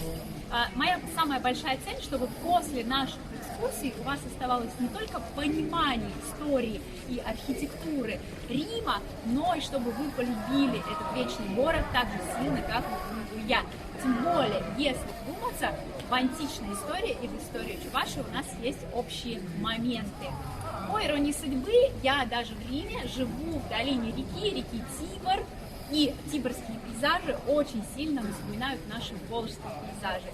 Кстати, иностранцы часто не знают, что такое Чувашия, но, как правило, они знают, что такое река Волга и где она находится, что очень и очень приятно. Я никогда не теряла связи с Чувашией, я регулярно приезжаю навестить своих родителей, передаю большой привет моей маме Федоровой Майе Петровне, моему папе Федорову Сергею Валентиновичу, моей сестре Олесе, потому что без поддержки, любви, понимания моих родственников, то переезд в Италию он просто был бы невозможен. 2020 год очень необычный, и поздравляю вас сегодня не только с автономией, но и с наступающим Новым годом и Рождеством. Мне хочется вам пожелать, во-первых, огромного здоровья, а во-вторых, не откладывайте ваши мечты в долгий ящик. И от себя я тоже хотела бы сделать подарок Чувашии, подарок вам. Как вы понимаете, работа экскурсовода в этом году, она полностью практически перешла в онлайн. И я для чувашских школьников очень хотела бы провести онлайн-экскурсию, показать им в прямом эфире, что такое Рим, что такое Колизей, что такое Римский форум. Это то лично, чего мне не хватало, когда мы в школе проходили античность.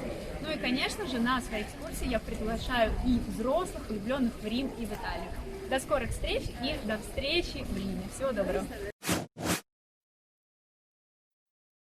Ciao a tutti. Hello everybody. I'm Gino and I am married with a Chuvashian girl. And today I try to cook a Chuvashian dish. I tried this dish just one time from my mother-in-law, Maya. I tried to do. Natalia is back of the camera and translate me. Ciao e benvenuti. Всем добрый день! Сегодня мы будем готовить чувашское блюдо, национальное чувашское блюдо, которое называется хуран кукли. Это мой супруг Джино, и он уже пробовал однажды это блюдо, ему приготовила его моя мама. Вот, пробовал он его в Чебоксарах, и сегодня мы попробуем его воспроизвести, но на итальянский немножко манер. Поехали! Allora, cominciamo con l'impasto. Farina. Так, нам понадобится мука, acqua, вода, щепотка соли. Мы сейчас готовим тесто первым этапом. Allora, a me è piaciuto molto questo piatto perché quando l'ho mangiato, io l'ho mangiato nella dacia di Natalia, quindi era una situazione, era la prima volta che vedevo i genitori, io ero molto teso, poi non parlo russo.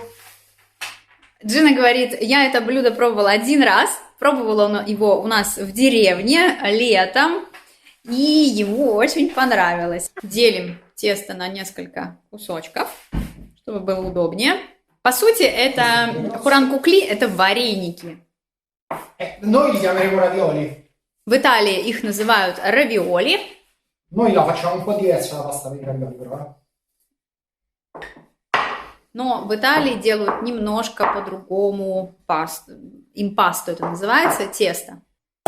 И вот, смотрите, выкладываем внутрь.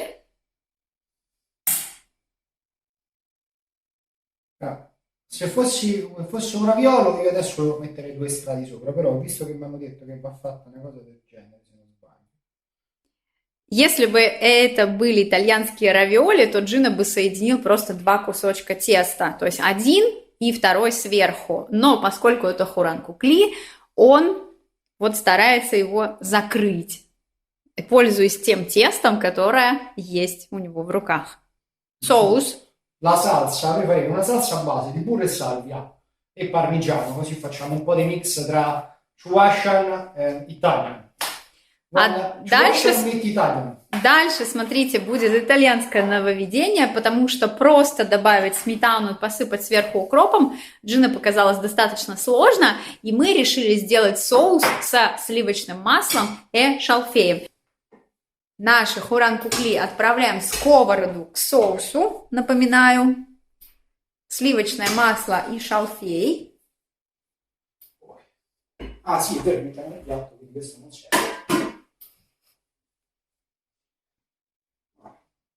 Questo lo lasciamo girare amabilmente qui 1 minuto proprio. На 1 минуту все это перемешиваем. Это типичный способ, которым итальянцы готовят пасту. Mentre loro prendono un po' di sapore, noi ci buttiamo dentro. Un po' di pepe. Добавляем перец. Questo poi alla fine sarà un piatto che sarà un mashup tra cucina italiana И в итоге у нас получается наполовину чувашское и наполовину итальянское блюдо. No, io non ce lo metterei perché con gli yogurt cercherò una città, essendo un po' più grassa con gli yogurt aiuta, ma sono buonissimi. Джина говорит, что получилось очень и очень вкусно. Бичурин-центр, участник телемарафона «Дни Чувашской Республики в иностранных государствах». Иоакинф Бичурин известен далеко за пределами России. Востоковед и путешественник, знаток китайского языка, один из основоположников российской синологии. Первый китаевед, получивший мировую известность. История возникновения Бичурин-центра берет свое начало с реализации в 2004 году программы Приволжского федерального округа Чебоксары «Культурная столица Приволжского федерального округа». Хизеплетусем, хаклатаванзем, чевашьене щер щул, эберзире щак уявба, салаблатпар, иксельми телей, сывлах сунатпар. С Новым годом, дорогие друзья, со столетием Чувашской Республики. Группа «Феникс» сегодня исполнит песню под кодовым названием «Чувашский рок». Песня называется «Чупи».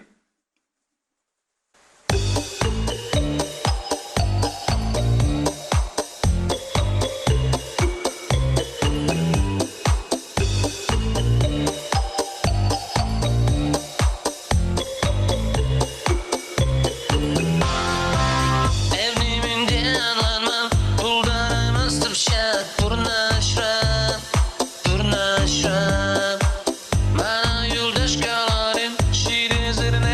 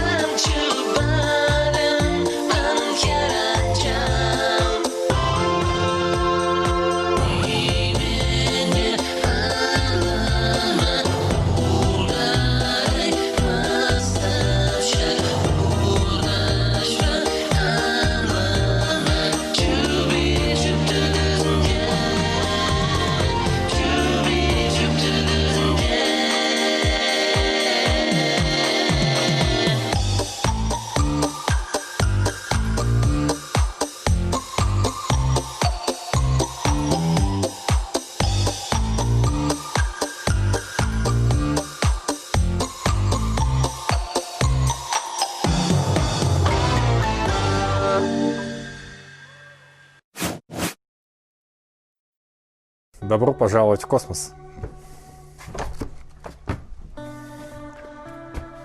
Это наша мастерская. Мы творим здесь вместе с моей супругой Гулей Кабиловой. Она тоже художник. Я занимаюсь фотографией, живописью, видео, в общем, всеми видами современного искусства. И это у нас наш храм творчества. Иван Михайлов, художник, фотограф. Живу и работаю в Чувашии. Космос — это скорее такое ощущение космоса. Я его пытаюсь передать через какие-то различные средства, будь то абстрактные работы, или я снимал в Чебоксарах проект про советские детские площадки с ракетами. Это тоже такая история про космос, про идею, про мечту. Работа из проекта «Детские площадки».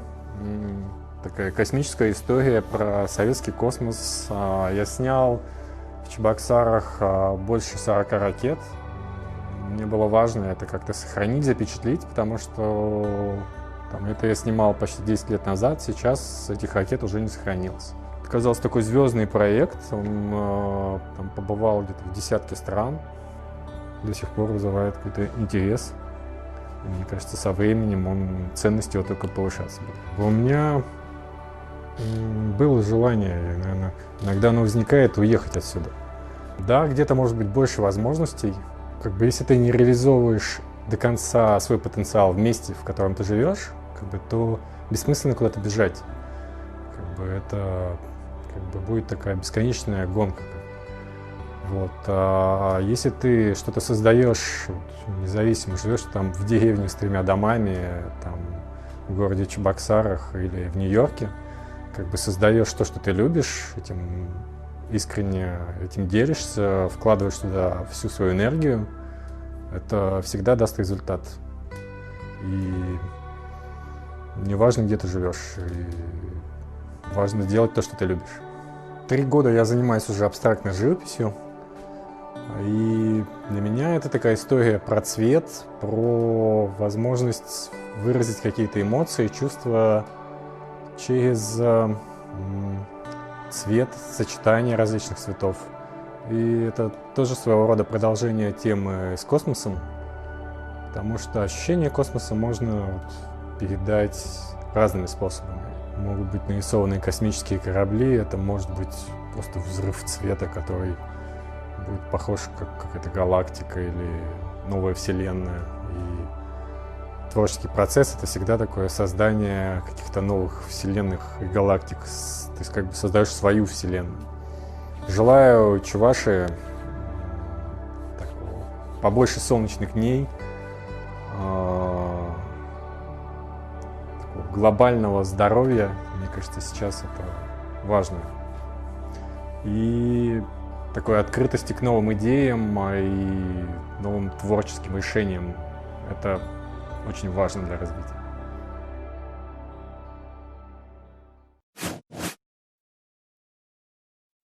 Баян Хамар Таван Чуваш Республикиня Сержал Тюбе Салмлатпар. Шевья Джибе Педем Чуваши Низиня Хамар Сирна Йора Парнидешин. Поздравляем со столетием любимую Чувашскую республику. Желаем процветания, любви, сплоченности и дарим нашу песню миллионами голосов.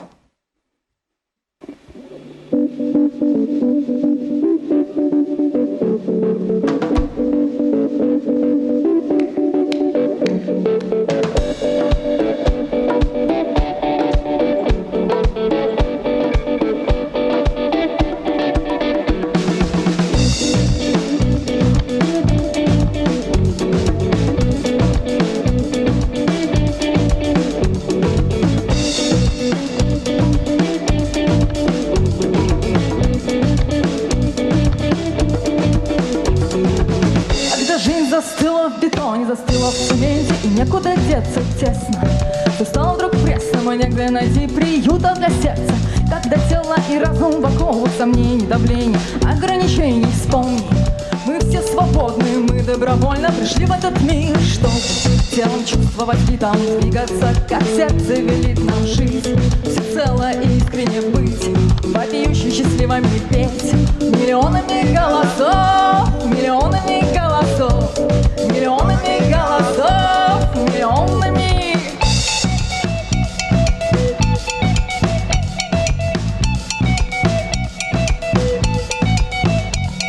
Что телом чувствовать ритм, двигаться, как сердце велит нам жить, всецело и искренне быть, вопиюще счастливыми петь миллионами голосов, миллионами голосов, миллионами голосов, миллионами.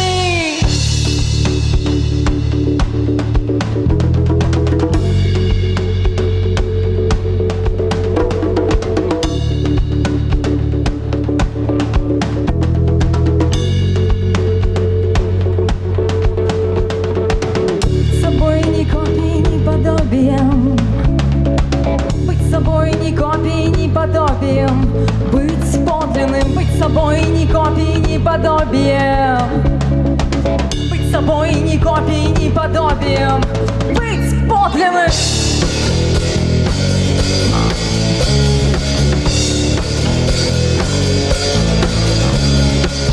Расправляя крылья за спиной, расправляя крылья за спиной, крылья за спиной.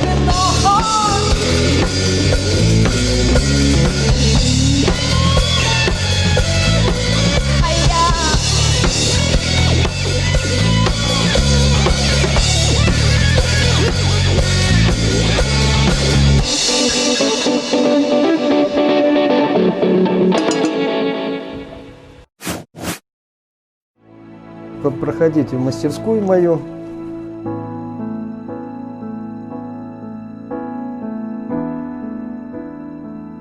Здесь вот самая значительная работа была сделана в 2003 году, установлена. Вот здесь вот монумент матери, даже можно посмотреть, вот как это вот процесс работы. Здесь показаны вот некоторые проекты, которые уже осуществлены у нас.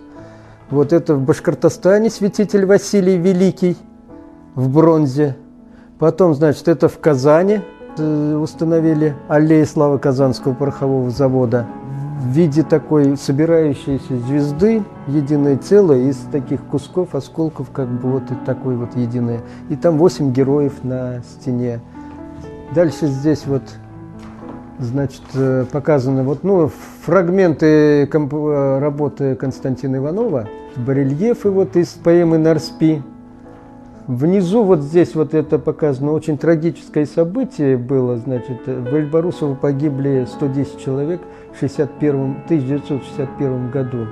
Вот, там на этом месте, на месте школы я установил скульптурные композиции «Стрижи память». Вот это вот произведение, которое, в общем-то, идея, она зародилась еще тогда, будучи президентом Федоров, Николай Васильевич Федоров. Вот, и, значит, ко мне обратились. И вот в течение буквально 1 года, работа, которую нужно осуществлять где-то года 2 минимум, а то и 3, мы его сделали в течение 1 года. Сложная технология. Вот выполнено это, значит, окончательный материал, это медь, листовая медь, которая способом выколотки по форме. И сваренные, значит, куски в единое целое. Мы стали искать вот символы, которые являются, ну, самые сокровенные для чувашского народа, и не только чувашского народа, вообще это издревле там является вот этот вот центр вселенной, как формы столба такого, да, юба по-чувашски. Обрамление такое кольцеобразное, да, это вечное движение огня. Там вот этот орнамент, он изображает как огонь. Вот. И вот это 3 солнца. А 3 солнца у нас и как бы основная, да, и как легенда, и на флаге Чувашии это есть. И вот 3 стороны, 3 изображения солнца. Символ воды, да, символ вот это вот праматери, символ, значит, столба, вот центр, как центр вселенной, да. И вот такие вот, ну, сокровенные вещи хотелось внести в эту монументальную работу. Но что мне хотелось бы сказать, чуваши народ такой древний, который, в общем-то, проживает и по всей России. во многих регионах России и также за рубежом, а тем более сейчас молодежь, она живет во многих странах мира. И я пожелаю, чтобы вот не отрывались от корней и чтобы помнили свою историю, вот культуру. И это будет здорово, когда мы будем сейчас иметь связь с родными местами, с родной землей. Вот и пожелать, конечно, всем здоровья и благополучия в этом мире.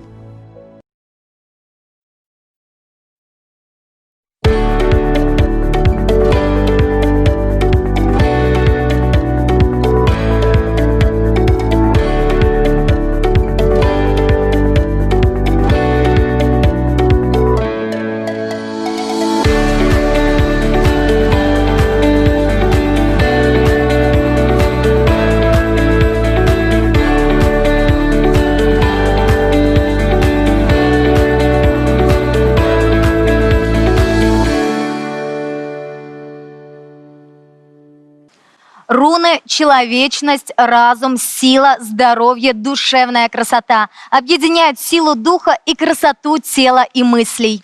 Чувашия по праву гордится своими спортивными достижениями. Более 40 уроженцев Чувашии участвовали в Олимпийских играх. Ежегодно Чувашия принимает у себя гостей со всей России и мира на спортивные соревнования, чемпионаты, форумы. Да, строятся современные физкультурно-спортивные комплексы, катки, бассейны, детские спортивные площадки и другие спортивные объекты. И все это здесь, у нас, в Чувашии.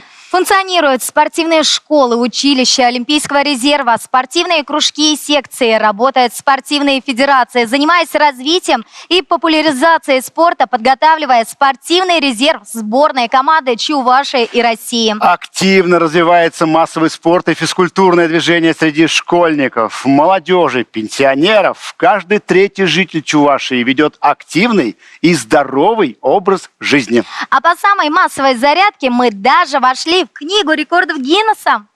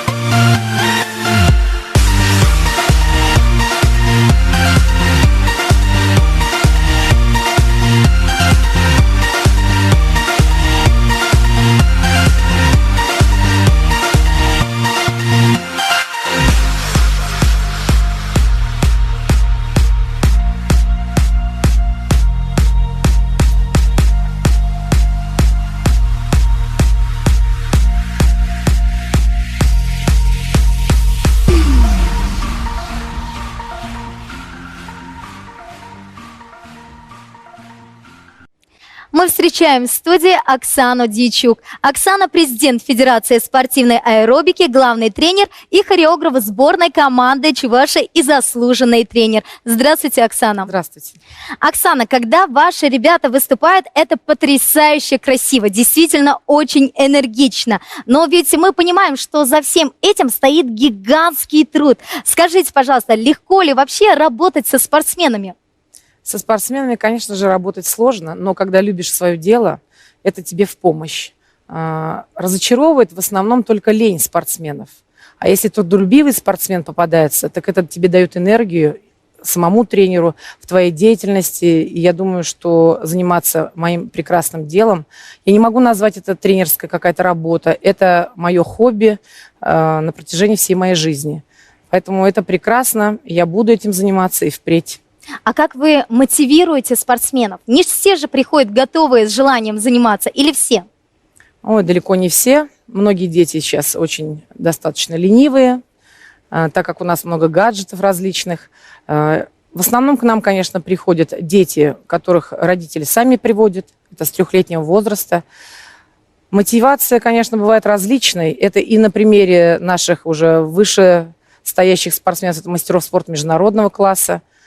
Когда они увидят, как они выступают, с какой энергетикой, как они делают это все прекрасно на самих тренировках, а потом в красивых костюмах на соревнованиях, конечно же, они зажигаются, и это дает им силы, и они продолжают тренироваться, даже если им немножечко бывает лень. Тем не менее, они находят в себе силы и становятся и в будущем и мастерами спорта, и чемпионами различных всероссийских соревнований и международных. Оксана, а что вы сами чувствуете, когда ваши ребята становятся чемпионами? У меня такое чувство возникает, особенно когда я на международных стартах и вижу, когда мой спортсмен выступает прекрасно и занимает места соответствующие, ну и также на всероссийских стартах, даже на Чувашской республике, у меня какой-то холод по мне пробегает, я чувствую ощущение счастья безграничного, и это ни с чем не сравнимое удовольствие. И все-таки, что самое главное в вашей профессии? Это вот как раз это чувство счастья, которое вы получаете? Самое главное, это, конечно, любовь к своему делу. Оно питает меня. Как маленькое, как говорится, росток, как дерево вырастает это все. Это прекрасное ощущение, когда из маленького гадкого утенка вырастает прекрасный лебедь, как мальчик, так и девочка. Оксана, поделитесь, пожалуйста, своими планами на 2021 год. Чего нам ждать? В 2021 году, невзирая на ситуацию, которая у нас происходит с пандемией, у нас уже включен это чемпионат мира, который пройдет в мае. До него должны быть 2 этапа Кубка мира. Это обычно в Португалии и Японии.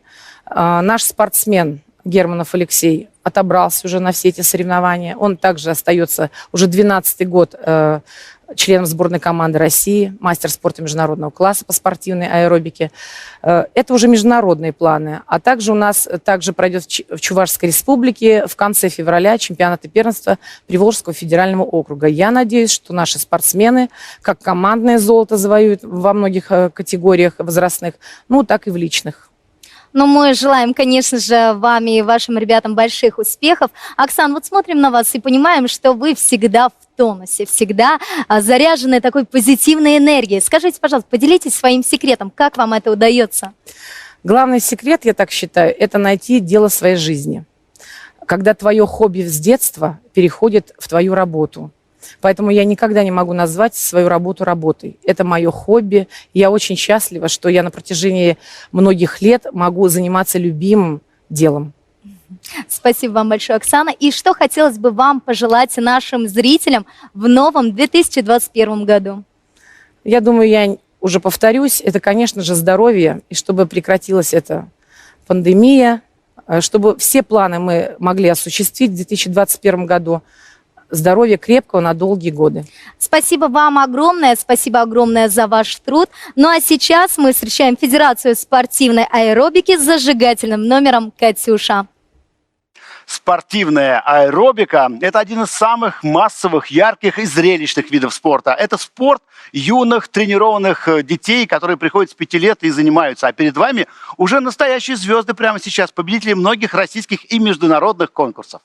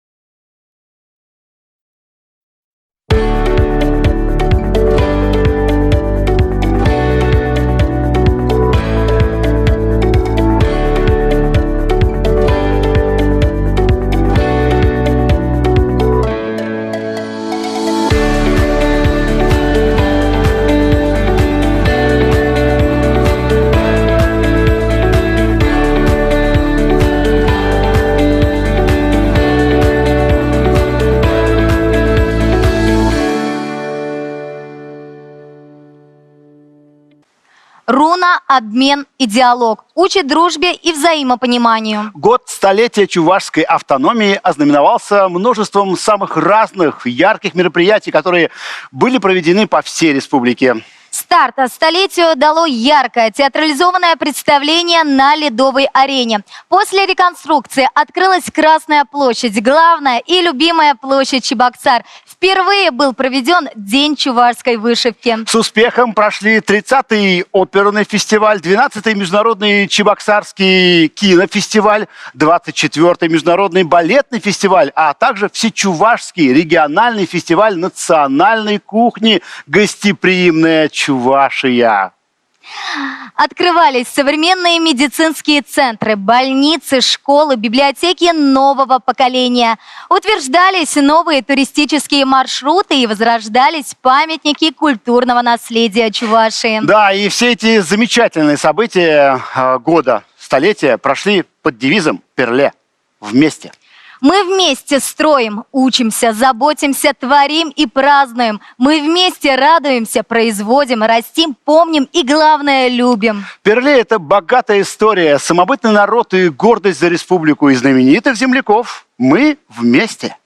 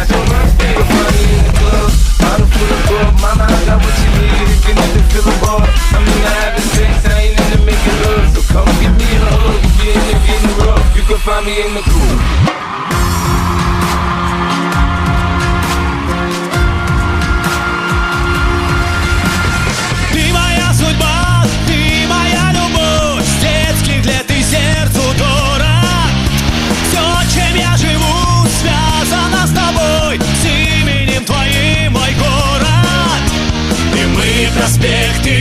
Волга красивая, вот город мой.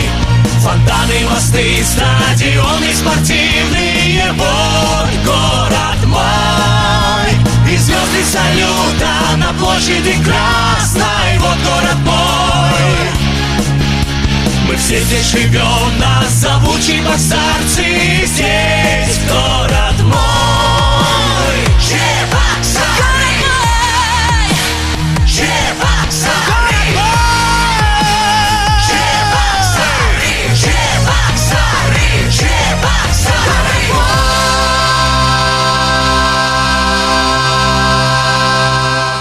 И сегодня вместе с нами наши земляки со всего мира, со всех уголков нашей необъятной родины шлют нам свои видеоприветы, творческие номера и поздравления со столетием Чувашии и наступающим Новым годом.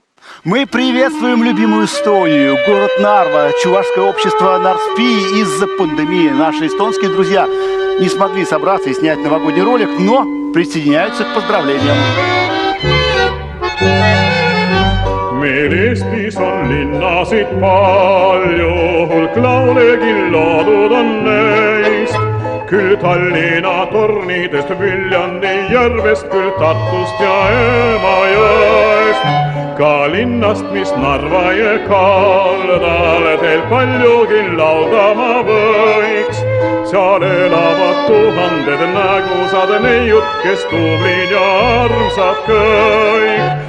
Ma Narvan neid tean, haloo, neid ikka kiitma pean, haloo. Kas ei ole see õnnelik voorus, mitte iialgi südamest kaotada noorust, nende mõtted on siirad head, haloo, ja alati püsti neil pead, haloo. Seepärast usu mind, sõbrake armas, võta naine kui võimalik Narvas.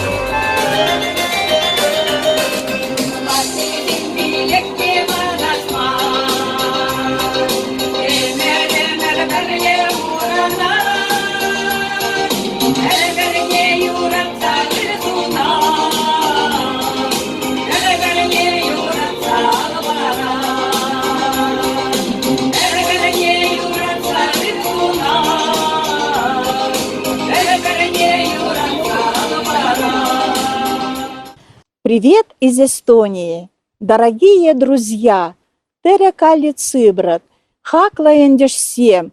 Мы приветствуем тебя и твой город из далекой Эстонии и славного приграничного города Нарва.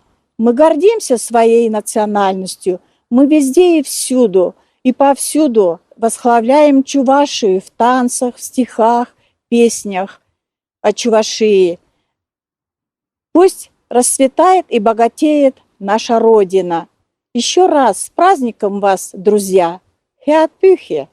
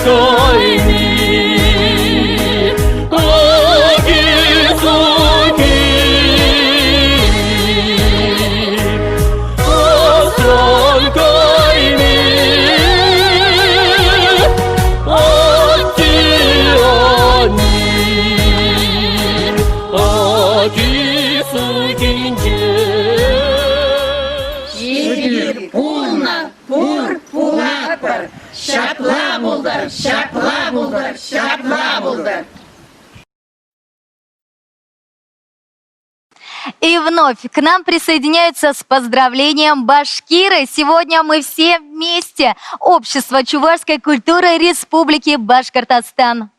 Всем, дорогие товарищи и друзья, сегодня знаменательный день не только для жителей Чувашской Республики, но и для всех жителей нашей необъятной страны, которые уважают и любят Чувашскую Республику. Чуваш автономия областне Дергаляне Крещен Щерчул Ипне Пирги Дергаляне Уяв я тебе сире Пушкурсанри культура обществе тогда Пушкурсанри культура автономия я тебе Херюлли Чунчурали Пузы Салам. Чуваш Республики был перенжень Пидя Хаква. Мы же дезень был перенжень Малашла перен тогда Пузы Крещене Дунучукне был пилен теслед. Потом течере шайнче Чуваш Республикине был палатно выран, шутлана Чуваш Сэмжень Дергаляне выран. Шаван бада пилен пиде бузак шанчук, что Чуваш Республикине Чуваш Чергибе культуры Сыхланза Юлич тезе МРДК Сыхланза Юлич тезе пиде бузак шанат пар. Шаван бада Чуваш Республикине бурнаган Чувашсене пиде бузак оначу сывлых тогда Чуваш Республикине черпlik сунат пар. Уяв я тебе зря, как бы тусем. Хизеплиде хакла аякли таванзем. Сире Пушкарт Республикинче бурнаган, Болгарликинче дукна Чувашсенчен, уяв я тебе херюлле салам. Эпюгулынчи, Чуваш Фурсанешкулинче вырнашна, ансамбль Элем, сире юратна, савна Шубашкарсинчен юру юрла забарай.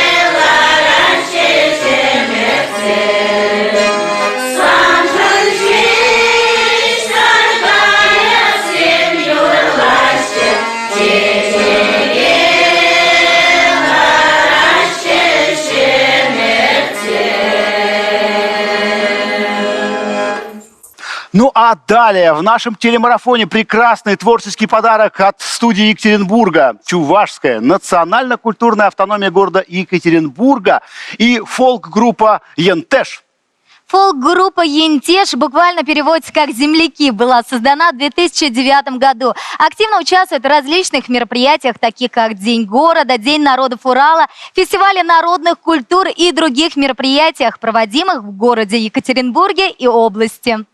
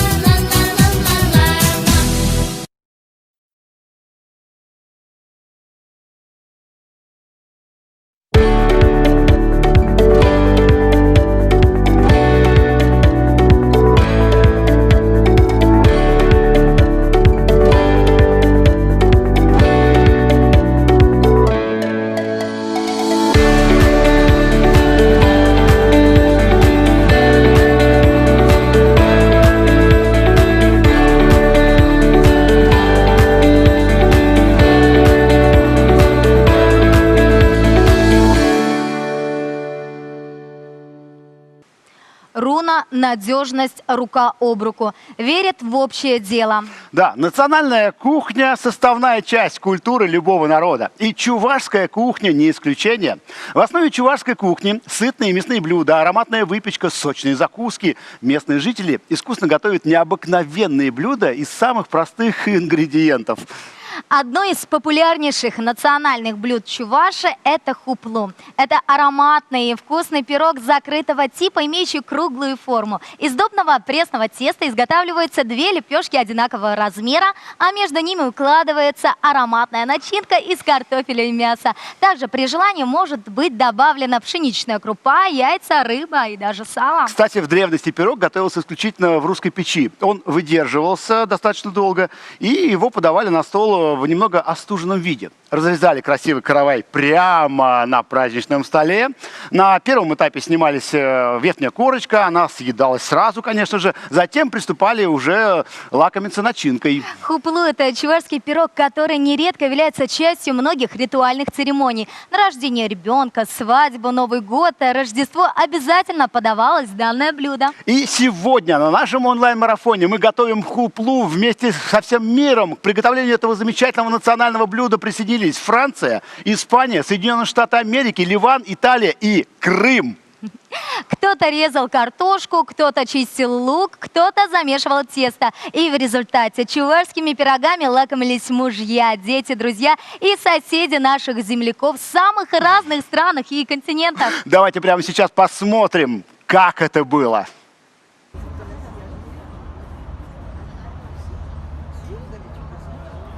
Привет, Чуваши из солнечного Ливана. От всей души присоединяюсь к мировому марафону чувашской кухни. Чтоб у всех блестели глазки и никто не вешал нос, затевай хуплу скорее, чтоб год счастья нам принес. Бонжур, меня зовут Саша, я живу в Париже, а мама у меня из Чувашии. Она иногда мне приготавливает чувашские блюда. Мне это очень нравится. Я приезжаю к бабушке с дедушкой каждое лето. Tu continues? C'est bon, hein? C'est formidable ce que vous avez fait avec maman. Hein? C'est quoi ce gâteau? Это хупла. Saluto di Italia, da Zensano di Garda. Привет, Чувашия. Присоединяюсь к марафону по приготовлению хуплы. Чао-чао. Hello, hello. Привет из Нью-Джерси. Этот штат находится недалеко от Нью-Йорка. Ну, Нью-Йорк все знают. А я живу в маленьком городке Клифтон. Он где-то 45 минут от Манхэттена. И я тоже хочу участвовать в вашем марафоне. Привет, меня зовут Саша. Я живу в Ницце. Когда мы были в Чебоксаре, я ел хуплю. Joyeux Noël. Сейчас я буду делать хуплю.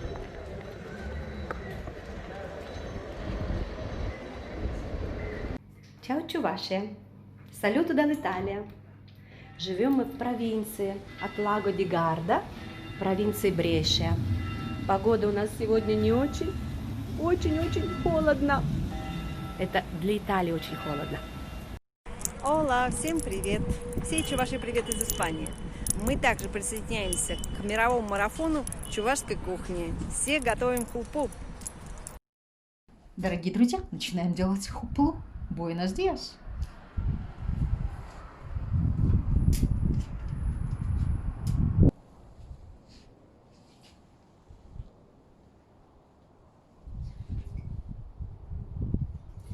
Доброе утро, Чувашия. Доброе утро! Буэнос диас, Испания! Мы готовим хуплу. Привет, Чебоксары! В наш международный марафон печем всем миром хуплу. Присоединяется Керчь. Мы печем хуплу. Мясо мы уже подготовили, порезали. Картошечка тоже почищена, порезана, приготовлена. И лук. Специи. Начинаем собирать нашу хуплу.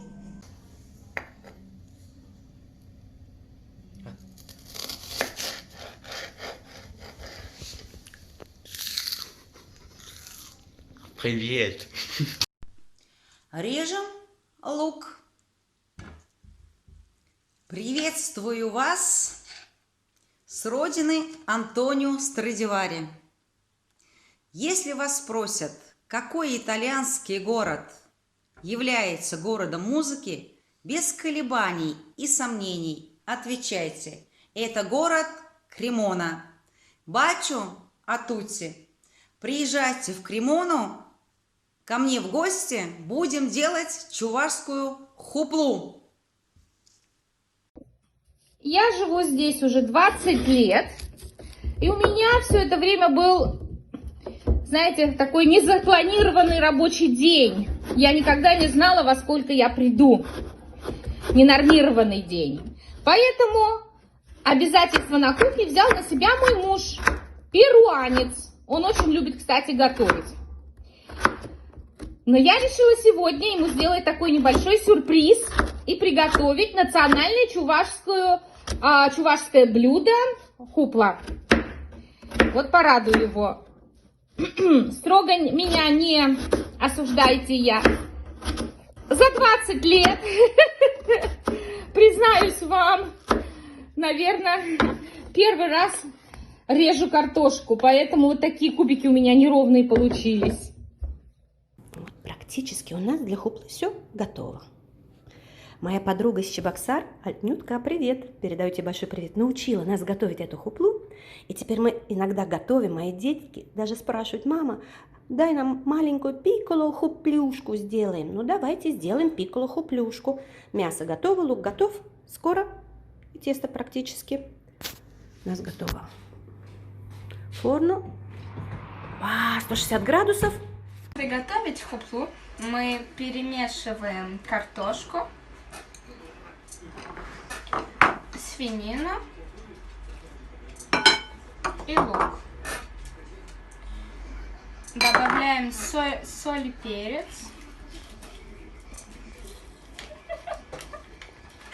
Ой. И все хорошо перемешиваем.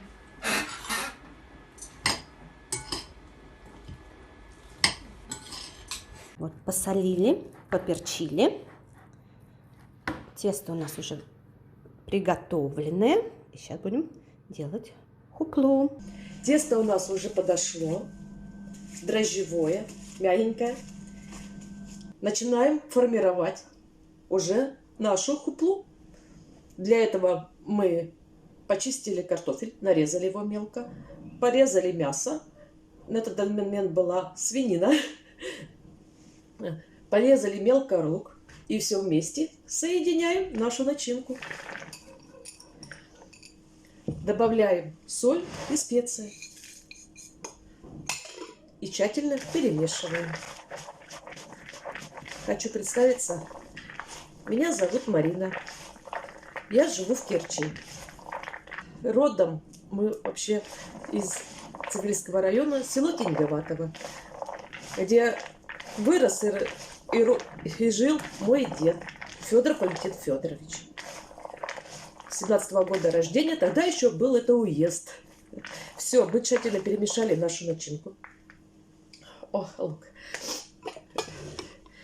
И начинаем, приступаем к тесту раскатывать. Тесто уже подошло. Мы его формируем. 2 пласта. Один побольше и сверху поменьше для крышечки. И укладываем его в форму. Начинаем раскатывать тесто. Начинку пока отставим. Я люблю Чебоксары.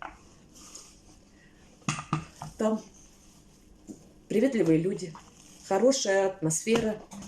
Я хочу передать всем привет с Керчи. Укладываем начиночку. Так вот, такая вот у нас получается корзинка мясная. Вот. Сейчас мы его... Сверху мы, когда будем укладывать, оставим небольшое отверстие. Для того, чтобы мы могли наблюдать, готова ли наша начинка. И пропекся, чтобы выходил лишний пар. Если чтобы не было сухим, то можно добавить сливочное масло. Или за 10 минут до конца выпекания немного мясного бульона. Все. И вот наша начинка готова. Сейчас мы будем закрывать и делать крышечку. Отверстие не делайте маленьким, потому что во время выпекания тесто будет наше подходить.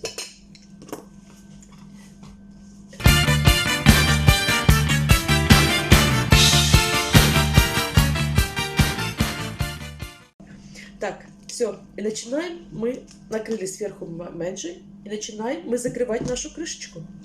But you will come to a place where the only thing you feel are loaded guns in your face, and you'll have to deal with pressure. Завернем и сделаем замечательную хуплу всем миром. Так, вот так вот. Сейчас мы ее украсим. Сделаем мы дырочку и отправим в нашу разогретую духовку. А в следующий раз мы будем варить чувашское пиво. Так, теперь мы украсим нашу хуплу.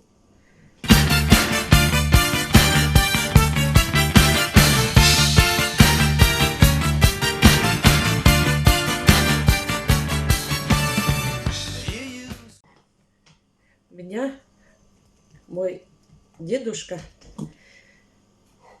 научил всему. Он всегда мне говорил: Марина, бери косу, давай косить в Чувашии. Все женщины косят. Марина, давай коромысла, поводу. В Чувашии все женщины. Так что меня дед многому научил.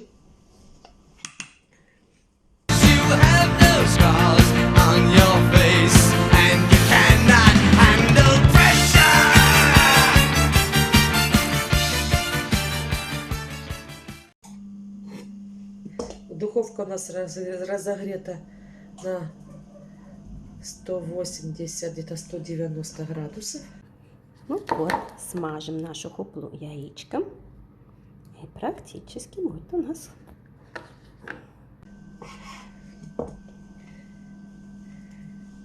Вот. И... Ну вот, наша хупла спеклась.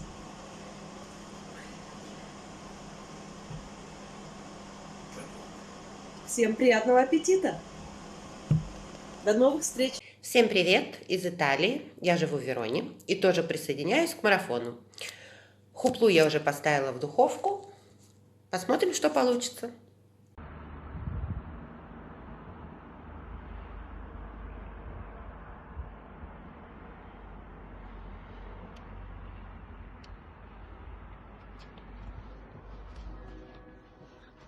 Привет, Чебоксары! Приветствую вас из Норвегии. Участвую в международном марафоне «Испечем хуплу всем миром». Вот мой вариант хуплу. Часто готовлю блюда русской и чувашской кухни, живя здесь, в Норвегии. Пирог хуплу – один из наших любимых, потому что картошка, свинина, лук также популярны в норвежской кухне. А слово «пирог» тоже есть в норвежском языке, перешло из русского языка. Всем привет! Поздравляю вас с Новым годом и с Рождеством! Гуюль, Год-Нитор, Хадевра! Ну вот наша хулпа и готова с приветом новогодним из Италии. От поколения к поколению передаются секреты национальных блюд. Песня от Чувашского национально-культурного центра Туслах города Сургута Ханты-Мансийского округа. Югра рассказывает нам об этом прямо сейчас.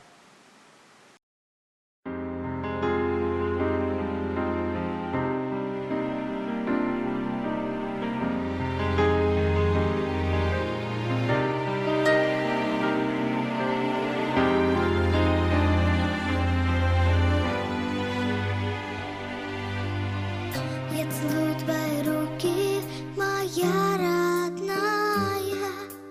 Ты не важнее всех на свете, я точно знаю. В мире нет тебя дороже, в моем ты сердце. Обними меня покрепче, хочу согреться.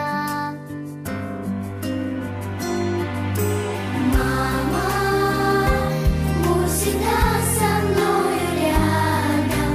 Мама, мне ведь большего не надо. Мама, только не грусти, ты меня за все. Мамочка, прости, ты слышишь, мама, будь всегда со мной рядом. Мама, мне ведь большего не надо. Мама, только не грусти, ты меня за все. Мамочка, прости.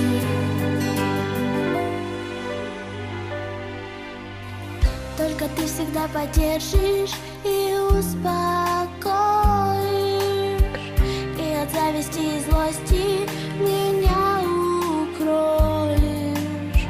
Я люблю тебя, ты ангел, тобой живу я. С благодарностью я руки твои целую.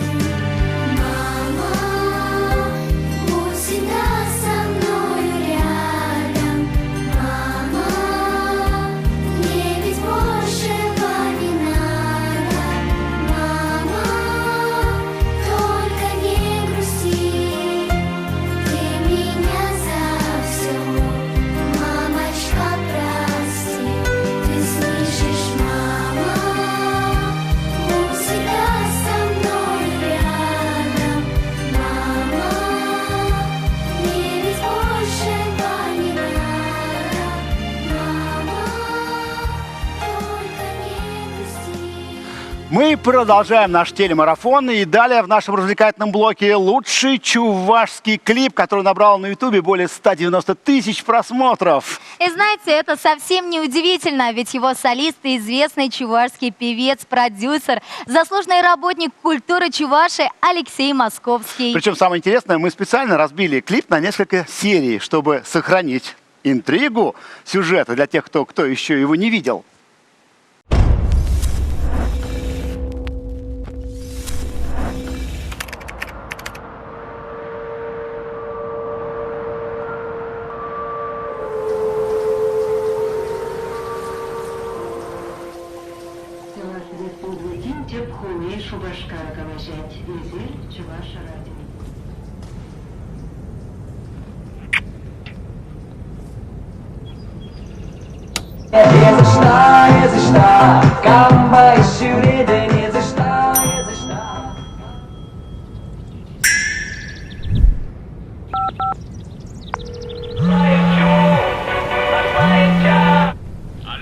Алёш, Ирин Ямагил?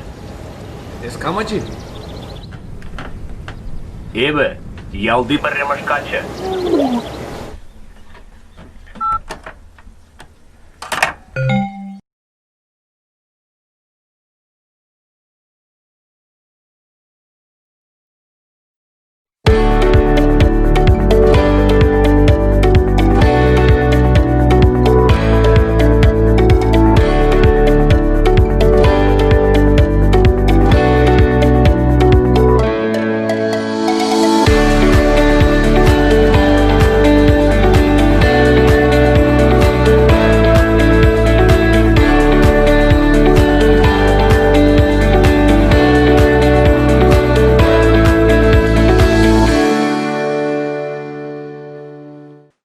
Руны, поле, зерно, сеятель добра. Ведают, что посеяв добро, получишь урожай добрых дел. Кто трудится рад, тот будет и хлебом богат. Так говорит народная мудрость. До войны Чувашия была полностью аграрная республика, но и сейчас развитию агропромышленного комплекса уделяется большое внимание. Закупается современная сельхозтехника. В этом году был собран рекордный урожай зерна.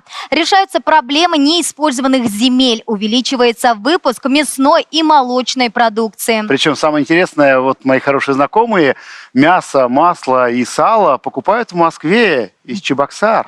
А мои знакомые везут картошку и лук и нахваливают, что такой вкусной картошки, как в Чувашии, днем с огнем не найти. Есть такая земля, где желания исполняются. Желание быть полезным, быть нужным.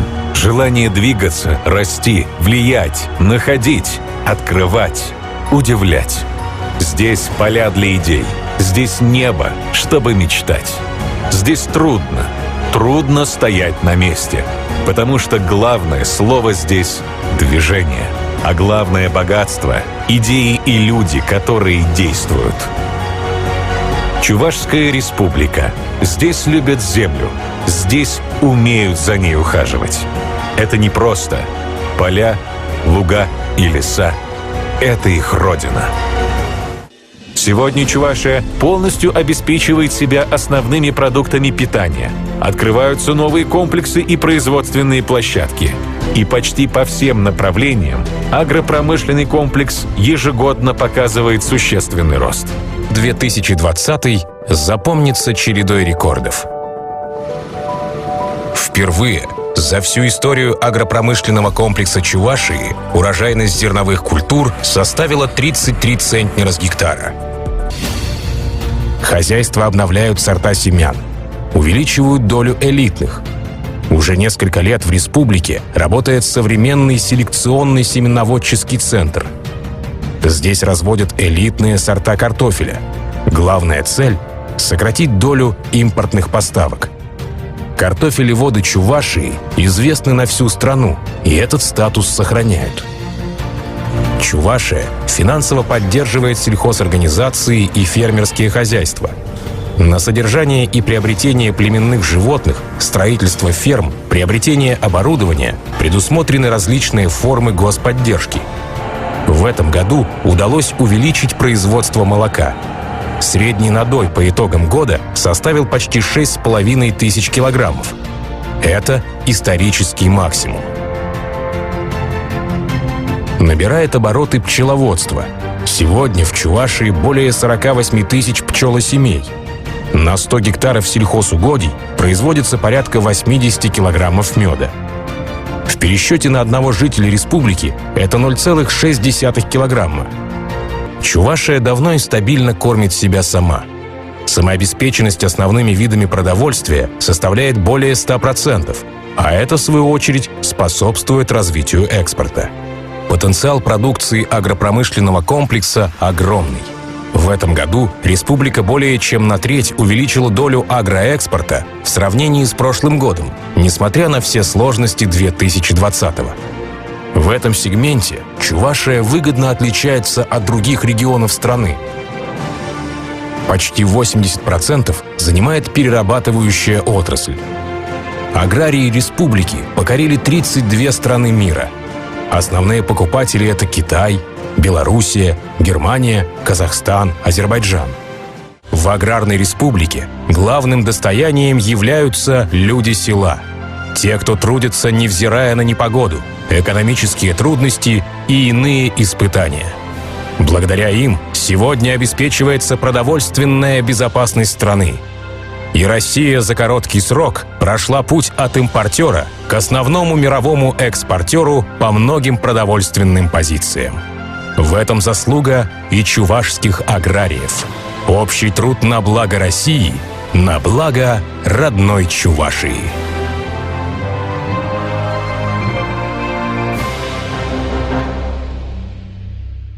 Мы продолжаем наш марафон, и прямо сейчас у нас репортаж из Чебоксарского музея истории трактора. Этот музей при тракторном заводе создал настоящий энтузиаст Альберт Николаевич Сергеев. И теперь музей один из самых, наверное, посещаемых и неординарных обозревательных центров региона. Это единственная на территории России экспозиция, полностью посвященная сельскохозяйственной, промышленной и строительной технике. В отличие от других схожих по формату площадок, здесь нет дидактических лекций и однообразных описаний. Каждый зал подает тему в яркой, интерактивной и запоминающейся манере. На базе главного музейного здания проводятся фестивали, шоу и международные конкурсы, не имеющие нигде своих аналогов. Ну и кроме того, сюда специально приезжают съемочные группы из Европы и Соединенных Штатов Америки, чтобы делать ежегодные тематические сюжеты и спецрепортажи о раритетной технике, украшающей основной ангар и уличную часть экспозиции.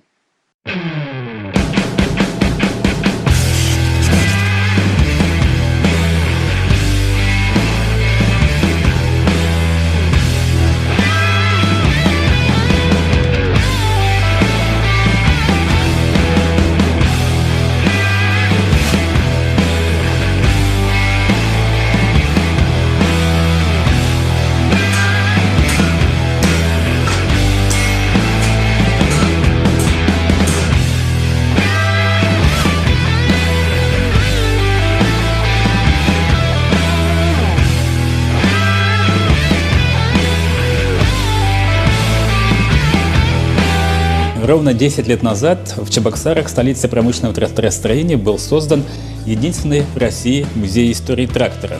Нужно отметить, что сегодня у нас в музее 51 трактор, многие из них на ходу. Наравне с нашими отечественными тракторами присутствуют и также зарубежные трактора, американские, итальянские, немецкие, австрийские, ну, конечно же, вся производственная линейка Советского Союза. Музей был создан по инициативе и финансовой поддержки концерна «Тракторные заводы». Наша республика славится промышленным тракторостроением. Здесь у нас выпускаются чебоксарские богатыри, как они раньше назывались. Сегодня они называются «Четра». И вот в честь Четра мы называли клуб юных кулибинцев. Это называется клуб Четруша. Изучаем историю тракторостроения, делаем разные мероприятия и, конечно же, участвуем в восстановлении тракторной техники. Музей истории трактора, в первую очередь, конечно, ориентирован на профориентационную деятельность. К нам приходит очень много детей из школы. Вот если учесть, что за эти годы наш музей посетил более уже 200 тысяч посетителей. Это не только школьники, но и взрослые, учащиеся, студенты, а также гости из других регионов, из других стран приезжают.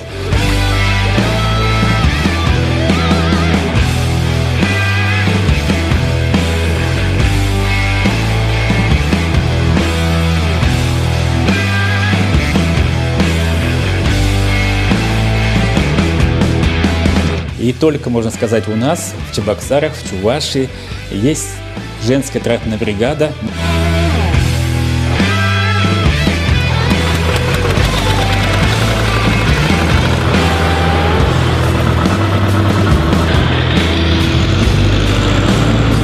У нас здесь собрана большая коллекция. У этих тракторов разная тяговая сила, разные формулы колес, они разные по габариту. И чтобы управлять, нужно определенное умение. Здесь нет у нас гидроусилителя руля, нет здесь кабины. Но девушки у нас справились, и мы сегодня делаем очень такие интересные движения. Но это, конечно, словами не писать, нужно обязательно посмотреть.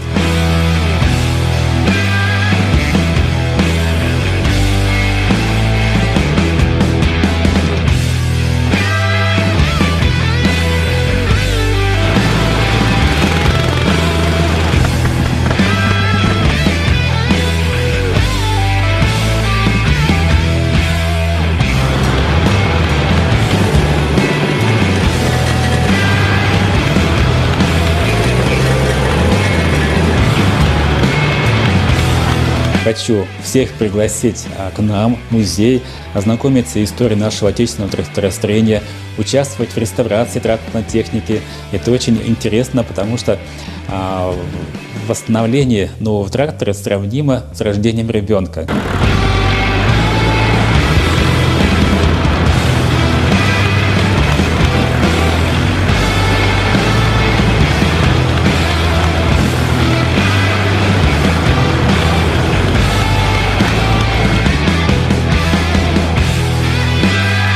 Да, в этом году очень важное, знаменательное событие – столетие чувашской автономии. Мы вот решили участвовать тоже в этой акции и нарисовали знак 100, что означает столетие, нашими тракторами.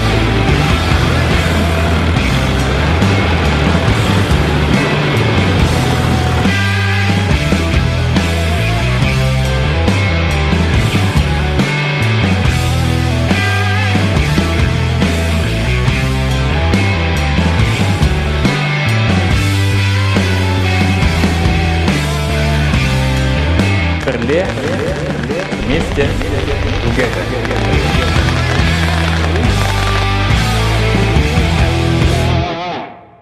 У нас в студии директор музея истории тракторов в Чебоксарах Альберт Сергеев. Здравствуйте, Альберт Николаевич. Добрый день. Альберт Николаевич, у вас поистине уникальный музей. Расскажите, пожалуйста, нам о вашей технике. Мы тоже это признаем. Действительно, наш музей очень уникальный. Знаете почему? Потому что в нашем музее собрано все людское братство стран и городов. Почему? Здесь у нас есть трактора из Сталинградского тракторного завода, Волгоградского, Липецка, Владимирского. И есть европейцы, американцы, и есть даже современные промышленные тракторы Четра. И в этом заключается, видимо, особенность нашего музея. И нужно сказать, хотя их сегодня немало, всего лишь 51 экземпляр. Но я думаю, в будущем это у нас коллекция пополнится. И здесь у нас будет не только трактора нашего отечественного зарубежного производства, но и будут промышленные трактора, которые сегодня выпускаются, с 5 основными производителями. Это Камацу, Caterpillar, Liebherr, Шантуя и, конечно же, наш чебоксарский Четра. Но коллекция на самом деле довольно-таки большая. И что очень интересно, почему музей создали именно в Чебоксарах, не в Казани или в каком-нибудь другом городе? Да, в этом году мы отмечали 45-летие со дня выпуска первого трактора. Раньше называли это чебоксарский богатырь. Трактор Т-330. Первый экземпляр выпустили в 1975 году, 25 октября. И в Чебоксарах, и как бы негласно мы называем Чебоксары столицей промышленного тракторостроения. А до 1975 года нигде в нашей стране не выпускали трактора такой производительности, такой мощности. И только в Чебоксарах. И потом в Чебоксарах образовался концерн тракторные заводы, который объединяет несколько предприятий. И концерн всем нам в 2010 году подарил, можно сказать, создал единственный в России музей истории трактора. Мы не побоимся этого слова, мы всегда говорим, что единственный, потому что мы прошли государственную регистрацию, и в нашем музее, в нашей экспозиции мы показываем хронологию, можно сказать, тяговой силы в хронологическом порядке от сахи до современных таких мощных машин. По праву мы можем гордиться вашим музеем. Мы знаем, что вы очень часто выезжаете в другие регионы на выставки, на фестивали. Где вы уже успели побывать в этом году? Для того, чтобы выезжать в другие регионы, конечно же, нужно технику полностью восстановить. Предыстория такая: мы находим трактора в населенных пунктах или в других регионах, мы их приводим, наши лучшие специалисты, концентраторные заводы проводят реставрационные работы, мы их заводим, доводим до рабочего состояния, и потом уже можем представить на показ зрителям. Мы с 2012 года практикуем наши выездные мероприятия. В 2012 году мы провели тракторный пробег по местам развития машино-тракторной станции в Чувашской республике. Мы проехали 250 километров по нашей республике, и у нас итоговое мероприятие было в Яльчиках на праздновании национального праздника Агадой. Мы показали свое мастерство, трактора у нас ездят, и после этого мы начали опробировать уже поездку на этих тракторах, делать какие-то интересные движения. И появились у нас девушки, женщины, мы создали женскую тракторную бригаду, и сегодня они могут показать уже виртуальные движения. И вот буквально недавно в рамках этого проекта мы делали телемост нашим братским народом в Беларуси. Там есть Минский тракторный завод, и они нас пригласили в следующем году выступать на праздновании 75-летия Минского тракторного завода. И нужно сказать, что это действительно нужно. Мы должны гордиться то, что у нас создано.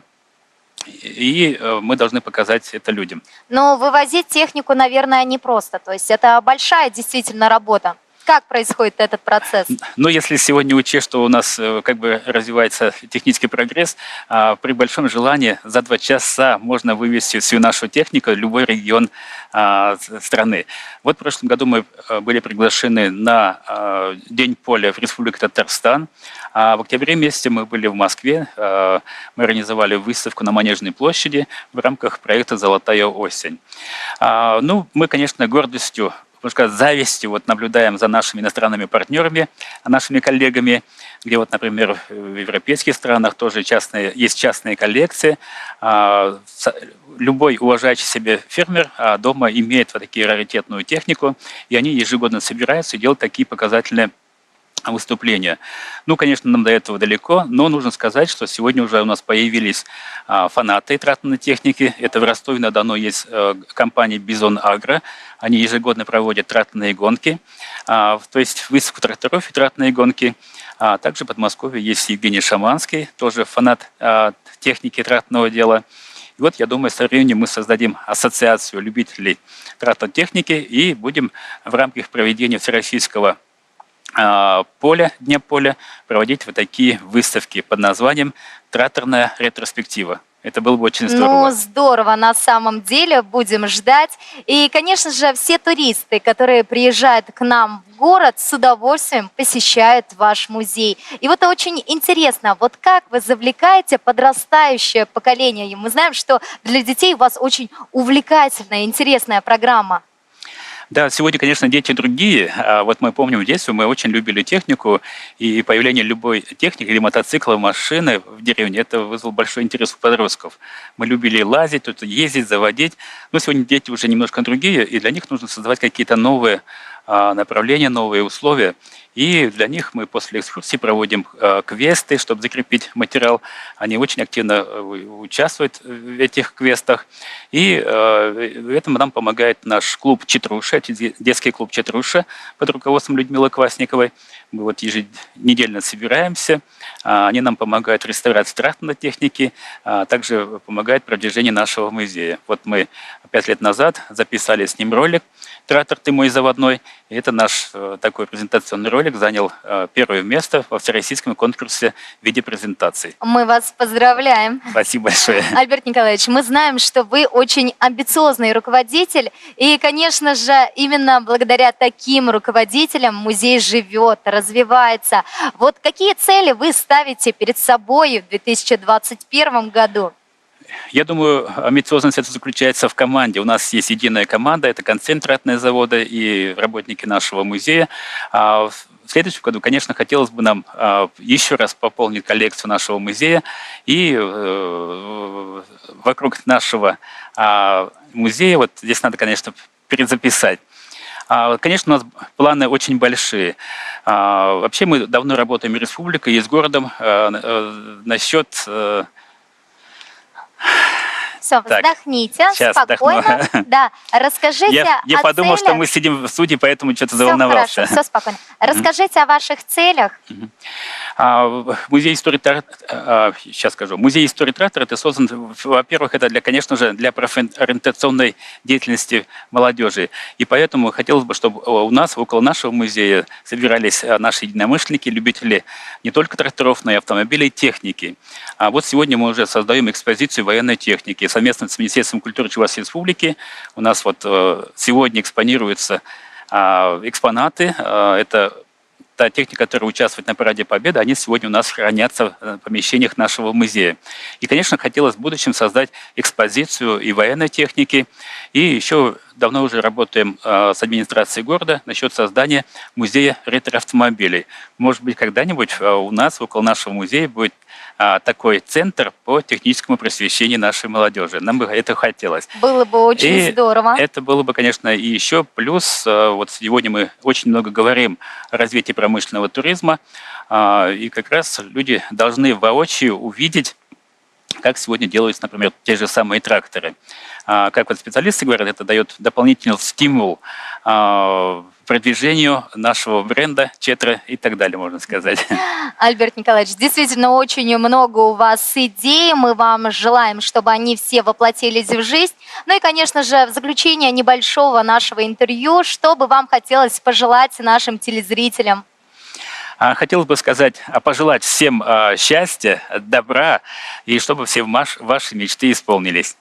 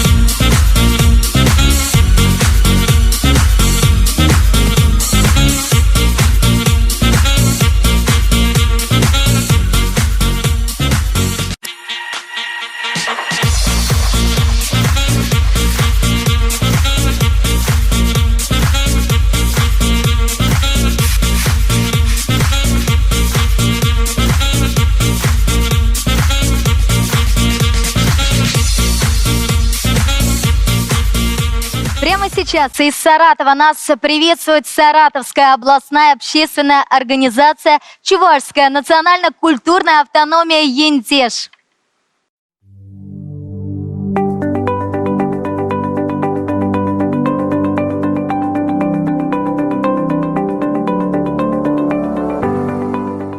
Ебир Сарату тарахинчи Чувашсе, Чуваш автономии облачне, щержулги юбилей я тебе саламлат бар. Мы, чуваши Саратовской области, поздравляем Чувашскую автономную область со 100-летним юбилеем. С Новым годом!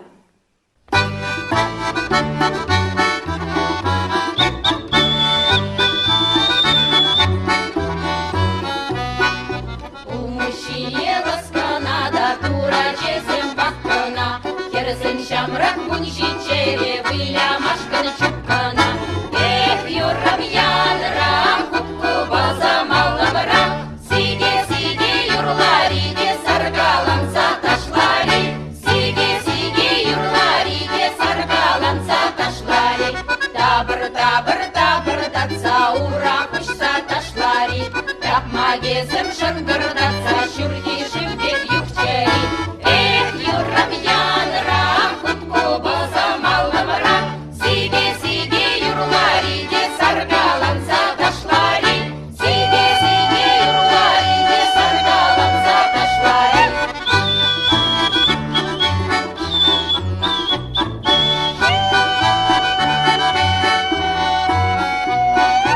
Эбир пулна пургулаттыр, эбир чувашиннизем. Пургулаттыр, пур юрлаттыр, чын чуваш чулнизем. Юрабьян рам, кутку базамалым рам.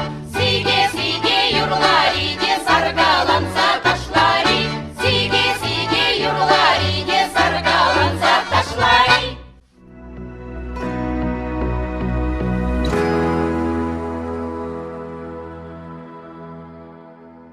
Лучший чувашский клип, 2-я серия.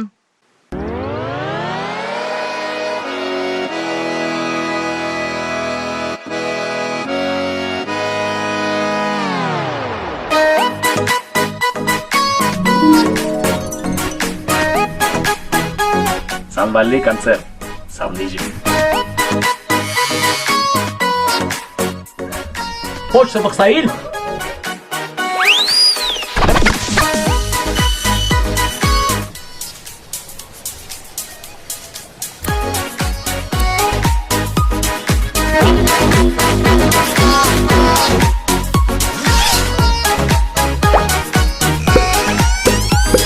Ялзинчи мана шухилыш тараган. Ипка мне тонлать кальпадем шоборлан.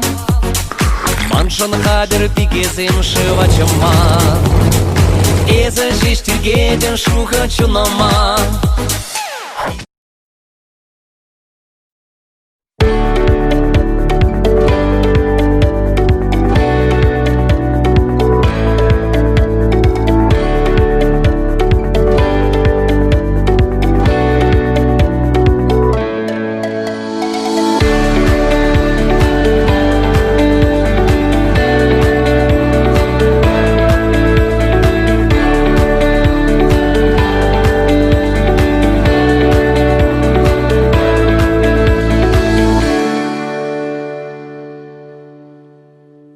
Руны семейный очаг, уют, кров родного дома. Берегут семейный очаг. Испокон веков семья давала человеку самое необходимое в жизни. Это любовь, защиту, знание об окружающем мире.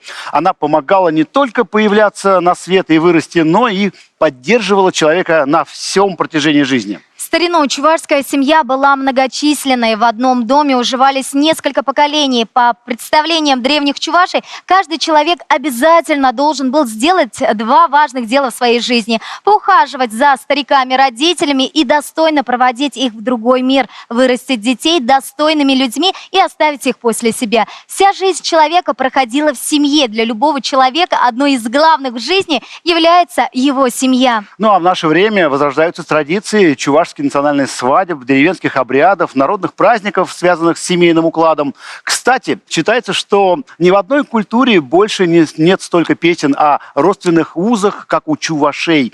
Чтобы сохранить семью крепкой, нужно следовать мудростям предков, быть верным народным традициям, и об этом далее наш видеосюжет. Мухтаузана, юратна чавашиенем, ядудазан челгемерде хватла, хамла бахчи, юманлахта эщенлях, из юракевепе, пинтереве шунатла, авалах ритер сенче азамлах, вылхалах сенщихнов не упрать, чаваш щерживе пурнать пулзасан, расщеемде пуласлага удать.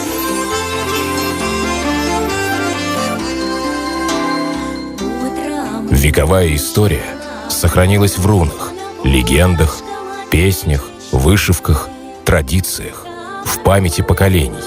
Ширилась чувашская земля.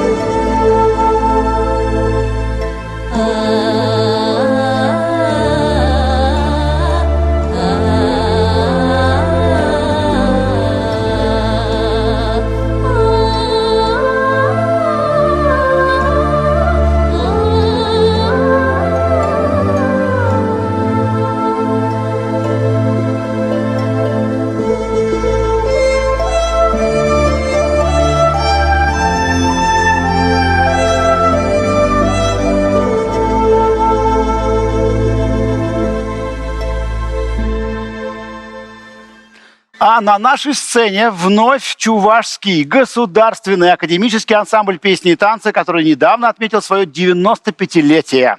Ансамбль широко известный в России и за рубежом, лауреат всесоюзных и всероссийских смотров, лауреат Государственной премии Чувашской Республики имени Константина Васильевича Иванова. Вот уже 95 лет этот уникальный творческий коллектив является достойным представителем трудолюбия и скромного древнего народа. активным пропагандистом высокой духовной культуры, ее вековых традиций и новых ярких достижений.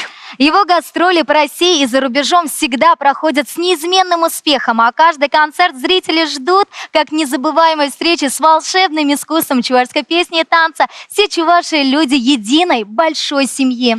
Итак, приезжайте в Чебоксары. Далее в нашем эфире.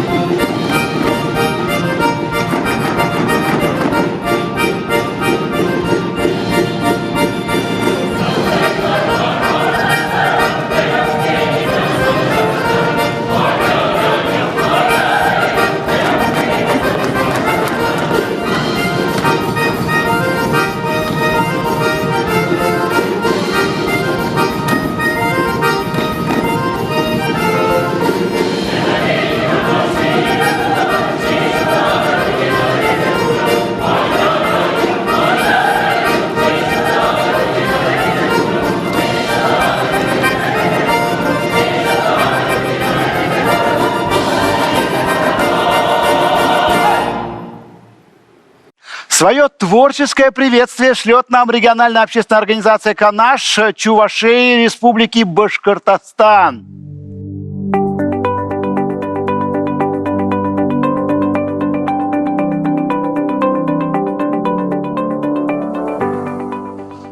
Салам, Чувашия! Салам, Сире! Аякритовансем, Юлдашсем! Башкортостан Республики Речвашсем, Сире саламдаще Ошшым! Салам лаквар! Салам лаквар! Салам лаквар!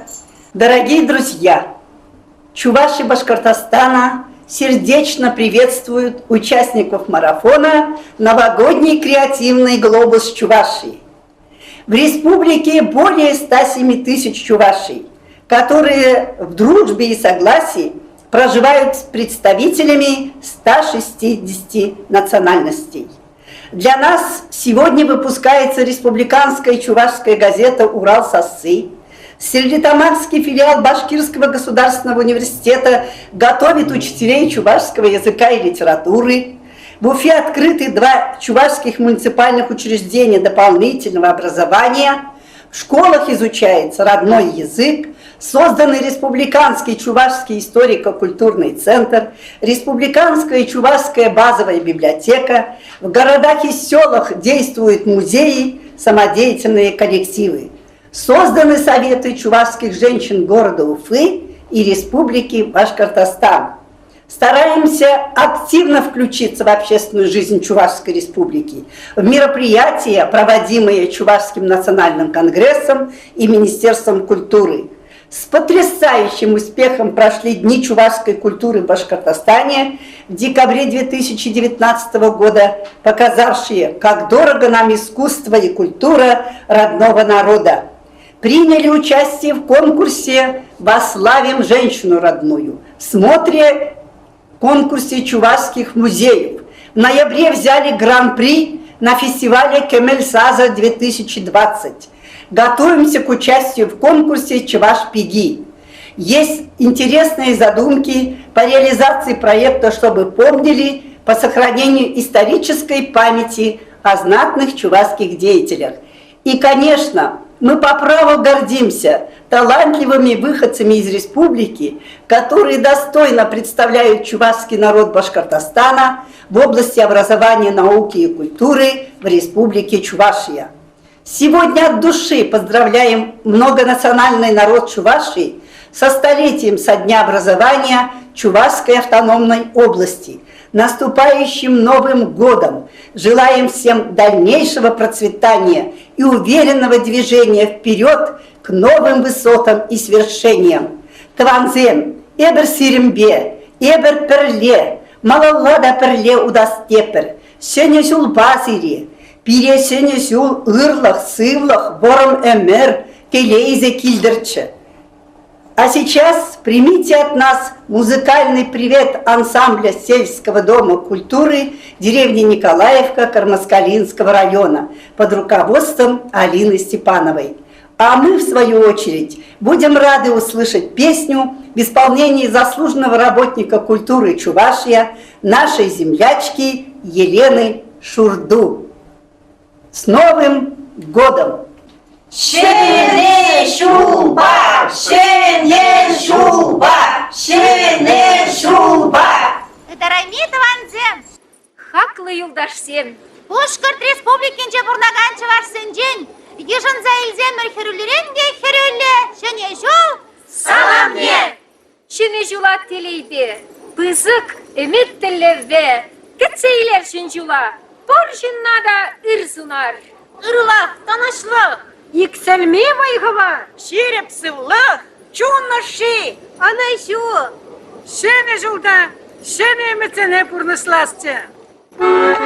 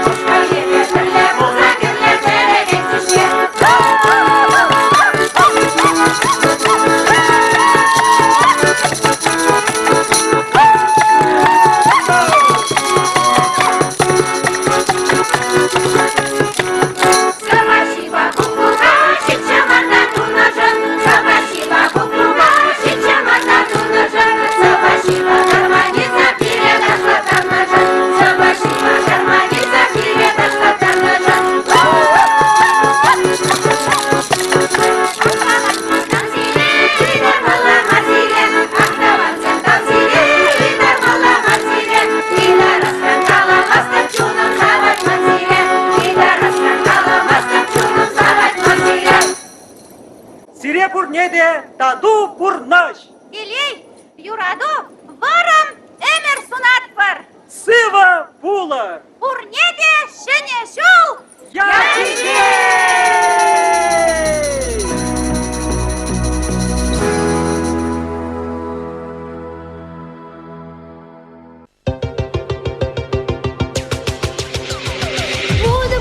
Буду начинать свой полет. Чудо, чудо, чудо, чудо в мире живет.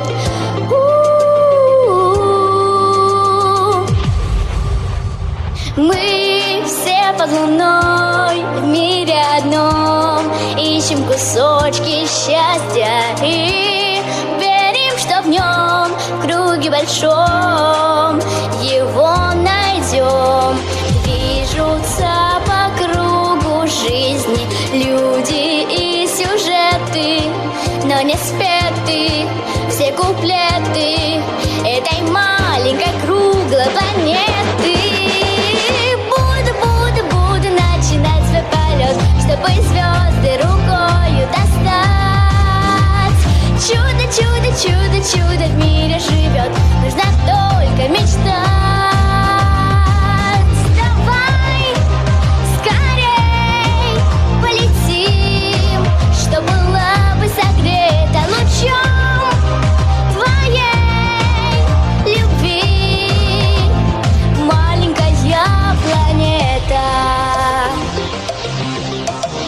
Мы связаны той нити простой, нити любви света, но друг узелки рвутся в куски, разделяя нас. Просто протяни ладони и открой секреты, ведь не спеты все куплеты этой маленькой круглой планеты. Буду начинать свой полет, чтобы звезды рукою достать. Чудо, чудо, чудо, чудо в мире живет, нужно только мечтать. Давай скорей полетим, что была бы согрета лучом твоей любви, маленькая планета. Чудо, чудо, чудо, чудо в мире живет.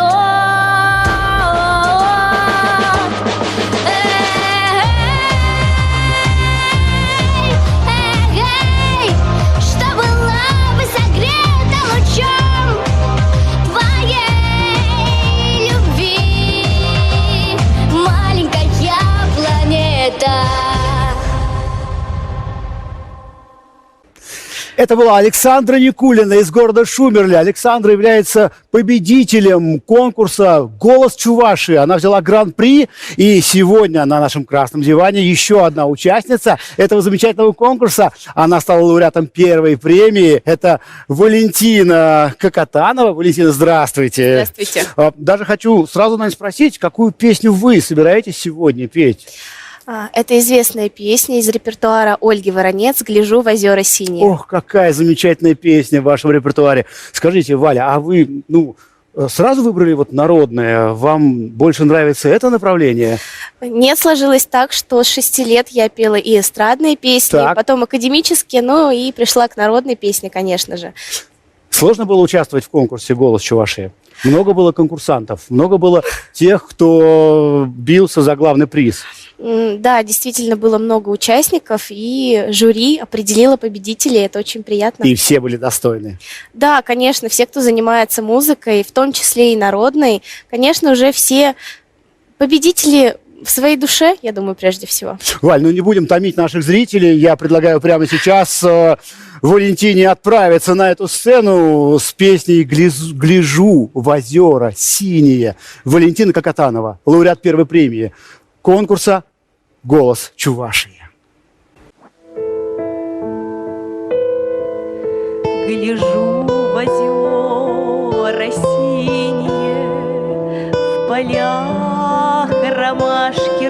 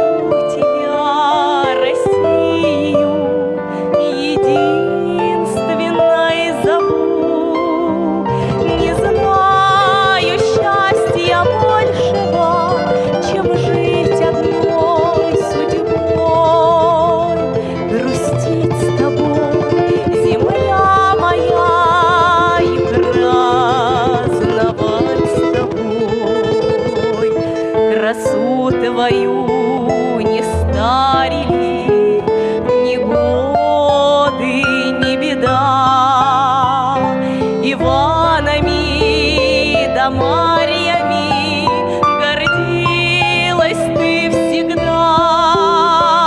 Не все вернулись соколы, кто жив, а кто убит, но слава их высокая тебе принадлежит. Красу твою не старили ни годы, ни беда. Иванами да Марьями гордилась ты всегда. Не знаю счастья большего, чем жить одной судьбой, грустить с тобой, земля моя, и праздновать с тобой.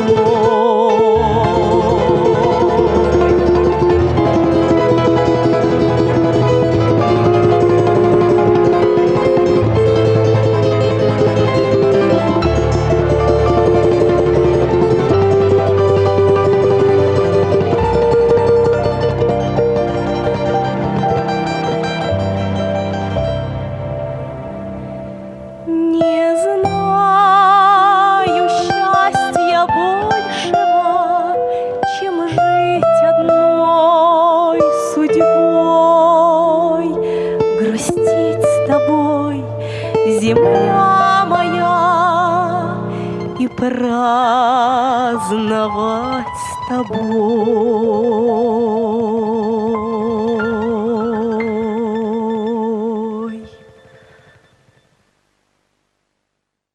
Лучший чувашский клип, 3-я серия. Мешкін епачақта қынықман Сыпсайы верші пачатып сан жумна Шавын тивечке шубка туянма Чихи трехерзім білмеші уйрылма манран Озатса күшне ярам жекежір улахран Еспаян энергиченде илер гүллере Шулбамазыр күрендеріп епсана каллек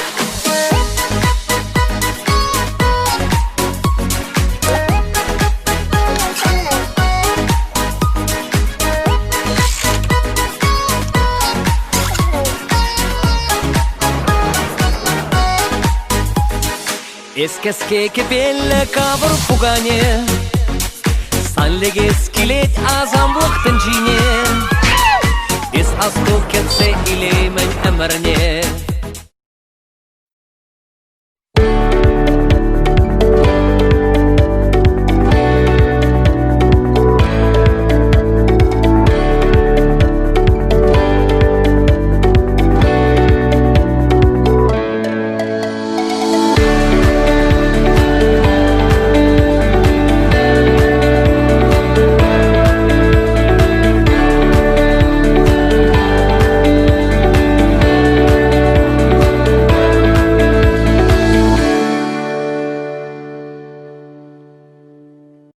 Руна – национальное самосознание. Верит в осознание народом своего предназначения. Республика Чувашия пленяет своей красотой. Недаром ее называют «жемчужиной Поволжья».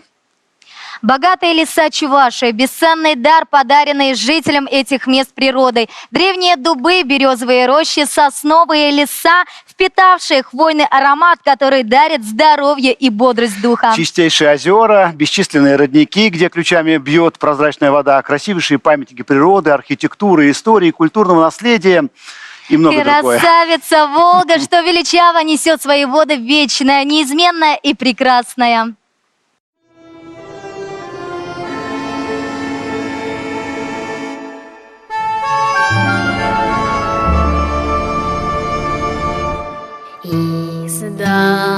Издалека долго течет река Волга, течет река Волга, конца и края нет среди хлебов спелых, среди снегов. течет моя Волга, а мне 17 лет. Сказала мать, бывает все, сынок. Быть может, ты устанешь от дорог, когда придешь домой в конце пути. Свои ладони Волгу опусти. Издалека долго течет река Волга, течет река Волга, конца и края нет. Среди хлебов спелых,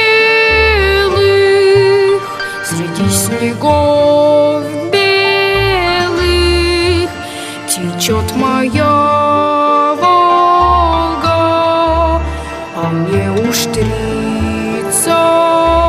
лет. Твой первый взгляд, твой первый блеск весла, все было только речка унесла. Я не грущу о той весне былой, взамен ее твоя любовь со мной. Издалека долго течет река Волга, течет река Волга, конца и края нет. Среди хлебов спелых, среди снегов белых, гляжу в тебя, Волга, 7-й десяток лет. Здесь мой причал, и здесь мои друзья. Все без чего на свете жить нельзя.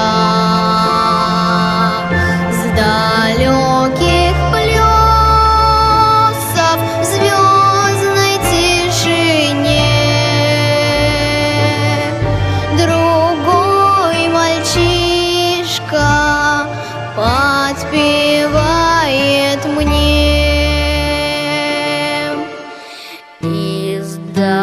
Издалека долго течет река Волга, течет река Волга, конца и края нет. Среди хлебов спелых, среди снегов белых течет моя Волга, а мне 17 лет.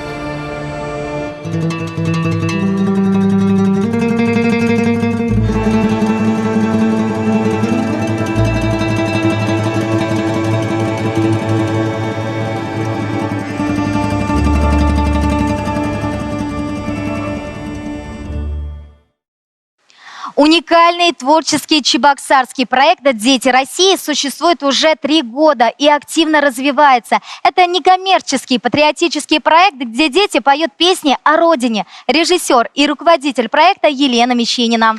И неудивительно, что на этих прекрасных волжских берегах живет дружный, трудолюбивый и щедрый народ, который умеет видеть прекрасное вокруг себя, умеет общаться с природой, умеет хранить свое прошлое, с надеждой смотреть в будущее. И самое главное, умеет любить свою красавицу Чувашию всем сердцем и всей душой.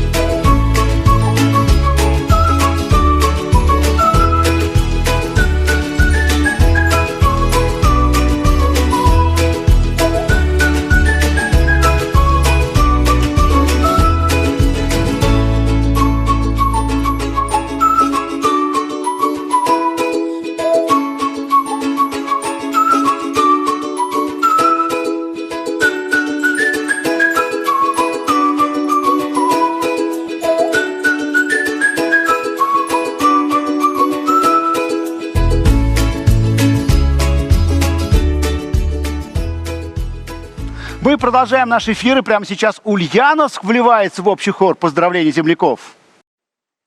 Привет, Чувашия! Ульяновск на связи!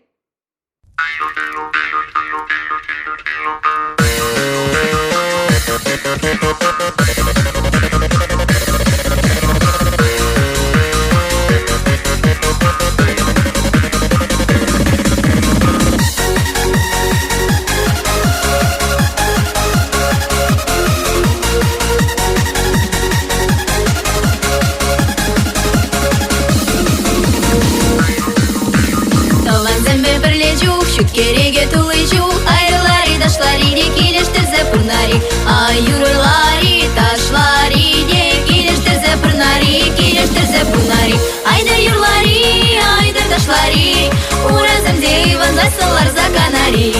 Айдар юрлари, айдар ташлари, уразым дейван засылар заканари.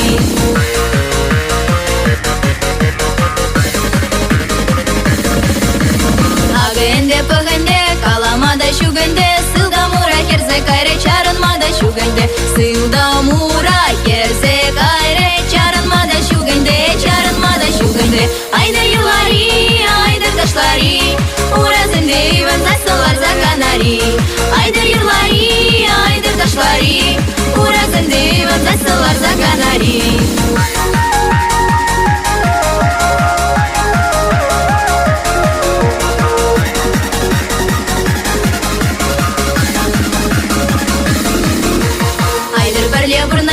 Бір-біріне пула жари, савын занда, хурлан занда, тванзене манар мари. Савын занда, хурлан занда, тванзене манар мари, тванзене манар мари. Айдар юрлари, айдар ташлари, уразым дейван засылар заканари.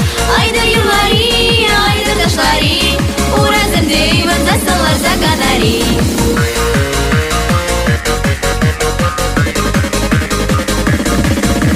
Чуваш юриян радор, манчуна савандардор, чуваш наши хитре даже пэдэм шинкаль ташладор. Чуваш наши хитре даже пэдэм шинкаль ташладор, пэдэм шинкаль ташладор. Айдар юрлари, айдар ташлари, уразым дейван засылар заканари. Айдар юрлари, айдар ташлари, уразым дейван засылар заканари.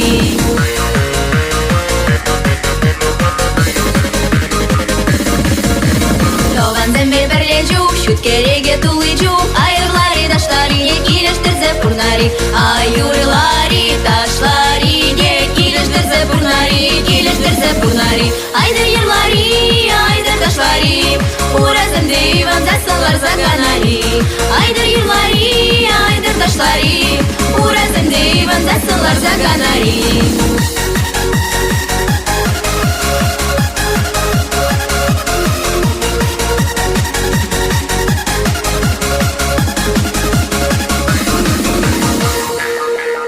Сейчас с нами Санкт-Петербург. Мы приветствуем вас. Уважаемый Олег Алексеевич, дорогие жители Чувашии, от имени Центральной городской публичной библиотеки имени Маяковского и Петербургского библиотечного общества сердечно поздравляем вас со столетием образования Чувашской автономной области. История Чувашии, расположенная в самом центре европейской части нашей страны, отражает способность ее жителей преодолевать любые испытания и добиваться поставленных целей. Трудолюбие и оптимизм граждан, созидательное усилие руководства позволяет республике уверенно двигаться вперед, развивать экономику и социальную сферу, инфраструктуру региона. В многонациональной Чувашии в мире и согласии живут народы, которые по праву гордятся не только своей богатой историей и культурной, но и духовным, интеллектуальным потенциалом. Каждый житель республики вносит свой вклад в процветание Чувашии. Вашим трудом, знаниями и талантами развивается этот край, год от года становясь богаче и краше. Динамичное развитие повышает качество жизни населения республики и делает ее еще более привлекательной для туристов из разных уголков России и других стран. Здравствуйте, у нас в студии известные музыканты Максим Босх и Стас Каримов. Здравствуйте, Максим. Здравствуйте, дорогие друзья. Добрый день. Здравствуйте, Стас. Ребят, очень хотелось бы с вами поближе познакомиться. Расскажите, пожалуйста, о своей творческой деятельности. Я певец, композитор Максим Босх. Соответственно, пишу музыку, выступаю, и с недавнего времени мы начали работать со Стасом Каримовым вместе, и так уж получилось, что мы, кроме того, что друзья, еще и теперь работаем вместе. Да, Ну, впереди у нас всеми любимый праздник Новый год. Как планируете его встречать, где, с кем? Вообще, еще один плюс этого года в том, что мы наконец-то все будем справлять Новый год с семьями. Но я думаю, и телезрители, и мы очень надеемся сегодня услышать Максима. Может, он нам в преддверии Нового года что-нибудь исполнит? Не буду петь сегодня, потому что мне запретили. Вообще, кусочек какой-нибудь вообще нельзя? Не знаю, что скажешь? Первый, я второй. Кусочек можно нам исполнить? 3 строчки? Можно, почему? Конечно, можно. Я тоже так думаю. В смысле без музыки, без Да. всего, просто так? Да. Ну, самая известная песня у меня Welcome to Life, по-моему, и без музыки это, конечно, интересно. Ну, давайте. Прям с места? Да. Не вставая? Нет. Welcome to life, no, to life, oh, oh. Welcome to life, no, to life, no, no, no, no. Спасибо. О чем песня? Песня, давайте я переведу. Песня, как ни странно, очень символичная, и она говорит о новой жизни. Новая жизнь. Welcome to life недословно переводится как новая жизнь. Спасибо, что были сегодня в нашей студии. Больших вам творческих успехов. Спасибо огромное вам тоже. Поздравляем еще раз с столетием автономии чувашской. И, конечно же, мы любим нашу Чувашу, мы болеем за нее. И благодаря Чувашии появился, в конце концов, я. Лучший чувашский клип, 4-я серия. Смотрим. Шура ургамахла чапла сам ныне Исмана садурга чагаш херхенсем Колтабат сан баджук не варичерем Чиберук сине эпманна такшанах Мадизин шоба жирный парянчах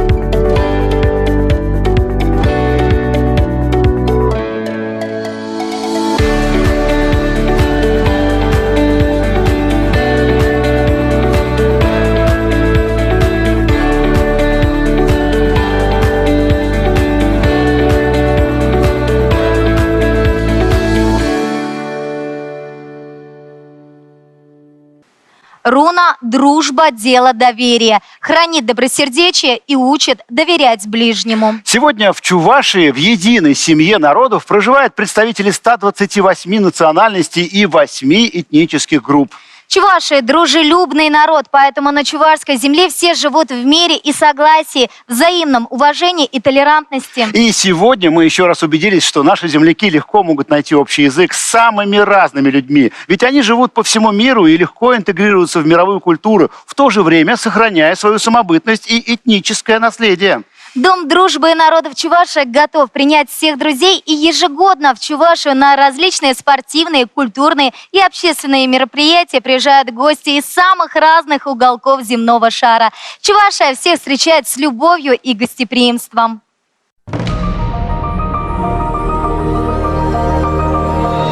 Эбе Чувашин репуранадов. Я живу в Чувашии. Монерян Чувашия со. Мен Чувашии да дешайман.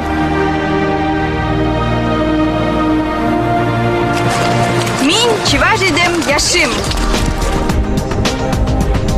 Ке сапрумам Чувашаюм. Мы живем в Чувашии!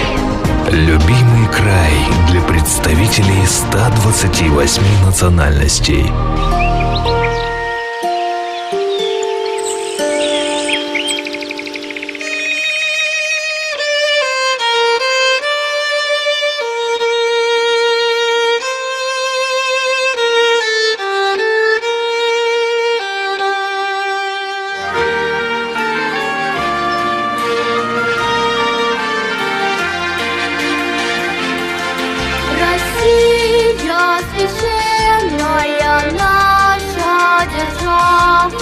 Россия, любимая наша страна, могучая, вольна, великая слава, Твое достояние на все времена.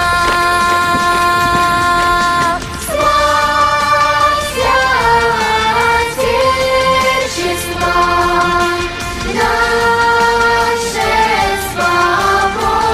свободное, братских народов союз вековой, предками данная,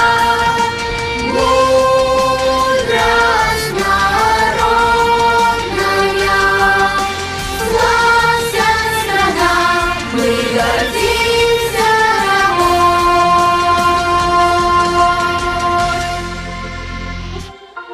От южных морей до полярного края раскинулись наши леса и поля.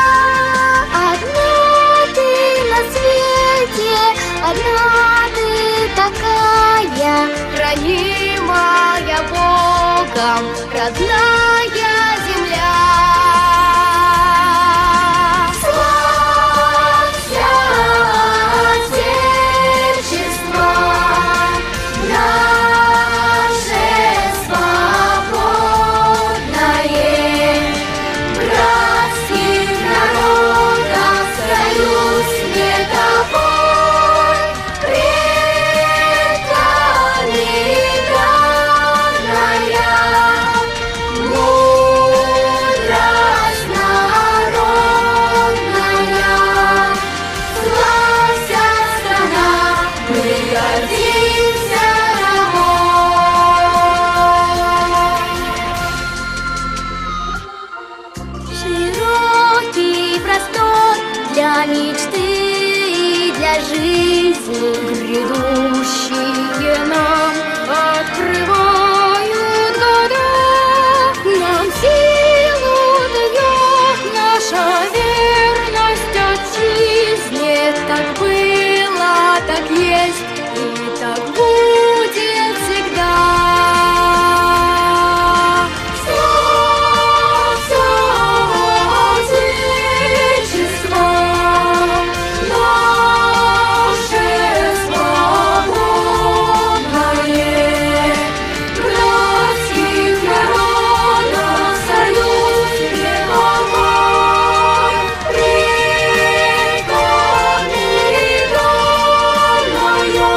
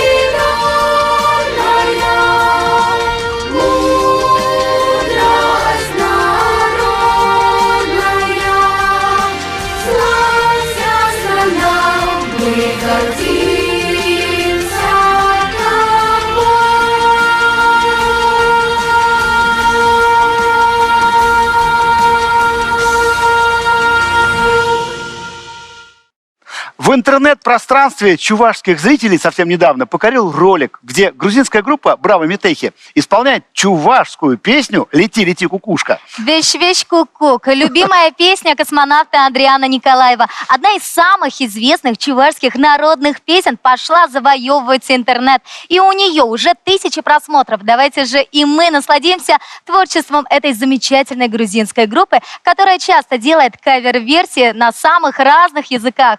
Итак, «Лети, лети, кукушка» на чувашском языке в грузинском многоголосии группы «Браво Метехи».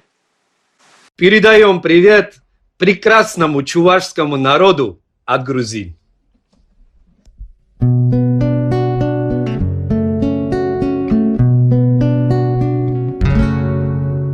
Веш, веш, ку-ку, веш, ку-ку, варман гирне шидиче,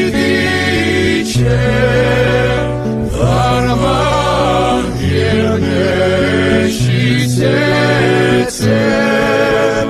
юман шине ласата, чат-чат.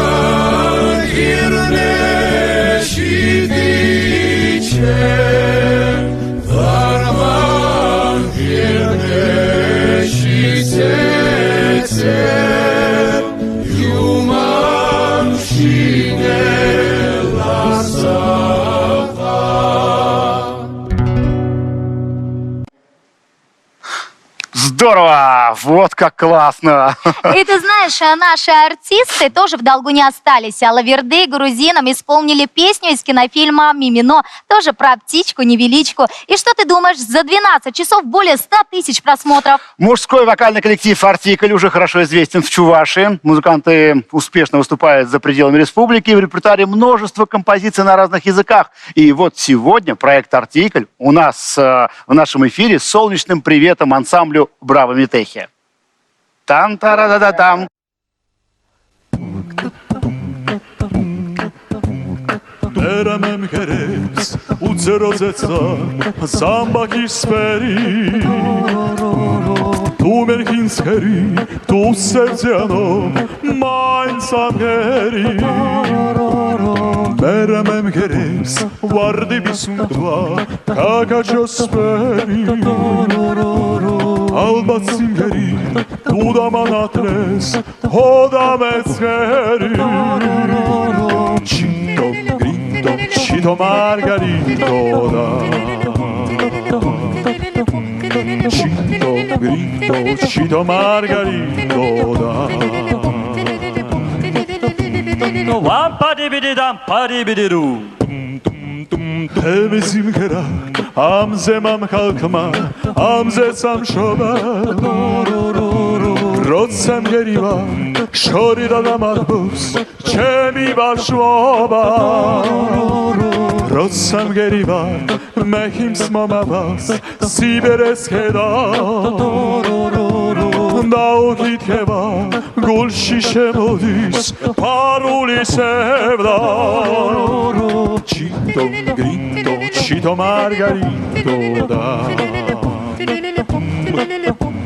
Cinto, grinto, cito margarito da. Вам-па-ди-би-ди-дам, па-ди-би-ди-ду.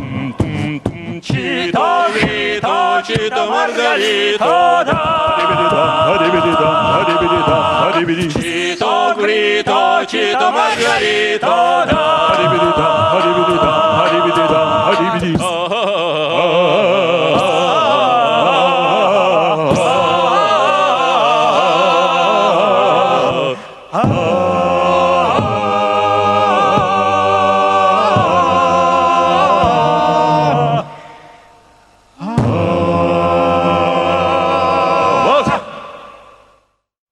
Просто потрясающие голоса, потрясающая идея такого песенного культурного обмена между народами. Тан-та-та-ра-та-там, да-да-да-да-там. А мы встречаем еще один творческий коллектив. Это хор «Атал» из Москвы. Хор «Атал».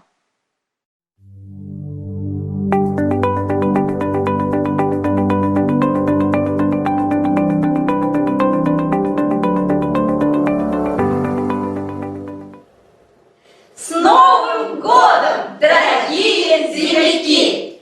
Желаем вам здоровья, счастья, любви, мира, удачи! Херюлья салам, мустабри адалдан!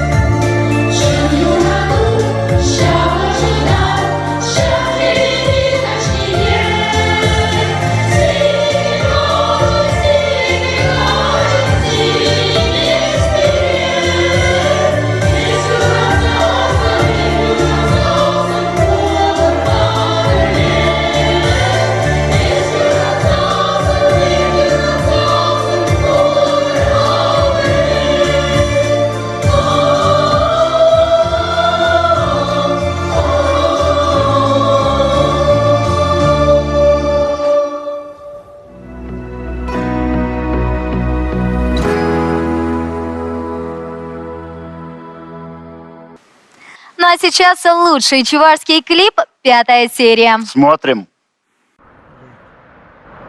Короче, енженгезе, кепре, галина батне, пыдым булзасын.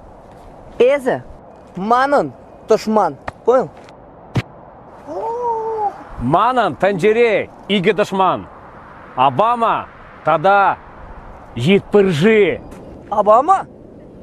Епсанба,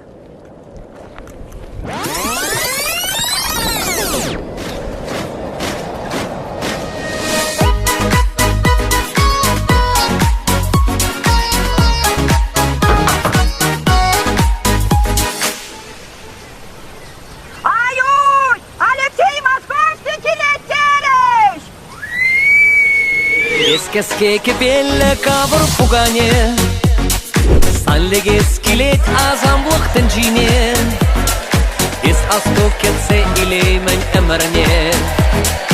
Мансура Урхама.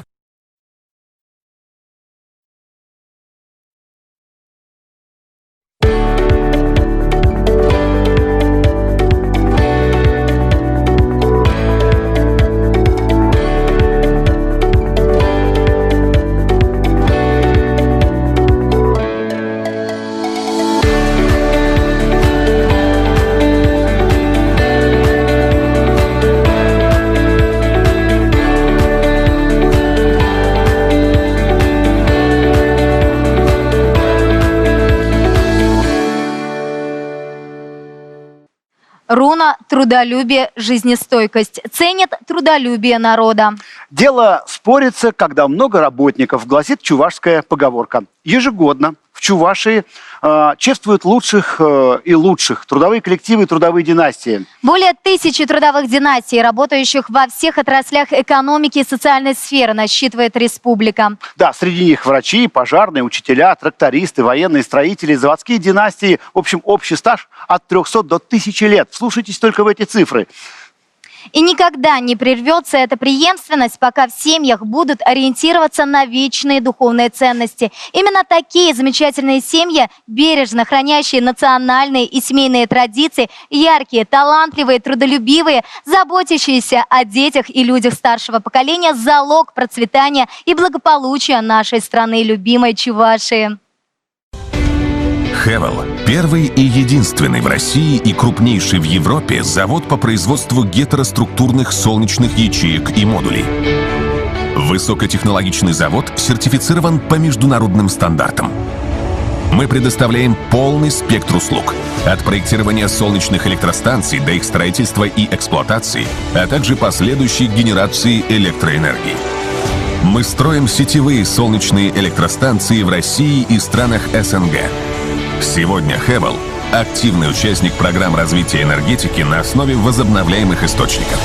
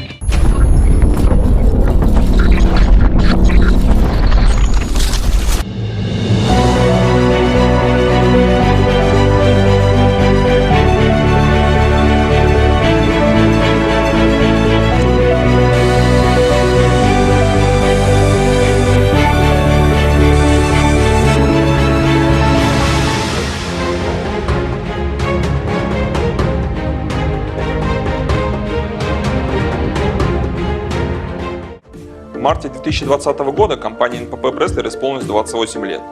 Оборудование компании НПП Бреслер имеет опыт эксплуатации на объектах электросетевых, генерирующих, промышленных предприятий в различных климатических условиях.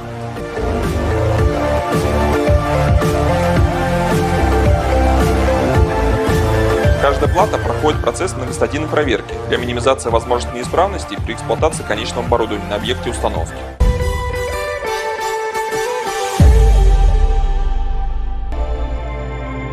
Точность, традиции, инновации. Открытое акционерное общество «Электроприбор» основано в Чебоксарах в 1960 году. Сборочное производство осуществляет сборку цифровых и стрелочных приборов. Цифровые приборы производятся комбинированным методом автоматизированной и ручной сборки. Сохранив высокий научно-технический и производственный потенциал, предприятие динамично развивается, постоянно пополняя номенклатуру выпускаемых средств измерений и расширяя географию поставок. На сегодняшний день группа компаний «Экра» объединяет в себе разработчиков и выпускающие отделы, механообрабатывающее производство, региональные дилерские и сервисные центры, проектирующие и инжиниринговые организации.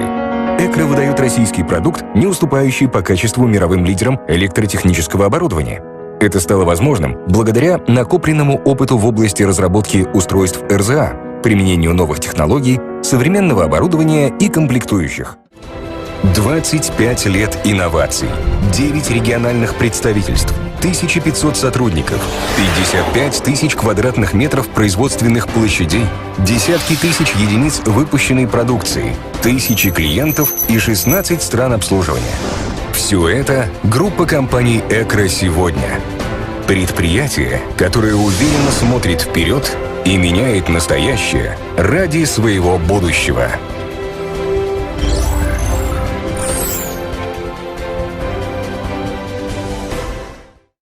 Чувашия по праву гордится своими медицинскими учреждениями, слава о которых идет по всей России. Многие пациенты специально приезжают к нам в Чувашию для восстановления здоровья, лечения или реабилитации. Федеральный центр травматологии, ортопедии и эндопротезирования – это уникальное учреждение для оказания высокотехнологичной медицинской помощи травматолого-ортопедического профиля, оснащенная современными медицинскими препаратами, оборудованием по мировым стандартам.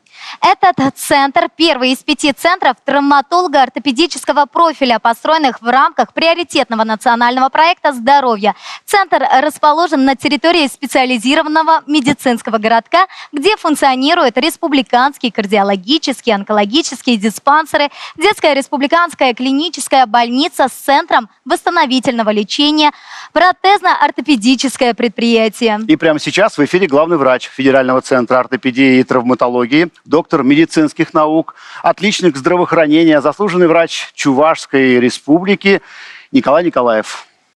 Добрый день, дорогие друзья, уважаемые земляки.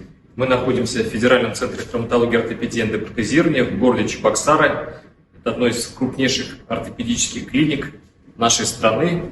И, пользуясь случаем, хочу всех поздравить вас со столетием нашей славной республики, пожелать всем крепкого здоровья, пользуясь случаем, поздравить вас с наступающим Новым годом. Хочу сказать, что мы ведущее учреждение не только в Поволжье, но и в стране. Здесь ежегодно выполняется свыше 5500 операций по эндопротезированию крупных суставов. Есть уникальные оперативные технологии лечения патологии позвоночника, детской ортопедии. И поэтому я считаю, что нашим землякам есть чем гордиться. Всем хорошего настроения, успехов, благополучия и всего самого наилучшего.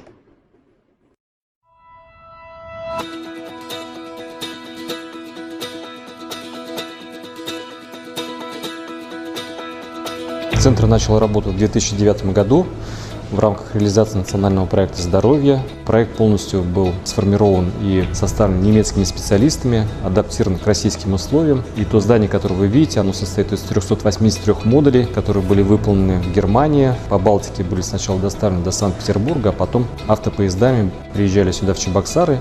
И здесь шло строительство некого конструктора.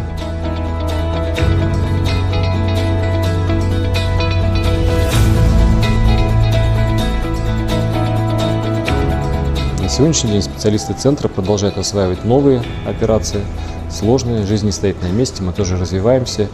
И если посмотреть в структуре выполняемых оперативных вмешательств, то приблизительно это 5500 операций касается эндопротезирования крупных, средних, мелких суставов.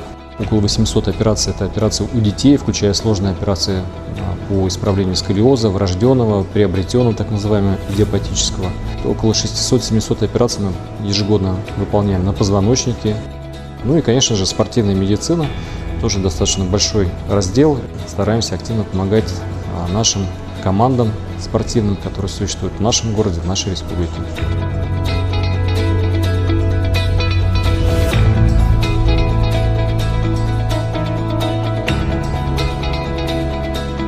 Совместно работаем с нашими отечественными, зарубежными коллегами. Приезжают сюда специалисты разного уровня, мы обмениваемся опытом.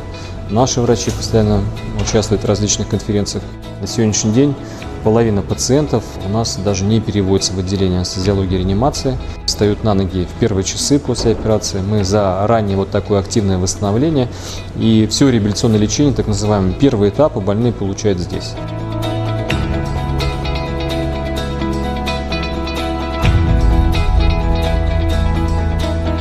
все пациенты, которые отсюда выписываются, они выписываются уверенными в себе и через 1,5 месяца могут оставить подручные средства и уже ходить самостоятельно. Важно, чтобы больной после операции не чувствовал этого искусственного сустава. То есть он чувствовал себя полноценным человеком, мог выполнять практически все, что делает в обыкновенной повседневной жизни. Со многими больными так это и происходит. Но есть очень сложные больные, которые прибывают к нам, к сожалению, слишком поздно, когда и суставы разрушены, и мягкие ткани вокруг суставов, они настолько изношены, что добиться 100% функционального результата нам не удается. Поэтому очень важно, чтобы мы больных видели на ранних стадиях заболевания.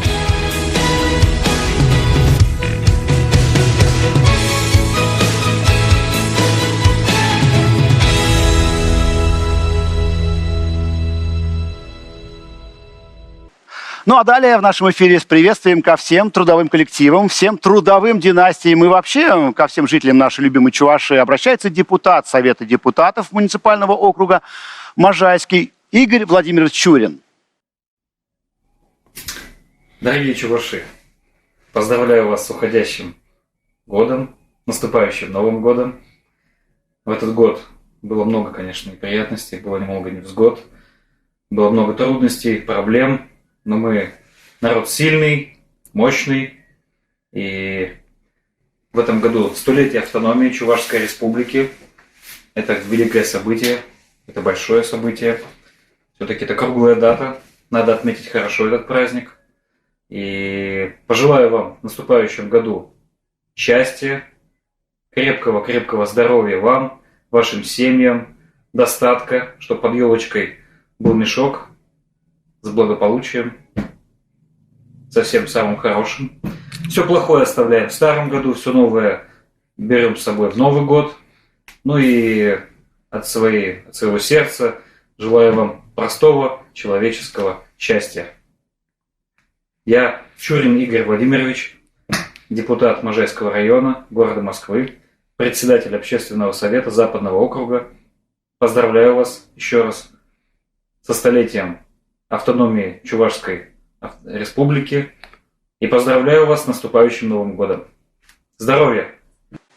Ну а сейчас в эфире Дюссельдорф нам передает привет звезда Будапештской и Рейнской оперы, тенор, покоривший Ласкало, музыкант, учившийся Чуваши, на чью творческую карьеру серьезно повлияла встреча с композитором Андреем Эшпаем. Андрей Ланцов. Андрей!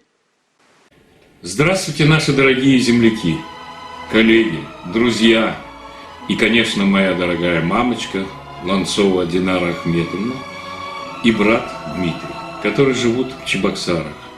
Я Андрей Ланцов и моя любимая супруга Валентина, кстати, которая родилась в самом красивом городе Поволжья Чебоксары, столица Республики Чувашия, которая празднует в этом году 100-летие автономии в составе Российской Федерации.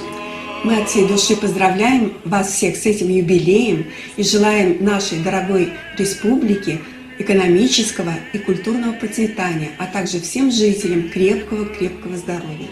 Ну а я, как оперный певец, карьера которого началась в эстрадных коллективах «Илем» и «Горизонт», хотел бы посвятить всем вам эту песню о своем творческом пути. С наступающим Новым годом! И Рождеством Христовым!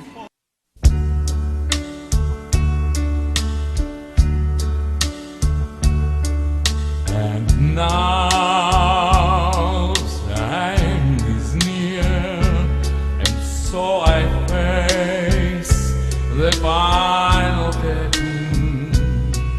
My brain, I'll set clear, I'll state my case, for which I'm certain.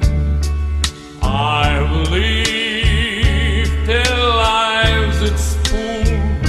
I travel each and every highway, and more, much more than this, I did it my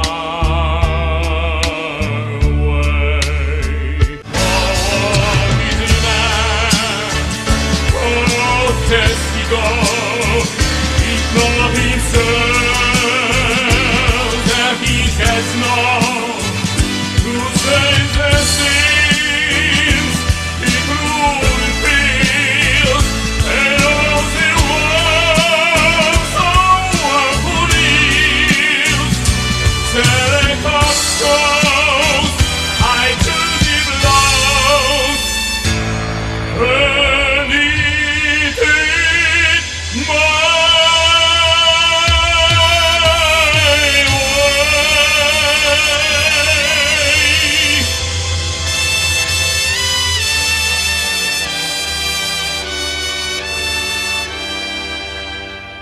Yes, it was my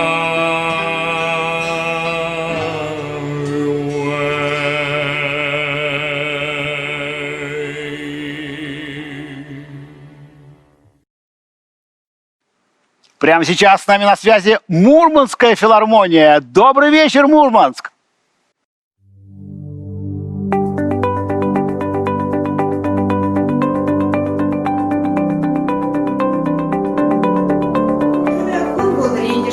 Здравствуйте, дорогие земляки! Мы передаем вам горячий привет из нашего сурового и холодного Мурманского края, с Кольского полуострова, с Мурманской области. Недалеко от того места, где трутся зимой медведи о земную ось, более 20 лет назад организовались чуваши и создали общество. И это общество действует по сей день. И зовемся мы Мурманская региональная общественная организация Чувашское культурное общество Чувашский край. Мурманская область славится своей многонациональностью. И среди них чуваши занимают видное место. Вдали от родной земли мы сохраняем свои обычаи и традиции. Это народные чувашские песни, национальная вышивка, наше национальное блюдо и, конечно, чувашский родной язык. 2020 год стал знаменательным для всех нас, но для чувашского народа он стал знаменательным вдвойне. За этот год по всей стране прокатилась масса мероприятий, посвященных столетию образования чувашской автономии. И сегодня, в преддверии Нового года, мы хотим пожелать всему чувашскому народу долголетия, процветания, развития, конечно же, ясного неба над головами и смеха детей. Дорогие земляки, мы всегда рады видеть вас у себя в гостях. Кольский полуостров ждет вас. Тепре Тербулычей. И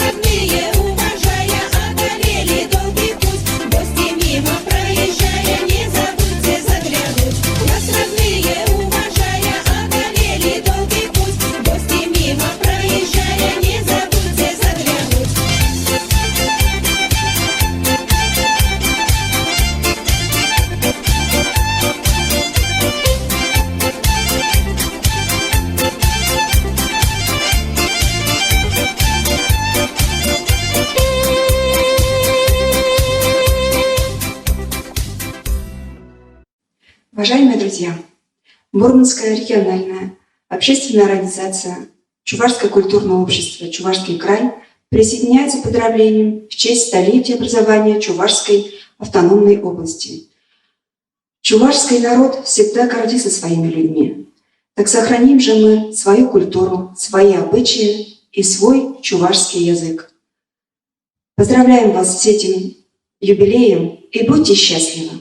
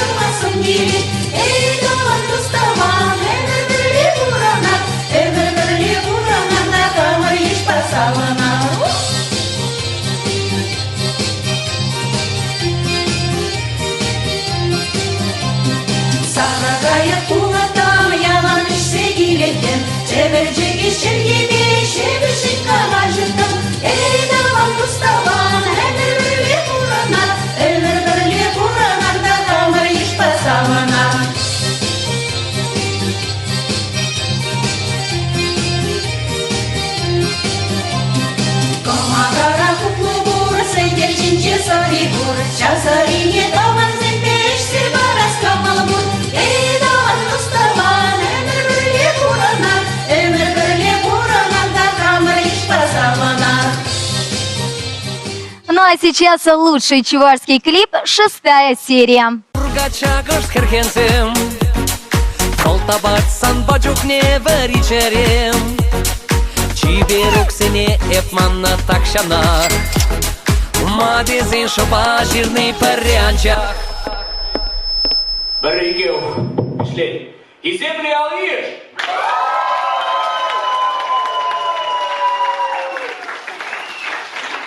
Баян Сиревалина да Урумшин Балли, парни хадалерам. Встречайте, Алексей Московский, Ташлапа!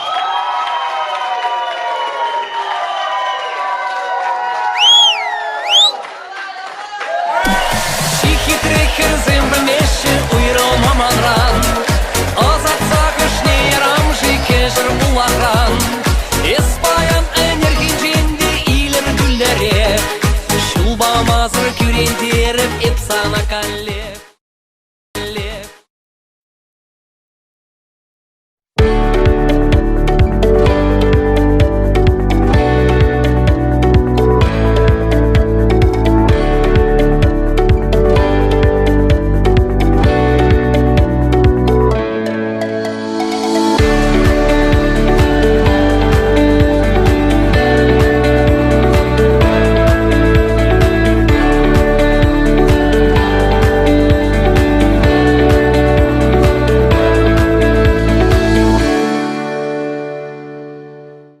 Чувашская республика – великолепный уголок Поволжья с интересным сочетанием древности и современности. Прекрасная природа, умеренный климат, ярко выраженная смена времен года, близость к крупным городам, эко, этно и медицинский туризм, богатая культурная жизнь столицы Чувашии Чебоксар – все это привлекает как внутренних, так и внешних туристов, создавая Чувашии имидж красивейшей республики Поволжья. Чувашия вошла в десятку лидеров сельского туризма наряду с Белгородской, Ленинградской, Калужской, Калининградской, Московской, Тамбовской областями, Карелией, Коми и Алтайским краем. Также активно развивается межрегиональный маршрут «Великий Волжский путь».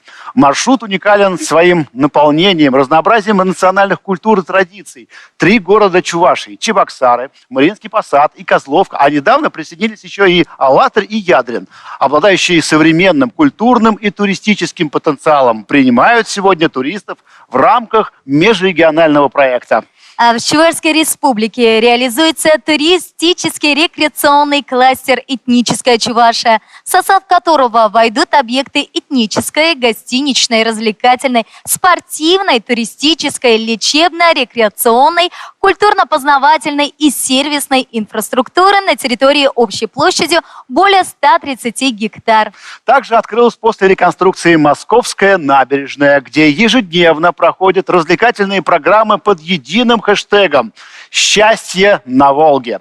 Завершена реконструкция Красной площади, и сегодня каждый может прогуляться по обновленной, красивейшей площади.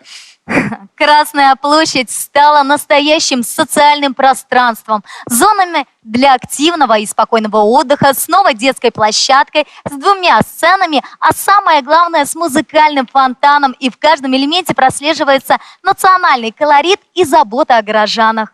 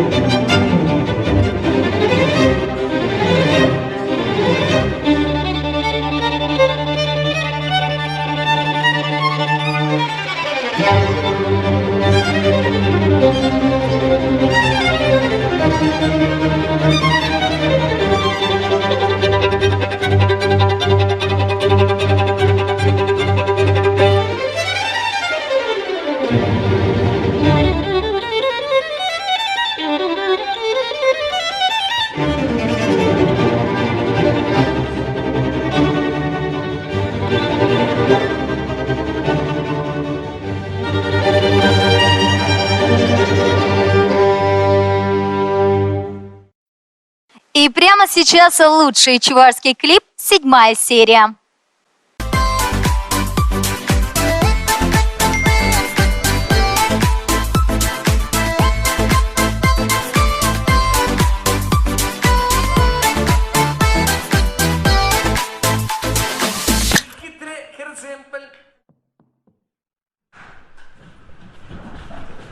Тихий трехер гемпель бесен.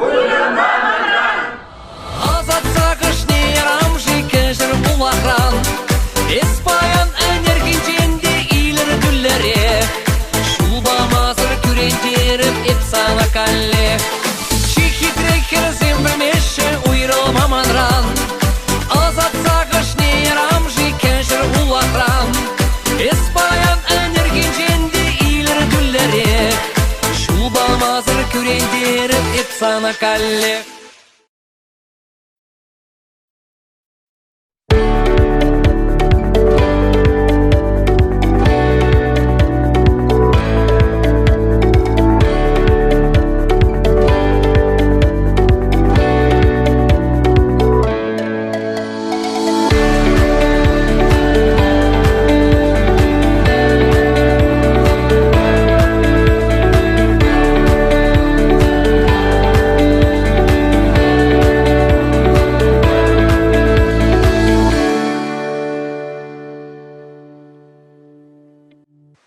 Руна «Близкие родня землячества» хранит корни.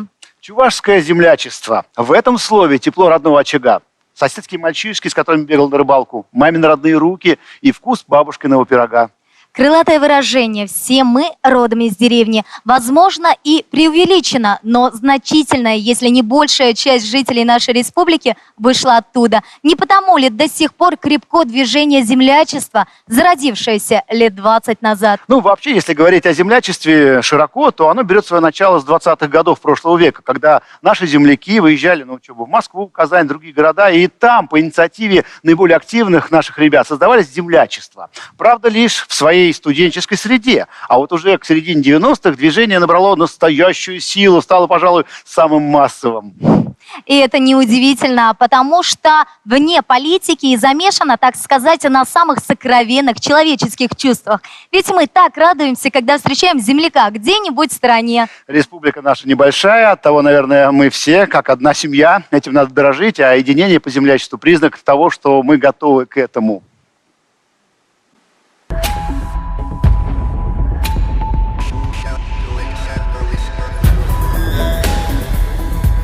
Друзья, нам крайне приятно приветствовать вас в замечательном городе Чебоксары, в замечательном концертном зале. В чем наша оригинальность, уникальность? Все на самом деле просто. Мы взяли традиционные русские народные инструменты и соединили с современной электроникой. Весь мир счастлив. Я уверен, что чебоксары тоже будут довольны. Мы начинаем! Grand Melody Orchestra!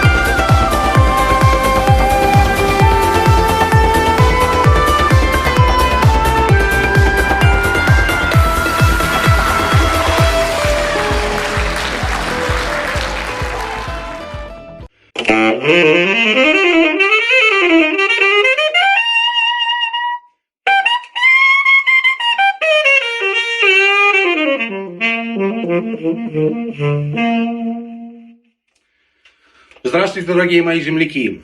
Меня зовут Алексей Николаев. Я сын знаменитого музыканта-саксофониста, заслуженного артиста Чувашии Николаева Владимира Петровича, который выучил не одно поколение замечательных музыкантов. Я живу и работаю в Соединенных Штатах Америки, в городе Сиэтле уже 20 лет. Преподаю в Центральном университете Вашингтона и работаю, выступаю и записываюсь с такими музыкантами, как Майкл Бубле, Дайан Шур, группами Доктор Фанк, Грета Матарса Квинтет и многими другими. Очень хочу вас поздравить с замечательным праздником, столетием вхождения Чувашии в состав Российской Федерации. Желаю вам крепкого здоровья, мира, благополучия, ну и, конечно, побольше хорошей музыки. Очень надеюсь скоро приехать в мой родной город Чебоксары и увидеть вас всех на концертах. Всего доброго, до скорых встреч. Ну а прямо сейчас с нами на связи наши соседи из Нижнего Новгорода, местная чувашская национально-культурная автономия города Нижнего Новгорода.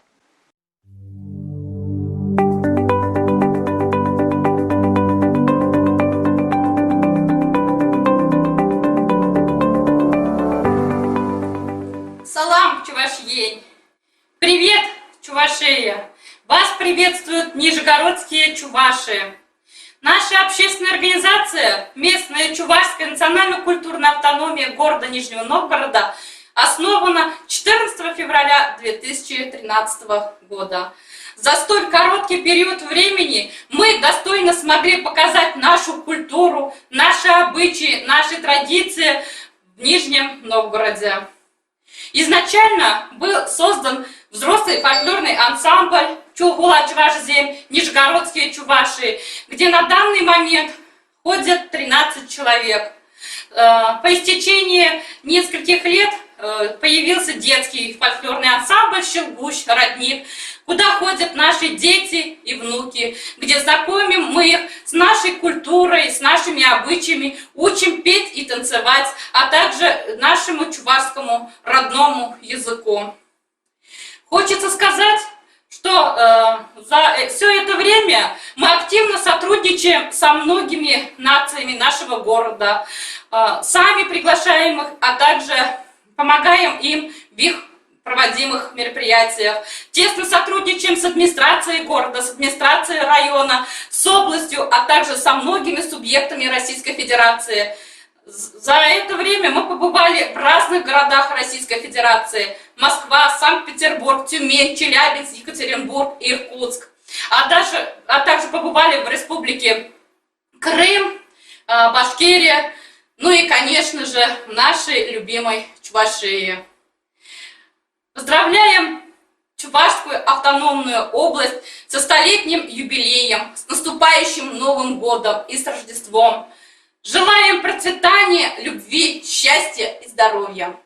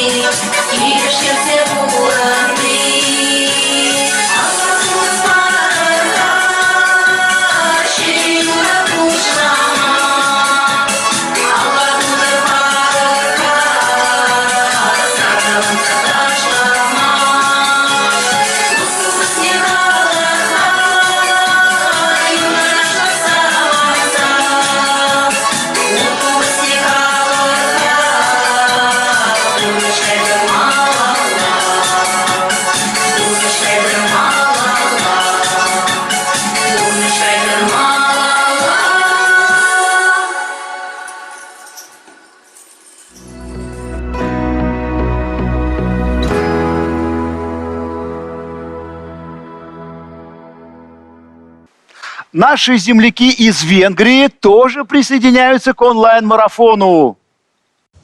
Ырыгун булдыр сире пурнеде, хаклы ежемерсем, тараватлы чувашсем, тван хула шубашкаром. Добрый день, дорогие соотечественники, гостеприимные чуваши, родной город Чебоксары.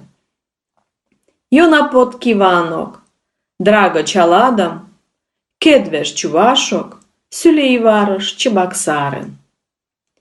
От имени всего народа Венгрии, от побратимого города Эгер и от себя лично поздравляю всех жителей республики с юбилеем, столетием Чувашской республики. 100 лет республики – это особая дата, которая объединяет всех чувашей, которые живут в разных странах мира, кому дорога и близка наша Родина. Наш край – многонациональная республика, где в согласии и в дружбе живут люди самых разных национальностей и вероисповеданий, где бережно хранятся традиции и культура. За эти годы республика добилась потрясающих результатов в промышленности, в аграрии, в экономике, в культуре. Дорогие наши земляки, дорогие чувашские братья и сестры, наш креативный, мультижанровый онлайн-марафон «Дни культуры Чувашии в иностранных государствах» подходит к концу. Сегодня в нашей студии побывала Италия и Нидерланды, Франция и США, Эстония и Грузия. С нами выходили на связь землячества из Пензы, Челябинска, Нефтеюганска, Стерлитамака, Красноярска, Тюмени, Екатеринбурга и многих других городов России. А кто не успел выйти в эфир, прислали свои видео, поздравления и творческие приветствия из самых разных уголков нашей страны. Мы искренне благодарим всех наших друзей, наших земляков, которые откликнулись и присоединились к этому проекту, завершающему год столетия чувашской автономии. Мы желаем вам в первую очередь здоровья, ведь этот год непростой, и так важно, чтобы все вы были здоровы, и мы могли встречаться, общаться так же, как и раньше. Да, ну а еще мы желаем вам удачи, успехов, процветания вашим замечательным организациям и коллективам, добросердечия, тепла вашим домам и, конечно, любви, которая согревает этот мир. И пусть древние чувашские руны хранят ваши семьи и напоминают о нашей древней культуре и исторических корнях. С вами весь вечер были Елена Дмитриева и ведущий Дмитрий Хаустов. Спасибо большое за внимание. И завершить наш марафон мы бы хотели небольшим видеопоздравлением от талантливого композитора Олега Шумарова, который написал удивительно красивейшую песню про Чувашию. Чуваша, дорогой народ Чувашии, я от всего сердца поздравляю вас с этим юбилеем, со столетием республики. Желаю цветения, желаю доброты, желаю гигантского экспоненциального роста. И, конечно же, хочу выразить все это не только в словах, но и в той песне, в той музыке, которую я написал для вашей республики. С поэтом Владимиром Ильичевым в соавторстве мы написали, как мне кажется, замечательный гимн вашей республики, которым, как я надеюсь, будет наслаждаться не только нынешнее поколение, но и будущее поколение вашей прекрасной республики. Также хотел бы воспользоваться этим марафоном и поздравить всех с наступающим Новым годом. Да, этот год был сложен для всех. Наверняка нас ожидают еще какие-то сложности, небольшие ограничения, но я думаю, что нам стоит немного потерпеть, и обязательно все наладится. Будьте такими же, какими вы есть сегодня. Спасибо вам. Озерный край, былин старинных, из деревень и городов, раскинул над планетой крылья вблизи у волжских берегов. Здесь были битвы и сражения, о них знал каждый наизусть. И жизнь летела, как мгновенье, и возводила храмы Русь.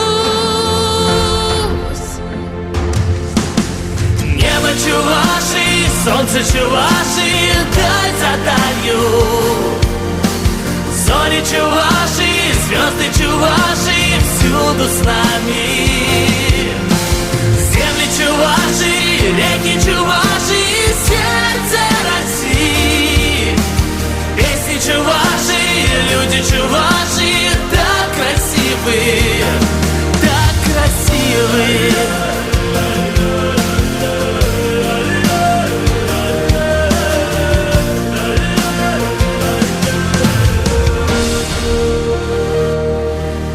Навеки братские народы сошлись в одну святую рать, чтобы закаты и восходы над Волгой матушкой встречать. Нету любви и конца и края, когда она в глазах людей. Свети, Чувашия родная, и радуй красотой своей. Небо Чувашии, солнце Чувашии,